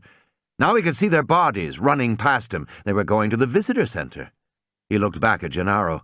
Gennaro shook his head, no. Grant leaned close and whispered in his ear, "No choice. We've got to turn on the computer." Grant set out in the fog. After a moment, Gennaro followed. Ellie didn't stop to think. When the raptors dropped inside the fence to attack Wu, she just turned and ran as fast as she could toward the far end of the lodge. There was a space 15 feet wide between the fence and the lodge. She ran, not hearing the animals pursuing her, just hearing her own breath. She rounded the corner, saw a tree growing by the side of the building, and leapt, grabbing a branch, swinging up. She was already 12 feet off the ground, and the raptors still weren't following her, and she was beginning to feel pretty good when she saw the first animal at the base of the tree. Its mouth was bloody, and bits of stringy flesh hung from its jaws. She continued to go up fast, hand over hand, just reaching and going, and she could almost see the top of the building. She looked down again. The 2 raptors were climbing the tree. Now she was at the level of the rooftop. She could see the gravel only 4 feet away, and the glass pyramids of the skylight sticking up in the mist. There was a door on the roof. She could get inside. In a single heaving effort, she flung herself through the air and landed sprawling on the gravel. She scraped her face, but somehow the only sensation was exhilaration, as if it were a kind of game she was playing, a game she intended to win. She ran for the door that led to the stairwell. Behind her, she could hear the raptors shaking the branches of the tree. They were still in the tree. She reached the door and twisted the knob. The door was locked. It took a moment for the meaning of that to cut through her euphoria. The door was locked. She was on the roof, and she couldn't get down. The door was locked. She pounded on the door in frustration, and then she ran for the far side of the roof, hoping to see a way down. But there was only the green outline of the swimming pool through the blowing mist. All around the pool was concrete decking. 10, 12 feet of concrete, too much for her to jump across. No other trees to climb down, no stairs, no fire escape, nothing. Ellie turned back and saw the raptors jumping easily to the roof. She ran to the far end of the building, hoping there might be another door there, but there wasn't. The raptors came slowly toward her, stalking her, slipping silently among the glass pyramids. She looked down. The edge of the pool was 10 feet away, too far. The raptors were closer, starting to move apart. And illogically she thought, isn't this always the way? Some little mistake screws it all up. The raptors snarled. Ellie backed away, moving to the far end of the roof. She took a breath and then began to sprint toward the edge. As she raced toward the edge, she saw the swimming pool, and she knew it was too far away, but she thought, what the hell? And leapt into space and fell. And with a stinging shock, she felt herself enveloped in coldness. She was underwater. She had done it. She came to the surface and looked up at the roof and saw the raptors looking down at her, and she knew that if she could do it, the raptors could do it too. She splashed in the water and thought, can raptors swim? But she was sure they could. They could probably swim like crocodiles. The raptors turned away from the edge of the roof, and then she heard Harding calling, Sattler! And she realized he had opened the roof door. The raptors were going toward him. Hurriedly, she climbed out of the pool and ran toward the lodge. Harding had gone up the steps to the roof 2 at a time, and he had flung open the door without thinking. Sattler! He shouted, and then he stopped. Mist blew among the pyramids on the roof. The raptors were not in sight. Sattler! He was so preoccupied with Sattler that it was a moment before he realized his mistake. He should be able to see the animals, he thought. In the next instant, the clawed forearm smashed around the side of the door, catching him in the chest with a tearing pain, and it took all of his effort to pull himself backward and close the door on the arm, and from downstairs he heard Muldoon shouting, She's here! She's already inside! From the other side of the door, the raptor snarled, and Harding slammed the door again, and the claws pulled back, and he closed the door with a metallic clang and sank, coughing, to the floor. They were on the second floor of the visitor center. A glass-walled corridor ran the length of the building. Tim looked at the names stenciled on the doors as he went past them. These seemed to be offices. Park warden, guest services, general manager, comptroller. They came to a glass partition marked with a sign, Closed Area, authorized personnel only beyond this point. There was a slot for a security card, but Tim just pushed the door open. Beyond the glass door, the hallway continued. Tim remembered this area. He had seen it earlier during the tour. Lex trotted along at his side. In the distance, he heard the snarling of raptors. The animals seemed to be approaching. Park supervisor, operations, main control. Here, Tim said. He pushed open the door. The main control room was as he had seen it before. In the center of the room was a console with 4 chairs and 4 computer monitors. The room was entirely dark, except for the monitors, which all showed a series of colored rectangles. He moved forward, staring at the computer screens. The screens were on. That could only mean the power must be back on. He peered closely at the monitor. There were rows of colored labels on the screen under the heading Jurassic Park System Startup. But then he saw something else. Numerals clicking in the upper left corner of the screen. They read 10:47:22. There were only 13 minutes left for the boat, but he was more worried about the people in the lodge. There was a static crackle. He turned and saw Lex holding a radio. She was twisting the knobs and dials. Suddenly the radio crackled. "What the hell is going on?" said Muldoon's voice. Surprised, Lex dropped the radio on the floor. Grant ducked back, crouching among the palm trees. Through the mist ahead, he could see the raptors hopping and snarling and butting their heads against the glass of the visitor center. But between snarls, they would fall silent and cock their heads as if listening to something distant. "What are they doing?" Gennaro said. Looks like they're trying to get into the cafeteria, Grant said. What's in the cafeteria? I left the kids there, Grant said. Can they break through that glass? I don't think so, no. Grant watched, and now he heard the crackle of a distant radio. And the raptors began hopping in a more agitated way. One after another, they began jumping higher and higher, until finally he saw the first of them leap lightly onto the second-floor balcony, and from there move inside the second floor of the visitor center. In the control room on the second floor, Tim snatched up the radio which Lex had dropped. He pressed the button. Hello? Hello? Is that you, Tim? It was Muldoon's voice. It's me, yes. Where are you? In the control room. The power is on. That's great, Tim, Muldoon said. If someone will tell me how to turn the computer on, I'll do it. There was a silence. We have a problem about that, Muldoon said. Nobody, who is here knows how to do that. How to turn the computer on. Tim said, What, are you kidding? Nobody knows? It seemed incredible. No. A pause. I think it's something about the main grid, turning on the main grid. You know anything about computers, Tim? Tim stared at the screen.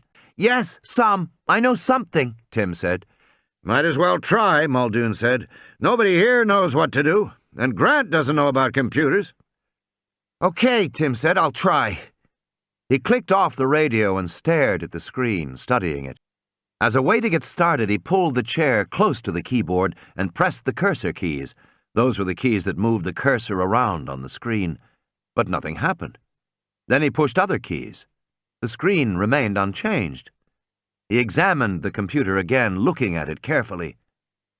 The keyboard had a row of function keys at the top, just like a regular PC keyboard, and the monitor was big and in color, but the monitor housing was sort of unusual.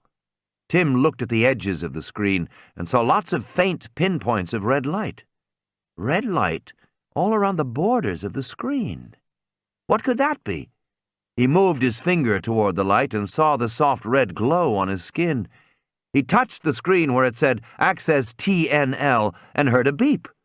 A message box flashed up saying, You already have access. Make your selection from the main screen. A moment later, the message box disappeared, and the original screen flashed back up. What happened? Lex said. What did you do? You touched something. Tim had never seen such a screen, but he'd read about them in magazines. He touched Reset Revert. Instantly, the screen changed. He got a new message. The computer is now reset. Make your selection from the main screen. Over the radio, they heard the sound of Raptors snarling. Before he could grab her hand, she had pressed View. The screen changed. Now the heading at the top said Subroutines View, Video Interface Environmental Watch. Other labeled boxes arrayed underneath designated video monitors at various locations in the park. Around the room, the monitors showed quickly changing views of different parts of the park.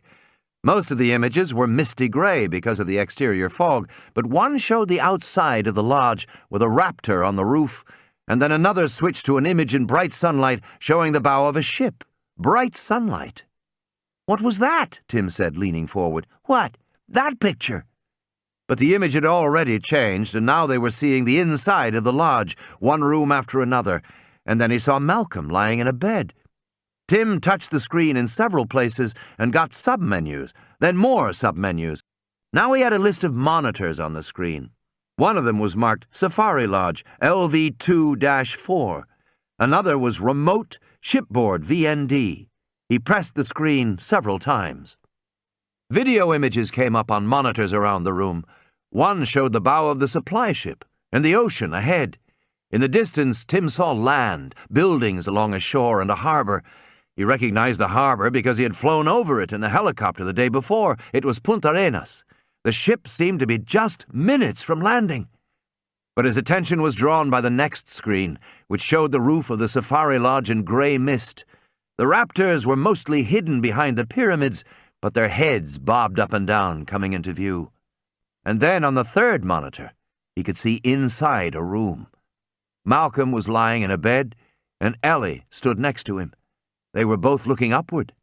As they watched, Muldoon walked into the room and joined them, looking up with an expression of concern. The radio crackled. On the screen, Muldoon lifted the radio to his lips. "Hello, Tim?" "I'm here," Tim said. We haven't got a whole lot of time," Muldoon said dully. "Better get that power grid on." And then Tim heard the Raptors snarl and saw one of the long heads duck down through the glass, briefly entering the picture from the top, snapping its jaws. Tim suddenly found himself lost in a tangled series of monitor control screens as he tried to get back to the main screen. Most systems had a single button or a single command to return to the previous screen or to the main menu, but this system did not, or at least he didn't know it. Also, he was certain that help commands had been built into the system, but he couldn't find them either. Finally, he got the main screen back. He wasn't sure what he had done, but it was back. He pushed Template Main. The screen filled with a complicated diagram with interconnecting boxes and arrows. No good, no good. He pushed Common Interface. The screen shifted. Now the heading at the top said Common Interface with tiers of different labeled boxes underneath. Maybe help on this system was called Info. He pushed Info, and a message box appeared. Jurassic Park Common User Interface version 1.1b24, developed by Integrated Computer Systems Incorporated, Cambridge, Mass. Project Supervisor Dennis Nedry. Chief Programmer Mike Bax. Jurassic Park Incorporated, all rights reserved, but he'd already pushed Find. He got another useless window. He pushed Go Back, and the screen flashed up another message window. Jurassic Park Common User Interface. Command Go Back. Cannot go back without a specific search option. See also Search, Change, Go Ahead, Find, Options, Review. On the radio, he heard Muldoon say, "How's it coming, Tim?" He didn't bother to answer. Frantic, he pushed buttons one after another. Suddenly, without warning, the main screen was back. Jurassic Park System Startup. And below it, a score of labeled boxes. He studied the screen. Electrical Main and Set Grids DNL both looked like they might have something to do with the grids. He noticed that Safety/Health and Critical Locks might be important too. He heard the growl of the Raptors. He had to make a choice. He pressed Set Grids DNL and groaned when he saw the resulting readout, rows of labeled boxes and figures under two main boxed headings, Custom Parameters and Standard Parameters. He didn't know what to do. He pushed Standard Parameters and got another screen. Standard Parameters, Park Grids B4-C6, Outer Grids C2-D2, Zoological Grids BB-07, Pen Grids R4-R4, Lodge Grids F4-D4, Maint Grids E5-L6, Main Grids C4-G7, Sensor Grids D5-G4, Utility Grids AH-B5, Core Grids A1-C1, Circuit Integrity Not Tested, Security Grids Remain Automatic. It took him a moment to realize that he had just gotten valuable information. He now knew the grid coordinates for the lodge. He pushed Grid F4, and the screen flashed, Power Grid F4, Safari Lodge. Command cannot be executed. Error -505. Power incompatible with command error. Refer manual pages 4.09 to 4.11.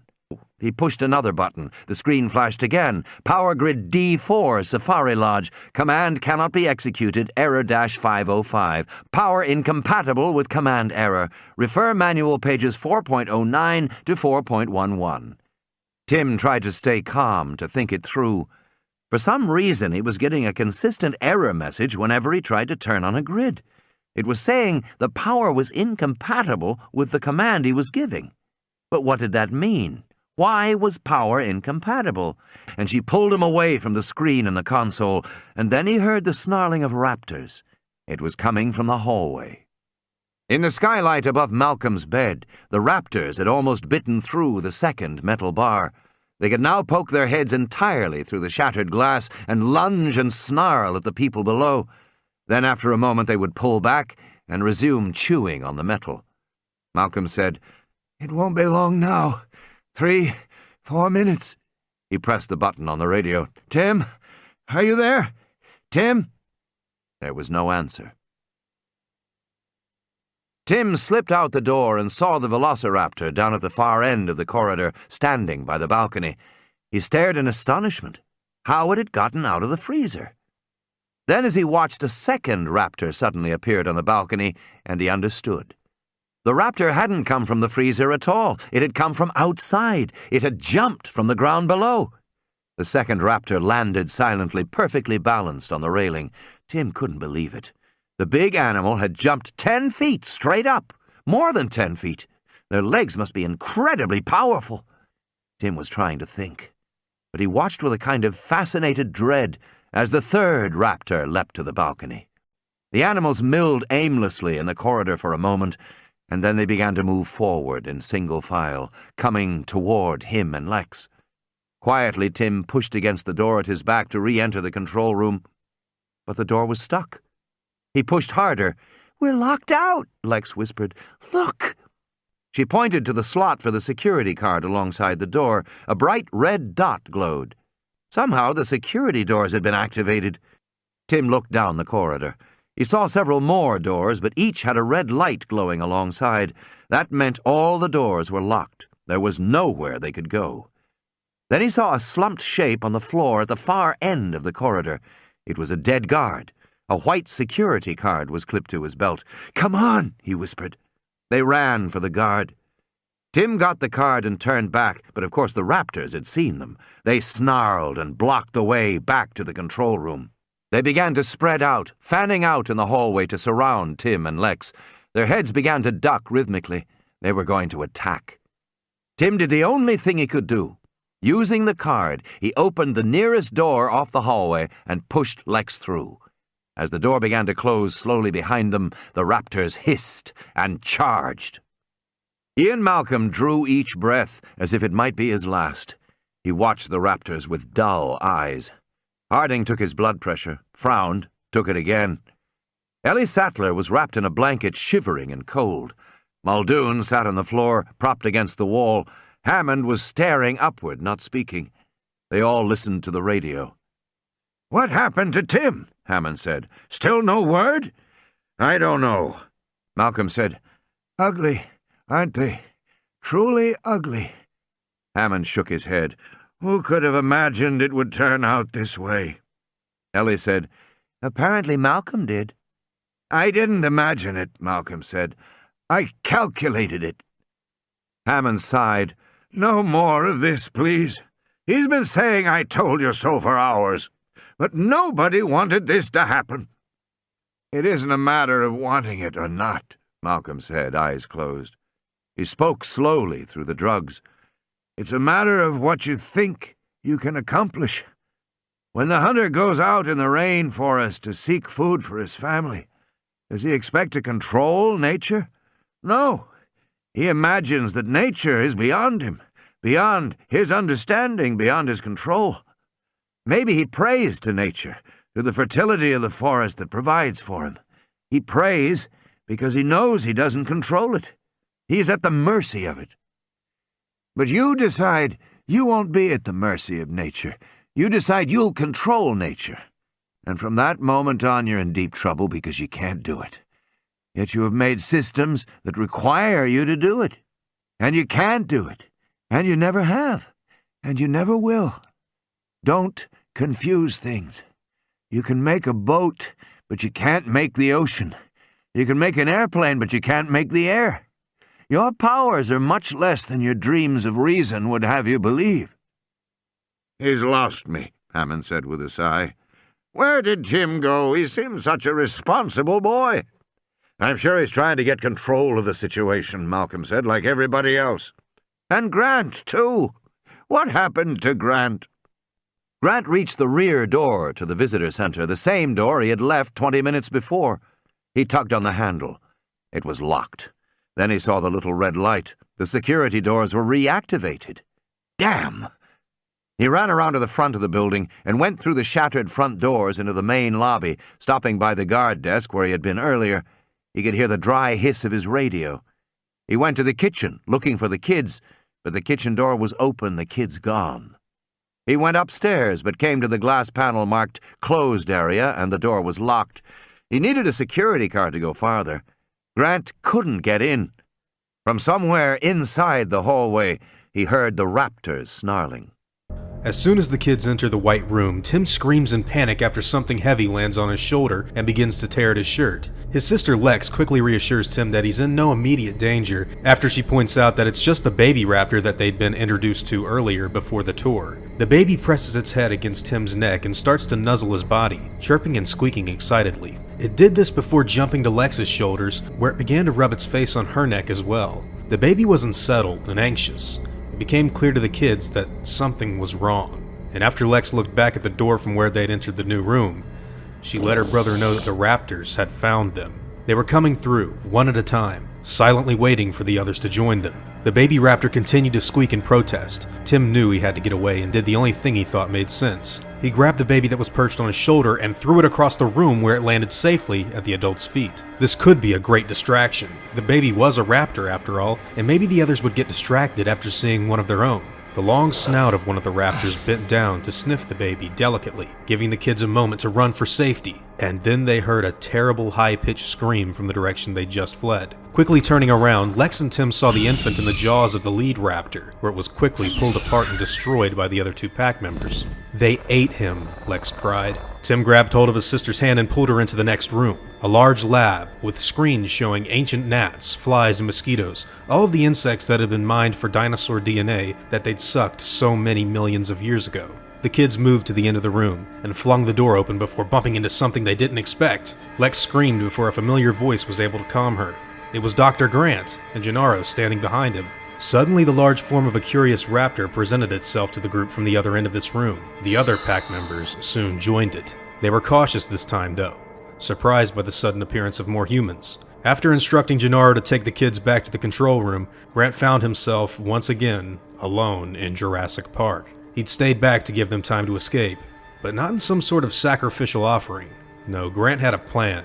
He began to make his way towards a door with a big blue biohazard sign, making sure the raptors stayed focused on him, and were still moving forward to continue their hunt. Once inside, he breathed a sigh of relief after realizing that he was just where he needed to be.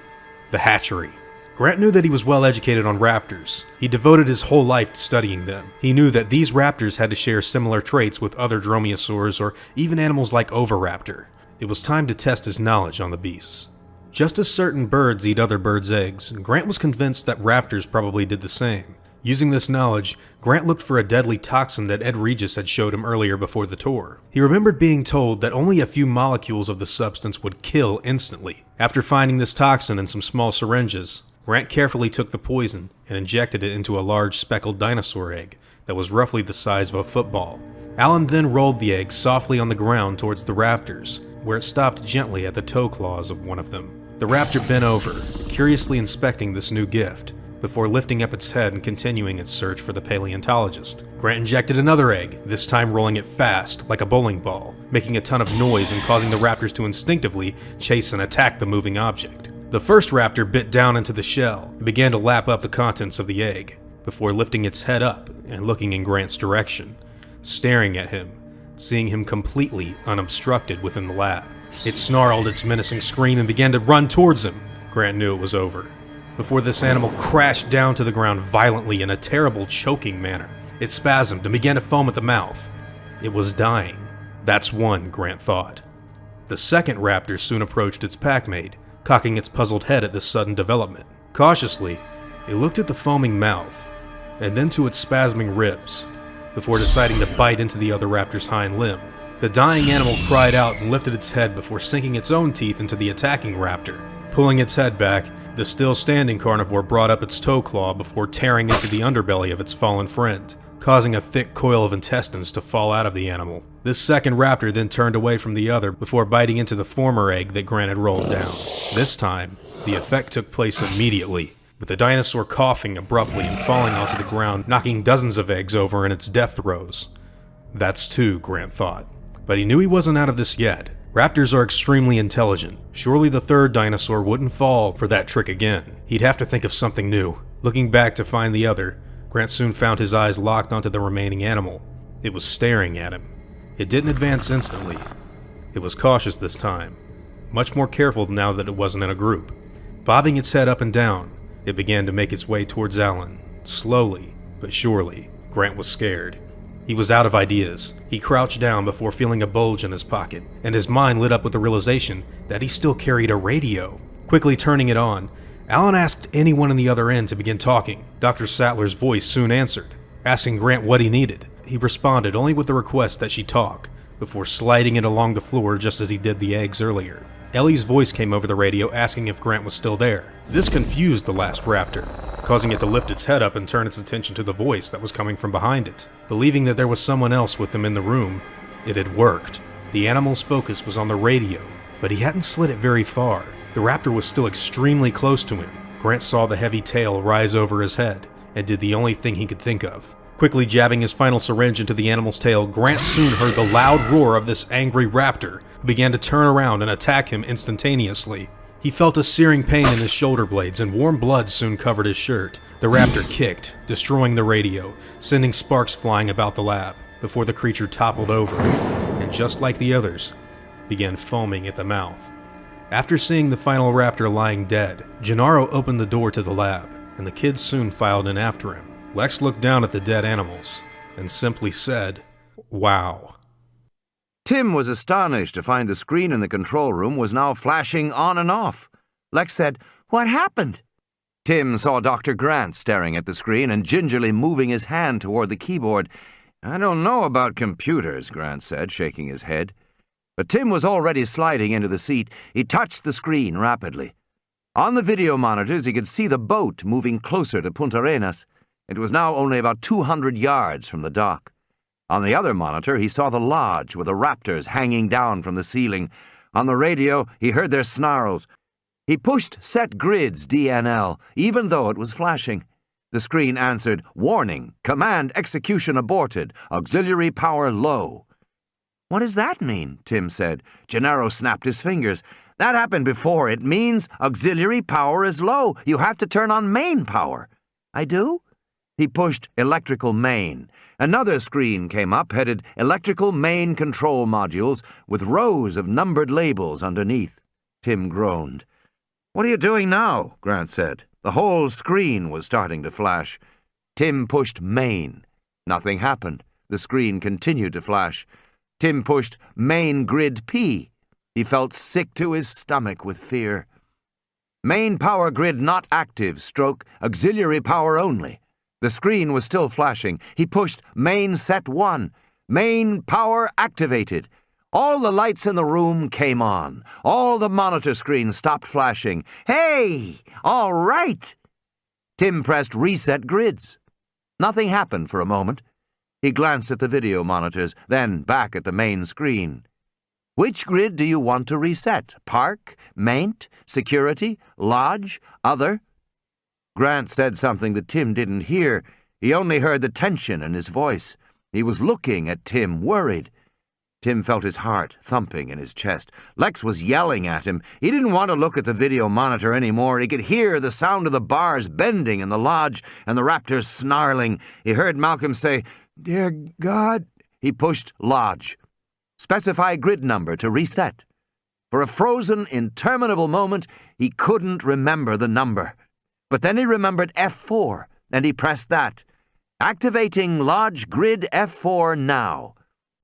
On the video monitor, he saw an explosion of sparks sputtering down from the ceiling of the hotel room. The monitor flared white. Lex shouted, "What did you do?"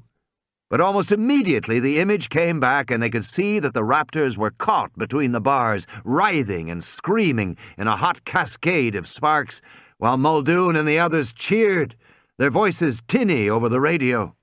"That's it," Grant said, slapping Timmy on the back. "That's it! You did it!" They were all standing and jumping up and down when Lex said, "What about the ship?" "The what?" "The ship," she said, and pointed to the screen. On the monitor, the buildings beyond the bow of the ship were much larger and moving to the right as the ship turned left and prepared to dock.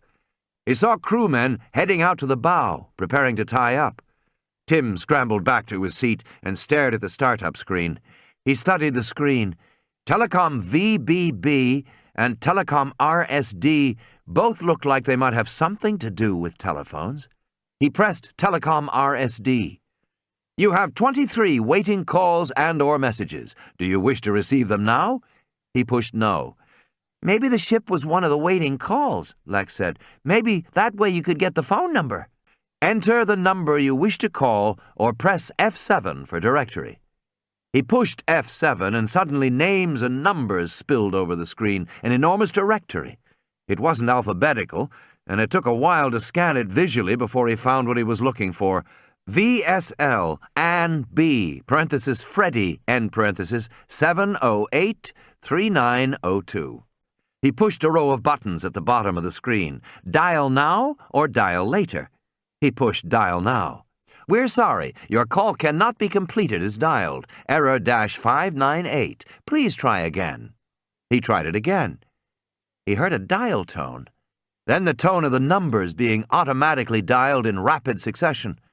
Is that it? Grant said.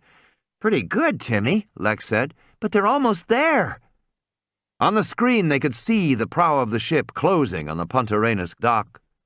They heard a high-pitched squeal. And then a voice said, hello, John, this is Freddy. Do you read me, over? Tim picked up a phone on the console but heard only a dial tone. Hello, John, this is Freddy. Over? Now they were all picking up phones, lifting every receiver in sight, but they heard only dial tones. Finally, Tim saw a phone mounted on the side of the console with a blinking light.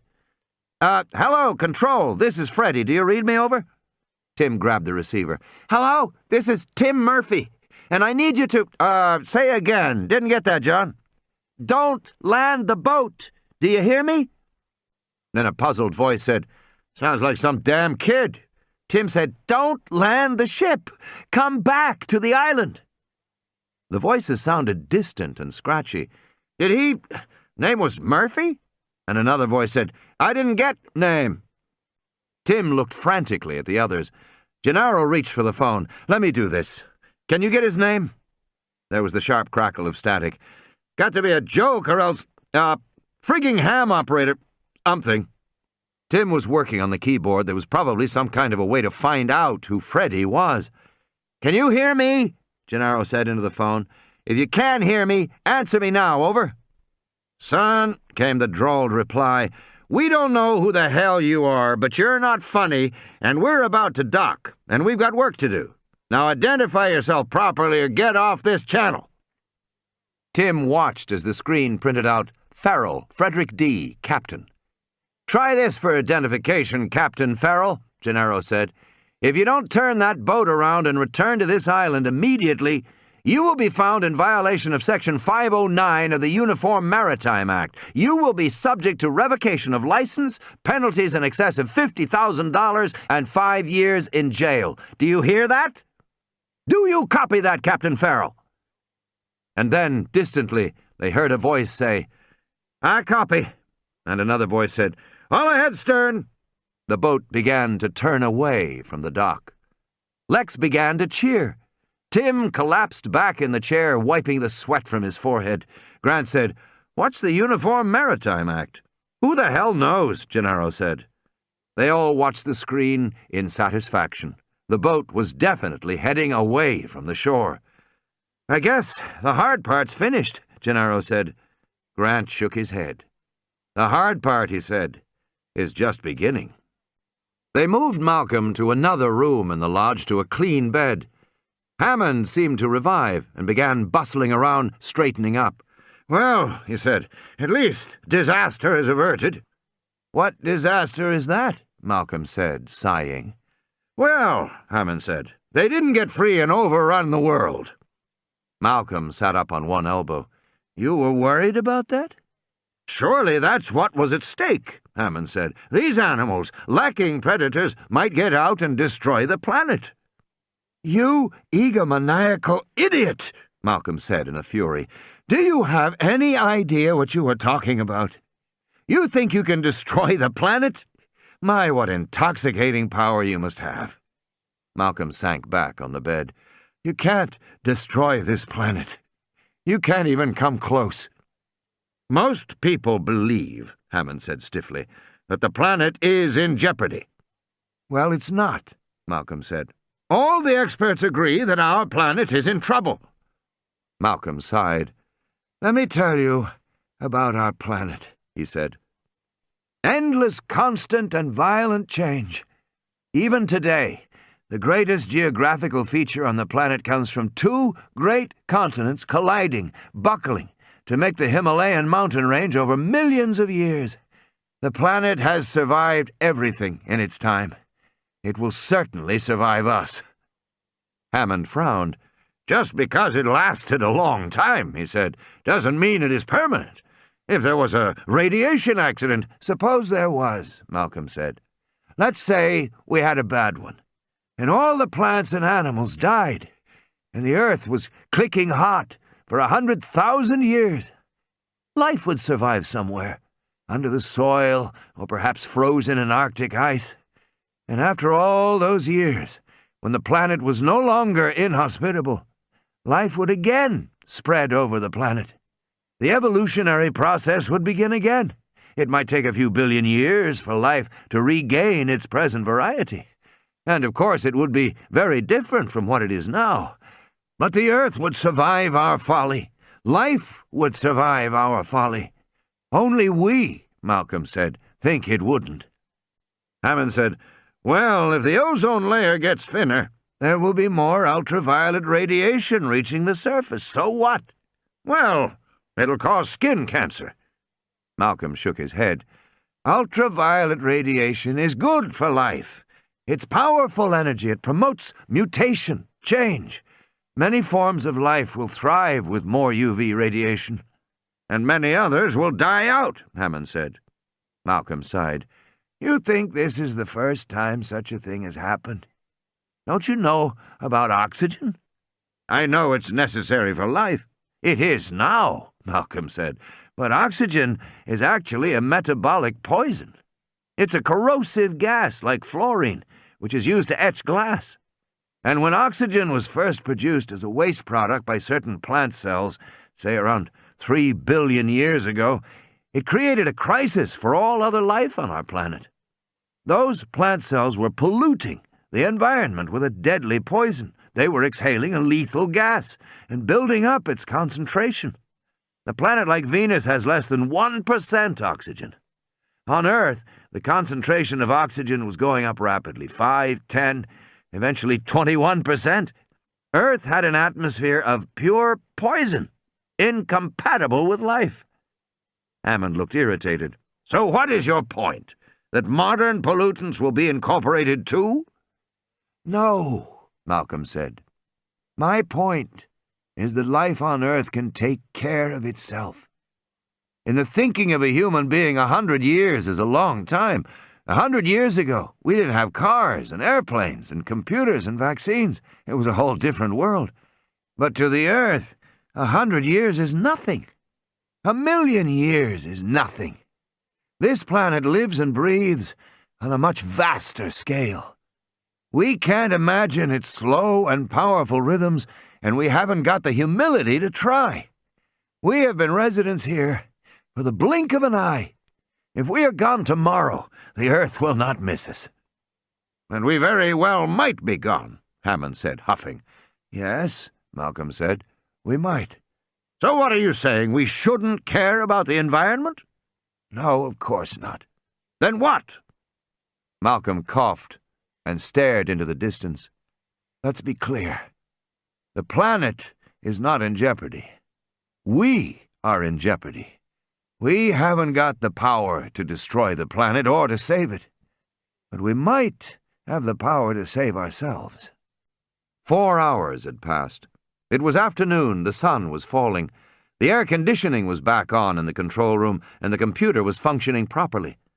As near as they could determine, out of 24 people on the island, 8 were dead, and 6 more were missing. The visitor center and the safari lodge were both secure, and the northern perimeter seemed to be clear of dinosaurs. They had called authorities in San Jose for help. The Costa Rican National Guard was on its way, as well as an air ambulance to carry Malcolm to a hospital. In the meantime, there was nothing to do but wait. The ship was returning. The crew had discovered 3 young raptors scampering about in one of the aft holds and had killed the animals. On Isla Nublar, the immediate danger appeared to have passed. Everyone was in either the visitor center or the lodge. Tim had gotten quite good with a computer, and he flashed up a new screen. Total animals, 292. Tyrannosaurs expected, 2. Found, 1, version 4.1. Maiasaurs expected, 22. Found, 20, version unknown. Stegosaurs expected, 4. Found, 1, version 3.9.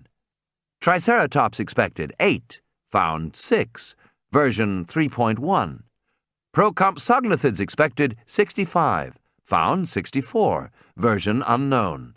Othnielia expected, 23. Found, 15, version 3.1. Velociraptors expected, 37. Found, 27, version unknown. Apatosaurs expected, 17. Found, 12, version 3.1. Hadrosaurs expected, 11. Found, 5, version 3.1. Dilophosaurs expected, 7. Found, 4, version 4.3. Pterosaurs expected, 6. Found, 5, version 4.3. Hypsilophodontids expected, 34. Found, 14, version unknown. Euplocephalids expected, 16. Found, 9, version 4.0. Styracosaurs expected, 18. Found, 7, version 3.9. Microceratops expected, 22. Found, 13, version 4.1. Total expected, 292. Total found, 203. What the hell is it doing now? Gennaro said. Now it says there are fewer animals. Grant nodded. Probably. Ellie said, Jurassic Park is finally coming under control. Meaning what? Equilibrium. Grant pointed to the monitors. On one of them, the hypsilophodonts leapt into the air as a pack of velociraptors entered the field from the west. The fences have been down for hours, Grant said.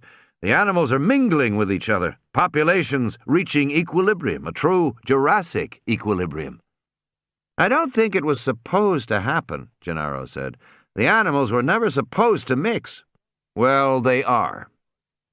On another monitor, Grant saw a pack of raptors racing at full speed across an open field toward a 4-ton hadrosaur. The hadrosaur turned to flee, and one of the raptors jumped onto its back, biting into the long neck, while the others raced forward, circled around it, nipped at its legs, leapt up to slash at the belly with their powerful claws. Within minutes, 6 raptors had brought down the larger animal. Is it the way you imagined? I don't know what I imagined, he said. He watched the monitor. No, not exactly. Muldoon said quietly, You know, it appears all the adult raptors are out right now. Grant didn't pay much attention at first. He just watched the monitors, the interaction of the great animals. In the south, the stegosaur was swinging its spiked tail, warily circling the baby tyrannosaur, which watched it, bemused, and occasionally lunged forward to nip ineffectually at the spikes. In the western quadrant, the adult triceratopsians were fighting among themselves, charging and locking horns. One animal already lay wounded and dying. Muldoon said, We've got about an hour of good daylight left, Dr. Grant, if you want to try and find that nest. Right, Grant said, I do. I was thinking, Muldoon said, that when the Costa Ricans come, they will probably imagine this island to be a military problem, something to destroy as soon as possible. Damn right, Gennaro said.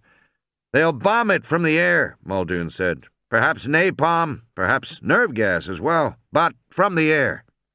I hope they do, Gennaro said. This island is too dangerous. Every animal on this island must be destroyed, and the sooner the better. Grant said, That's not satisfactory. He got to his feet. Let's get started. I don't think you understand, Alan, Gennaro said. It's my opinion that this island is too dangerous. It must be destroyed. Every animal on this island must be destroyed. And that's what the Costa Rican Guard will do. I think we should leave it in their capable hands. Do you understand what I'm saying? Perfectly, Grant said again. Then what's your problem? Gennaro said. It's a military operation. Let them do it. Grant's back ached where the raptor had clawed him. No, he said. We have to take care of it. Leave it to the experts, Gennaro said. And suddenly he lost his temper and slammed the lawyer up against the concrete wall. Listen, you little bastard! You have a responsibility to this situation, and you're going to start living up to it. I am, Gennaro said, coughing. No, you're not. You've shirked your responsibility all along from the very beginning. The hell, you sold investors on an undertaking you didn't fully understand. You were part owner of a business you failed to supervise. You did not check the activities of a man whom you knew from experience to be a liar, and you permitted that man to screw around with the most dangerous technology in human history. I'd say you shirked your responsibility. Gennaro coughed again. Well, now I'm taking responsibility. No, Grant said, you're still shirking it. And you can't do that anymore. He released Gennaro, who bent over, gasping for breath. Grant turned to Muldoon. What have we got for weapons? Muldoon said, We've got some control nets and shock prods. How good are these shock prods? Grant said. They're like bang sticks for sharks. They have an explosive capacitor tip, delivers a shock on contact, high voltage, low amps. Not fatal, but it's definitely incapacitating. That's not going to do it, Grant said. Not in the nest. What nest? Gennaro said, coughing. The raptor nest, Ellie said. The raptor nest? Grant was saying, Have you got any radio collars? I'm sure we do, Muldoon said. Get one. And is there anything else that can be used for defense? Muldoon shook his head. Well, get whatever you can. Muldoon went away. Grant turned to Gennaro. Your island is a mess, Mr. Gennaro. Your experiment is a mess. It has to be cleaned up. But you can't do that until you know the extent of the mess, and that means finding the nests on the island, especially the raptor nests. They'll be hidden. We have to find them and inspect them and count the eggs. We have to account for every animal born on this island. Then we can burn it down. But first, we have a little work to do. Ellie was looking at the wall map, which now showed the animal ranges. Tim was working the keyboard. She pointed to the map. The raptors are localized in the southern area, down where the volcanic steam fields are. Maybe they like the warmth. Is there any place to hide down there? Turns out there is, she said. There's massive concrete waterworks to control flooding in the southern flatlands. Big underground area, water and shade. Grant nodded. Then that's where they'll be. Ellie said, I think there's an entrance from the beach, too. She turned to the consoles and said, Tim, show us the cutaways on the waterworks. He was hunched over the keyboard. Just a minute, he said. I found something. What is it? It's an unmarked storage room. I don't know what's there. Then it might have weapons, Grant said. They were all behind the maintenance building, unlocking a steel storm door, lifting it up into the sunlight to reveal concrete steps going down into the earth. Damned Arnold, Muldoon said as he hobbled down the steps. He must have known this was here all along. Maybe not, Grant said. He didn't try to go here. Well, then, Hammond knew. Somebody knew. Where is Hammond now? Still in the lodge. They reached the bottom of the stairs and came upon rows of gas masks hanging on the wall in plastic containers. They shone their flashlights deeper into the room and saw several heavy glass cubes, 2 feet high with steel caps. Grant could see small, dark spheres inside the cubes. It was like being in a room full of giant pepper mills, he thought. Muldoon opened the cap of one, reached in and withdrew a sphere. He turned it in the light, frowning. I'll be damned. What is it? Grant said. Moro 12, Muldoon said. It's an inhalation nerve gas. These are grenades. Lots and lots of grenades. Let's get started, Grant said grimly. It likes me, Lex said, smiling. They were standing in the garage of the visitor center by the little raptor that Grant had captured in the tunnel. She was petting the raptor through the cage bars. The animal rubbed up against her hand. I'd be careful there, Muldoon said. They can give a nasty bite. Muldoon was holding the leather collar with a small metal box attached to it. Grant heard the high-pitched beeping in the headset. Is it a problem putting the collar on the animal? Lex was still petting the raptor, reaching through the cage. I bet he'll let me put it on him, she said. So Muldoon gave Lex the collar, and she held it out so the raptor could smell it. Then she slowly slipped it around the animal's neck. The raptor turned brighter green when Lex buckled it and closed the Velcro cover over the buckle. Then the animal relaxed and turned paler again. "I'll be damned," Muldoon said. "It's a chameleon," Lex said. "The other raptors couldn't do that," Muldoon said, frowning. "This wild animal must be different. By the way," he said, turning to Grant, "if they're all born females, how do they breed? You never explained that bit about the frog DNA." "It's not frog DNA," Grant said. "It's amphibian DNA. But the phenomenon happens to be particularly well documented in frogs, especially West African frogs, if I remember." "What phenomenon is that?"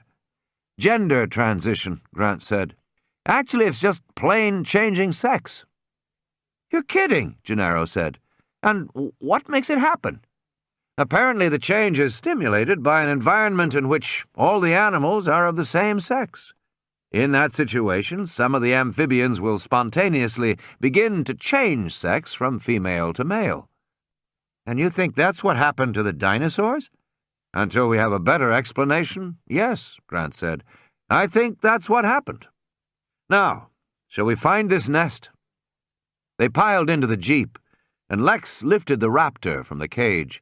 The animal seemed quite calm, almost tame in her hands. She gave it a final pat on the head and released it. The raptor turned and ran off into the foliage. Grant held the receiver and wore the headphones. Muldoon drove. The car bounced along the main road going south. Gennaro turned to Grant and said, "What is it like, this nest?" "Nobody knows," Grant said. "But I thought you dug them up." "I've dug up fossil dinosaur nests," Grant said, "but all fossils are distorted by the weight of millennia. We've made some hypotheses, some suppositions, but nobody really knows what the nests were like." Grant listened to the beeps and signaled Muldoon to head farther west. It looked more and more as if Ellie had been correct. The nest was in the southern volcanic fields.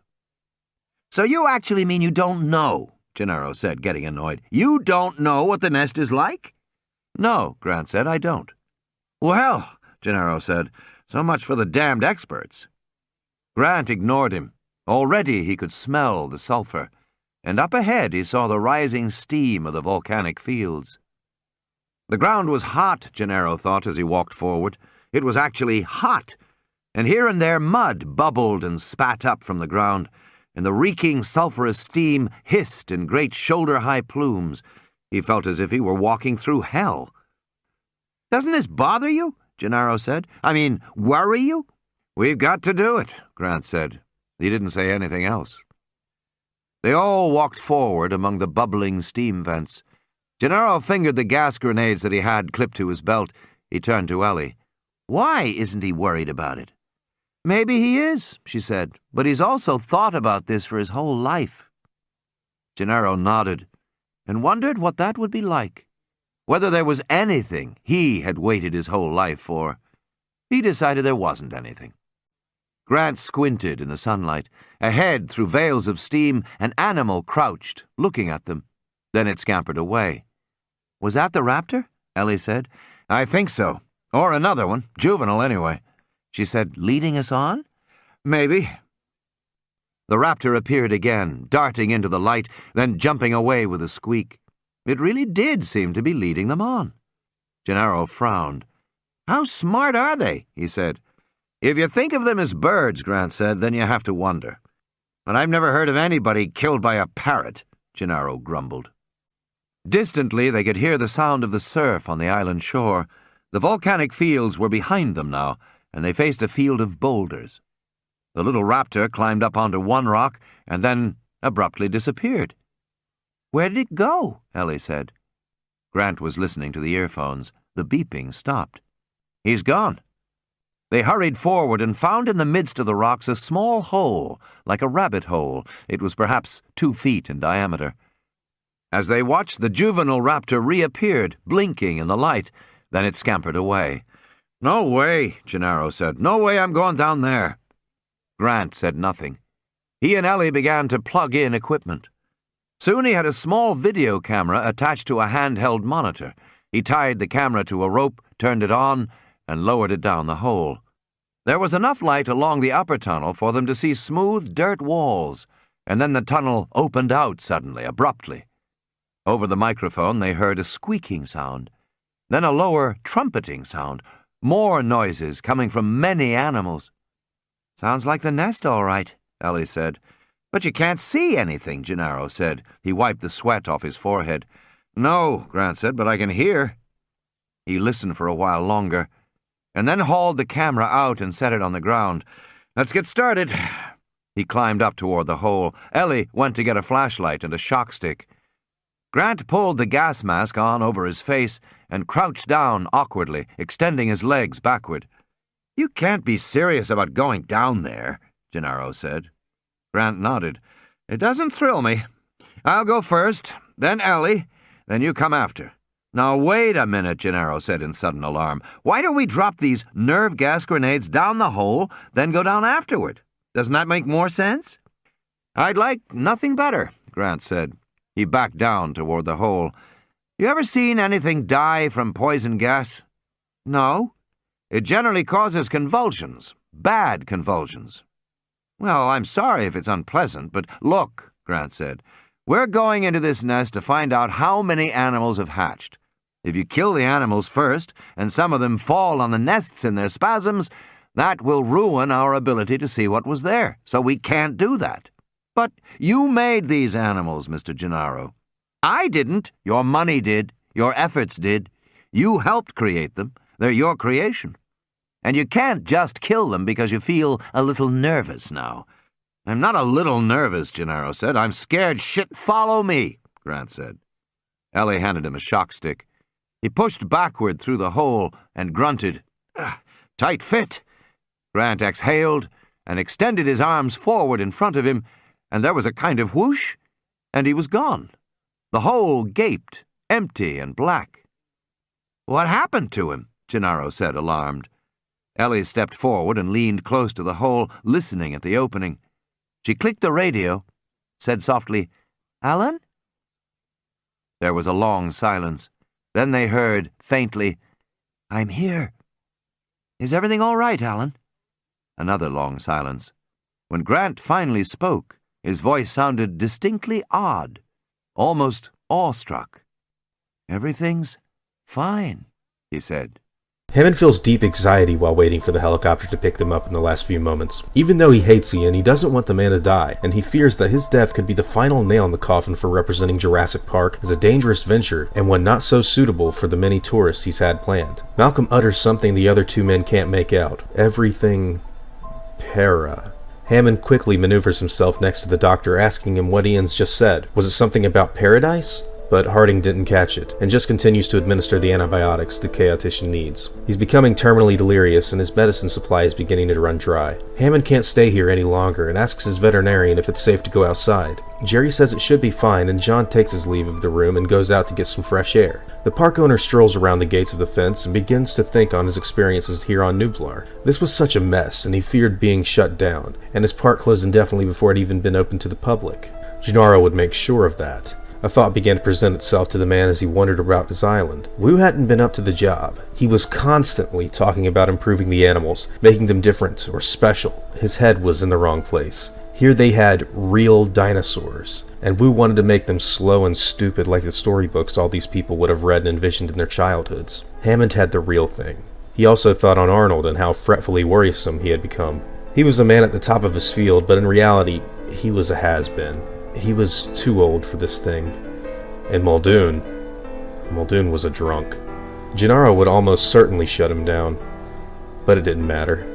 There were plenty of embryos stowed away in a vault within engine headquarters off of the island, and if this place did have any problems, then he just fixed them. That's how all progress is made. Next time, it'll be flawless. Hammond passed one of his Tekin workers now along a stroll. The man nodded to the billionaire, but Hammond paid him no mind. He hated having chosen a place around Costa Rica. This place... The Tyrannosaur? What could the Tyrannosaur possibly be doing here? Hammond turned around and saw the Tekin worker running for his life and thought for a split second he saw the shadow of the juvenile Rex running towards him. Hammond ran. He ran and turned off the path, tripping himself up from the difference in ground. He fell, and rolled, and didn't stop rolling until he reached the bottom of the hill. His face was in a small stream and his ankle was almost certainly broken. He heard the roar of the tyrannosaur again. God, it scared him. Then he heard the familiar sound of his grandchildren, emanating over the loudspeakers of the park. They were complaining about getting turns and pressing buttons, and then suddenly Hammond heard the Rex cry again, only this time in a strange musical tone along with a persisting echo heard afterwards. Hammond thought for a second that bringing his damned grandchildren was a serious problem he'd made. He picked himself up, and after realizing he couldn't make it up the hill on his broken ankle, he begins to shout for help. Now Malcolm began to speak more clearly to Harding. He stated that everything looked different on the other side. Harding thought the man was about to pass and asked him what other side he could be speaking of, with Malcolm's reply being one of paradigm. This leads Harding to remember the mathematician's earlier words that they couldn't make out, and he asks Ian if he's speaking of paradigm shifts. Paradigm shifts were not an often occurrence and usually shook the scientific community and the very world to the core with a deeper understanding of intricacies. Darwinian evolution and quantum mechanics were good examples. Malcolm says it's not just paradigm, but beyond paradigm, and states he doesn't care anymore. Jerry Harding asks what he doesn't care about, and gets Ian's response of anything. He doesn't care about anything anymore, because everything looks so different on the other side. "You're crazy," Gennaro said to Ellie Sattler, watching as she squeezed backward into the rabbit hole, stretching her arms forward. "You're crazy to do that." She smiled. "Probably," she said. She reached forward with her outstretched hands and pushed backward against the sides of the hole, and suddenly she was gone. The hole gaped black. Gennaro began to sweat. He turned to Muldoon, who was standing by the jeep. "I'm not doing this," he said. "Yes, you are. I can't do this. I can't." "They're waiting for you," Muldoon said. "You have to." "Christ only knows what's down there," Gennaro said. "I'm telling you, I can't do it." "You have to." Gennaro turned away, looked at the hole, looked back. "I can't. You can't make me." "I suppose not," Muldoon said. He held up the stainless steel prod. "Ever felt a shock stick?" "No." "Doesn't do much," Muldoon said. "Almost never fatal. Generally knocks you flat. Perhaps loosens your bowels. But it doesn't usually have any permanent effect, at least not on dinos. But then people are much smaller." "I think you better go down and count those animals," Muldoon said. "And you better hurry." Gennaro looked back at the hole, at the black opening, a mouth in the earth. Then he looked at Muldoon standing there, large and impassive. Gennaro was sweating and light-headed. He started walking toward the hole. From a distance it appeared small, but as he came closer it seemed to grow larger. Gennaro climbed backward into the hole, but he began to feel too frightened to continue that way. The idea of backing into the unknown filled him with dread. So at the last minute he turned around and climbed head first into the hole, extending his arms forward and kicking his feet, because at least he would see where he was going. He pulled the gas mask over his face.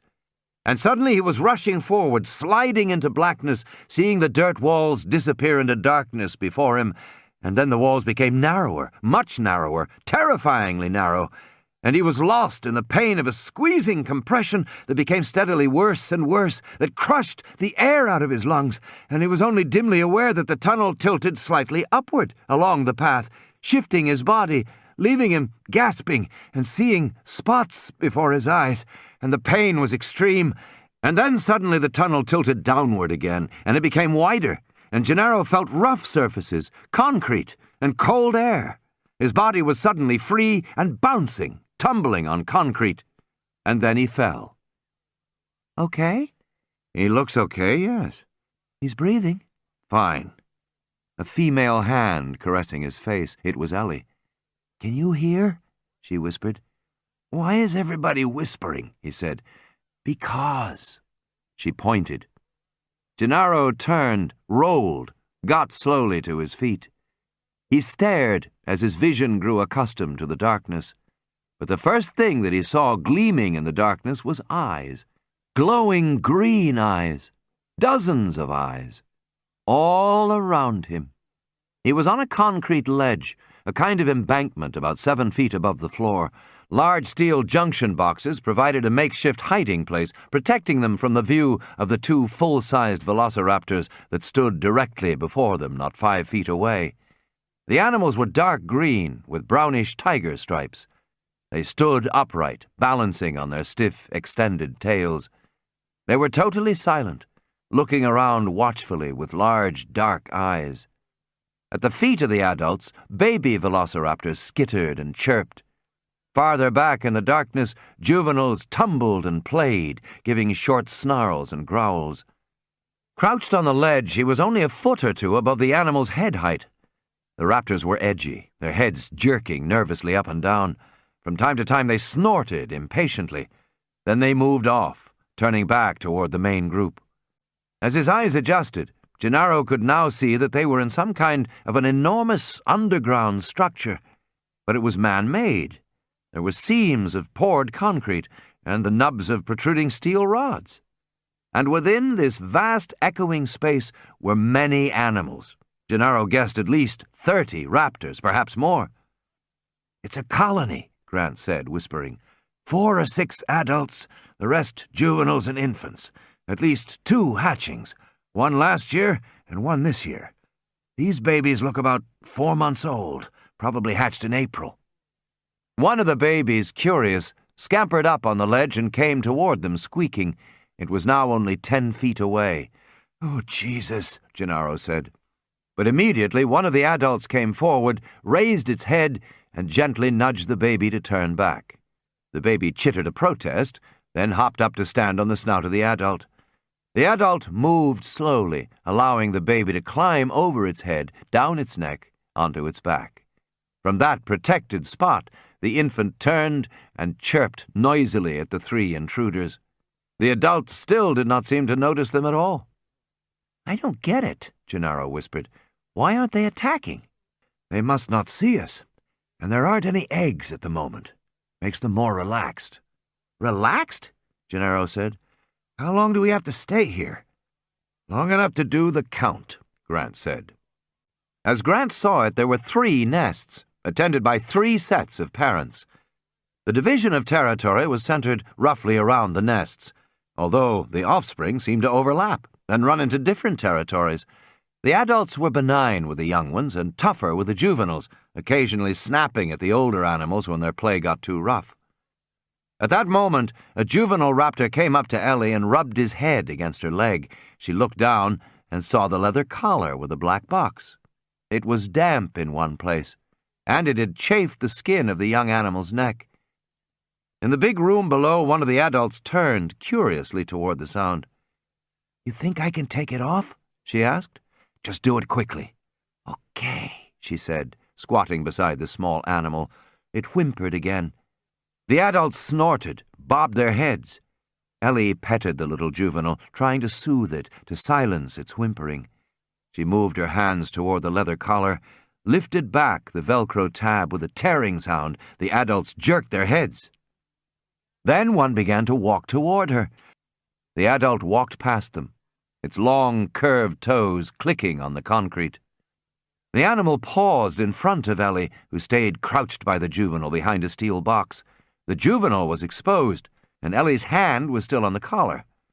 The adult raised its head and sniffed the air. The adult's big head was very close to her hand, but he could not see her because of the junction box.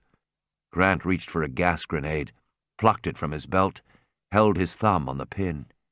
Gennaro put out a restraining hand, shook his head, nodded to Ellie. She wasn't wearing her mask. Grant set the grenade down, reached for the shock prod. The adult was still very close to Ellie.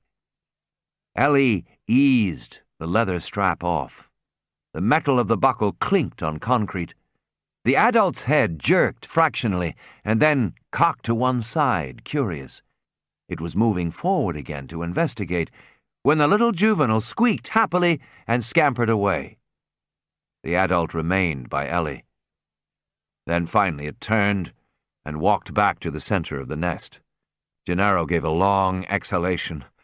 "Jesus, can we leave?" "No," Grant said, "but I think we can get some work done now." In the phosphorescent green glow of the night vision goggles, Grant peered down into the room from the ledge, looking at the first nest.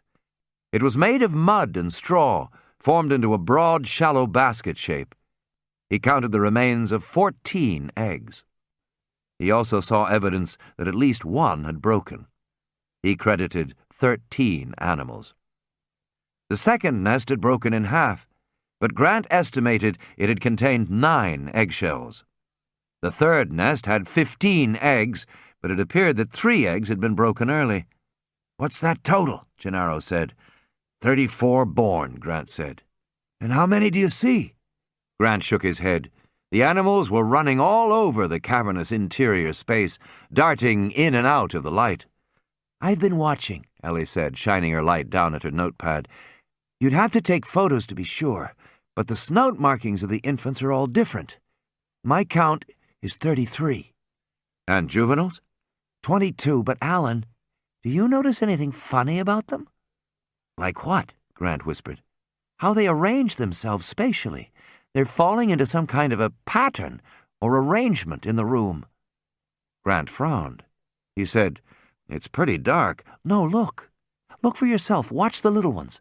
When they are playing, they tumble and run every which way, but in between, when the babies are standing around, notice how they orient their bodies. They face either that wall or the opposite wall. It's like they line up." "You think there's a colony metastructure, like bees?" "No, not exactly," she said. "It's more subtle than that. It's just a tendency." "And the babies do it?" "No, they all do it. The adults do it, too. Watch them. I'm telling you, they line up." It seemed as if she was right.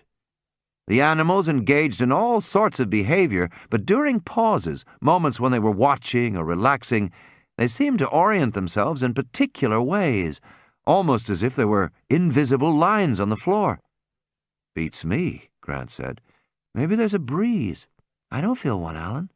What are they doing? Some kind of social organization expressed as spatial structure?" "That doesn't make sense," she said, "because they all do it." Gennaro flipped up his watch. "I knew this thing would come in handy one day." Beneath the watch face was a compass. Grant said, "You have much use for that in court?" "No," Gennaro shook his head. "My wife gave it to me," he explained, "for my birthday." "Well," he said, "they're not lined up according to anything. I guess they're sort of northeast, southwest, something like that." Ellie said, "Maybe they're hearing something, turning their heads so they can hear. Or maybe it's just ritual behavior," she said, "species-specific behavior that serves to identify them to one another. But maybe it doesn't have any broader meaning." Ellie sighed. "Or maybe they're weird. Maybe dinosaurs are weird. Or maybe it's a kind of communication." Gennaro watched them and said, "Why don't they go outside? They're nocturnal." "Yes, but it almost seems like they're hiding." Grant shrugged. In the next moment, the infants began to squeak and hop excitedly. The adults watched curiously for a moment, and then, with hoots and cries that echoed in the dark cavernous space, all the dinosaurs wheeled and ran, heading down the concrete tunnel into the darkness beyond. Hammond had been attempting an ascent of the hillside for over an hour. His ankle was purple and swollen now. He began to experience dizziness while climbing. He could practically see his bungalow over the hill, but he had made very little progress climbing out of here. He was 76 years old, and even though he took extremely good care of himself, shouldn't have to climb a hill with a broken ankle at his age. Suddenly, little bits of earth began to tumble down towards John. He looked up to see a small green chicken-sized creation squeaking and hopping his way. And then another. And then another. Compies, Hammond thought. They weren't necessarily dangerous, but they did have a slightly poisonous bite. They used this venom to subdue larger crippled animals. Suddenly, Hammond felt the very real sensation of dread fill his body. The compy venom was like a narcotic. It made you feel dreamy and have no sense of pain. John thought the hell with that as he threw a stone square in the chest of one of the compies and knocked it back away, screaming in pain. The others backed off, and Hammond turned around and tried to maneuver his way out of this mess. Then John felt the weight of one of his animals pouncing on his back. He lost his balance and began to tumble down the hill again. A compy jumped on his chest now and took a bite out of his hand. Hammond looked at the blood run down his palm in horror as he turned around to ascend the hillside. The compies began to swarm him now, taking small bites and chirping around him excitedly. He began to cease batting them away. He started to feel detached from himself, and very relaxed. He turned around facing the animals while lying on his back. They were like a group of excited birds, chirping away. One jumped up on Hammond and nipped him on the cheek, but he didn't care anymore, and he laid there as the animals descended upon him from the hillside. being at total peace with himself. Here comes all his little creations. Chasing the dinosaurs, following the curves and slopes of concrete, Grant suddenly burst out through a cavernous opening and found himself standing on the beach, looking at the Pacific Ocean. All around him, the young velociraptors were scampering and kicking in the sand. But one by one, the animals moved back into the shade of the palm trees at the edge of the mangrove swamp, and there they stood, lined up in their peculiar fashion, watching the ocean. They stared fixedly to the south. "I don't get it," Gennaro said. "I don't either," Grant said, "except that they clearly don't like the sun." It wasn't very sunny on the beach, a light mist blew, and the ocean was hazy, but why had they suddenly left the nest? What had brought the entire colony to the beach? Gennaro flipped up the dial on his watch and looked at the way the animals were standing. Northeast-southwest, same as before. Behind the beach, deeper in the woods, they heard the hum of the electric fence. "At least we know how they get outside the fence," Ellie said. Then they heard the throb of marine diesels, and through the mist they saw a ship appearing in the south, a large freighter. It slowly moved north. "So that's why they came out," Gennaro said. Grant nodded. They must have heard it coming. As the freighter passed, all the animals watched it, standing silent except for the occasional chirp or squeak. Grant was struck by the coordination of their behavior, the way they moved and acted as a group. And as Grant looked, he saw that the adults were in charge now. There was a clear spatial organization along the beach, and as the animals settled down, it was not loose and shifting the way it had been inside. Rather, it was quite regular, almost regimented. The adults were spaced every 10 yards or so, each adult surrounded by a cluster of infants. The juveniles were positioned between and slightly ahead of the adults. But Grant also saw that all the adults were not equal.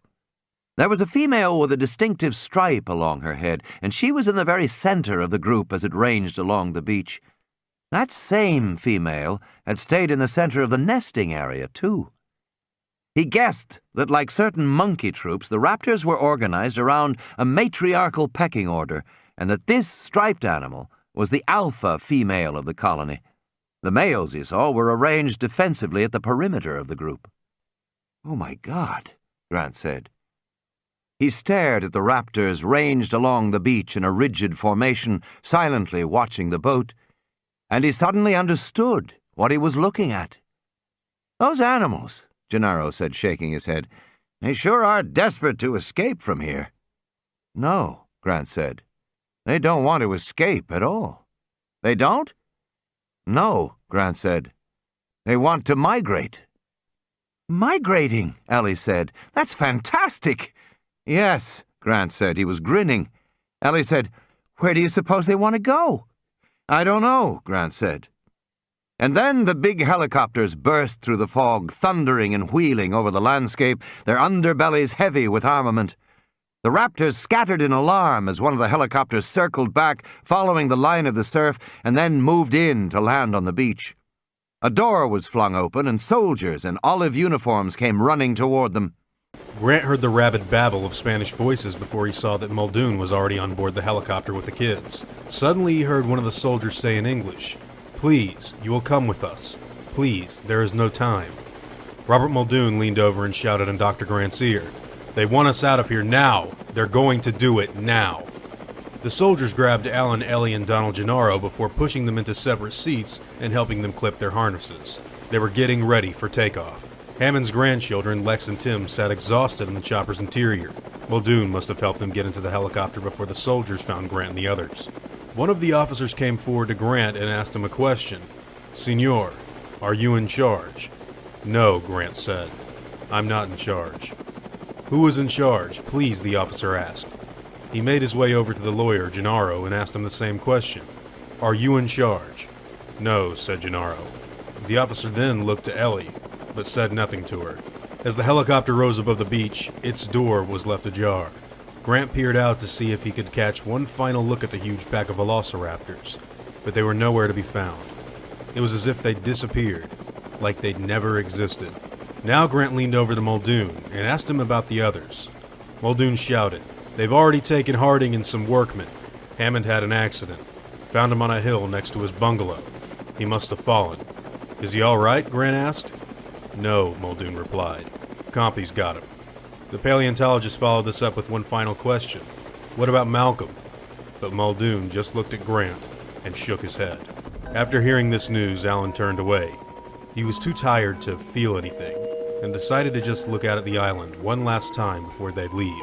In the fading light, he could barely make out the little Rex crouched over a fresh hadrosaur kill, its bloody jaws looking up at the helicopter as it passed over the lagoon. And then somewhere behind them, they heard loud explosions.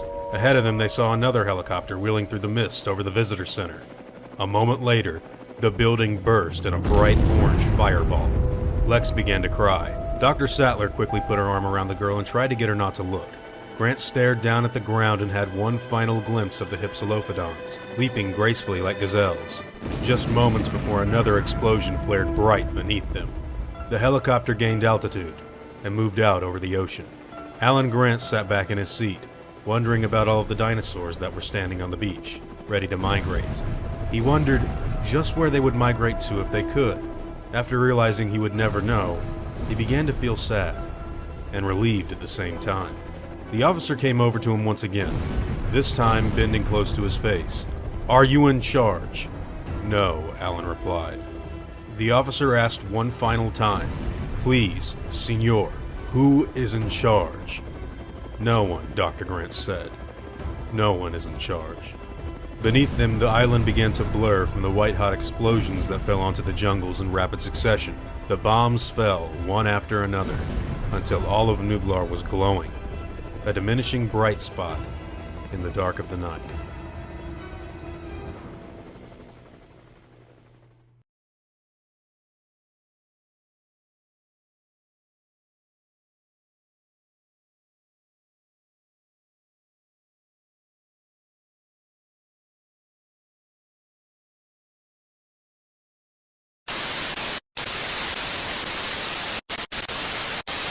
Days went by and the survivors stayed put. The government had been gracious to those that had made it off of Cloud Island before the napalm bombing, but they felt like they'd been deceived by John Hammond and his overambitious goal to create a dinosaur theme park. There was no burial for the billionaire, nor did they permit one for the famed chaotician, Ian Malcolm. Each day, they made Grant go over his story in a government office. He'd told the same account of events again and again, but the Costa Ricans needed to make sure that he wasn't lying. Grant began to feel like there was something that they wanted him to tell them, something different, almost as if they were waiting for something. He didn't know what for. Finally, he was sitting around the swimming pool of the hotel one afternoon, watching Lex and Tim splash, when an American with khakis walked up. "We've never met before," said the man, "but I'm Marty Gutierrez. I'm a researcher here at the Carrara station." Grant immediately recognized the name. This was the guy who found the original specimen of the Procompsognathus Grant identified. "That's right, yes," said Marty. "You must be eager to go home." Grant replied that, indeed he was. He only had a few days left to dig in Montana before the winter would set in. First snow usually came in August. Is that why the Hammond Foundation supported northern digs? Because intact genetic material from dinosaurs was more likely to be recovered from cold climates? Grant told the man it was what he presumed, yes. Gutierrez nodded. "He was a clever man, Mr. Hammond." The man in khakis now took a seat next to Grant in a pool chair, and he began to give the paleontologist some insight. "The authorities won't tell you, because they're afraid, and perhaps also resentful for you for what you've done. But something very peculiar is happening in the rural regions. The bites of the babies has thankfully stopped, but now there's something else. This spring in the Ismaloya section in the north, some unknown animals ate the crops in a very peculiar manner. They moved each day in a straight line, almost as straight as an arrow, from the coast to the mountains, then to the jungle." Alan sat upright. Now he was concerned. Like a migration, wouldn't you say, Dr. Grant?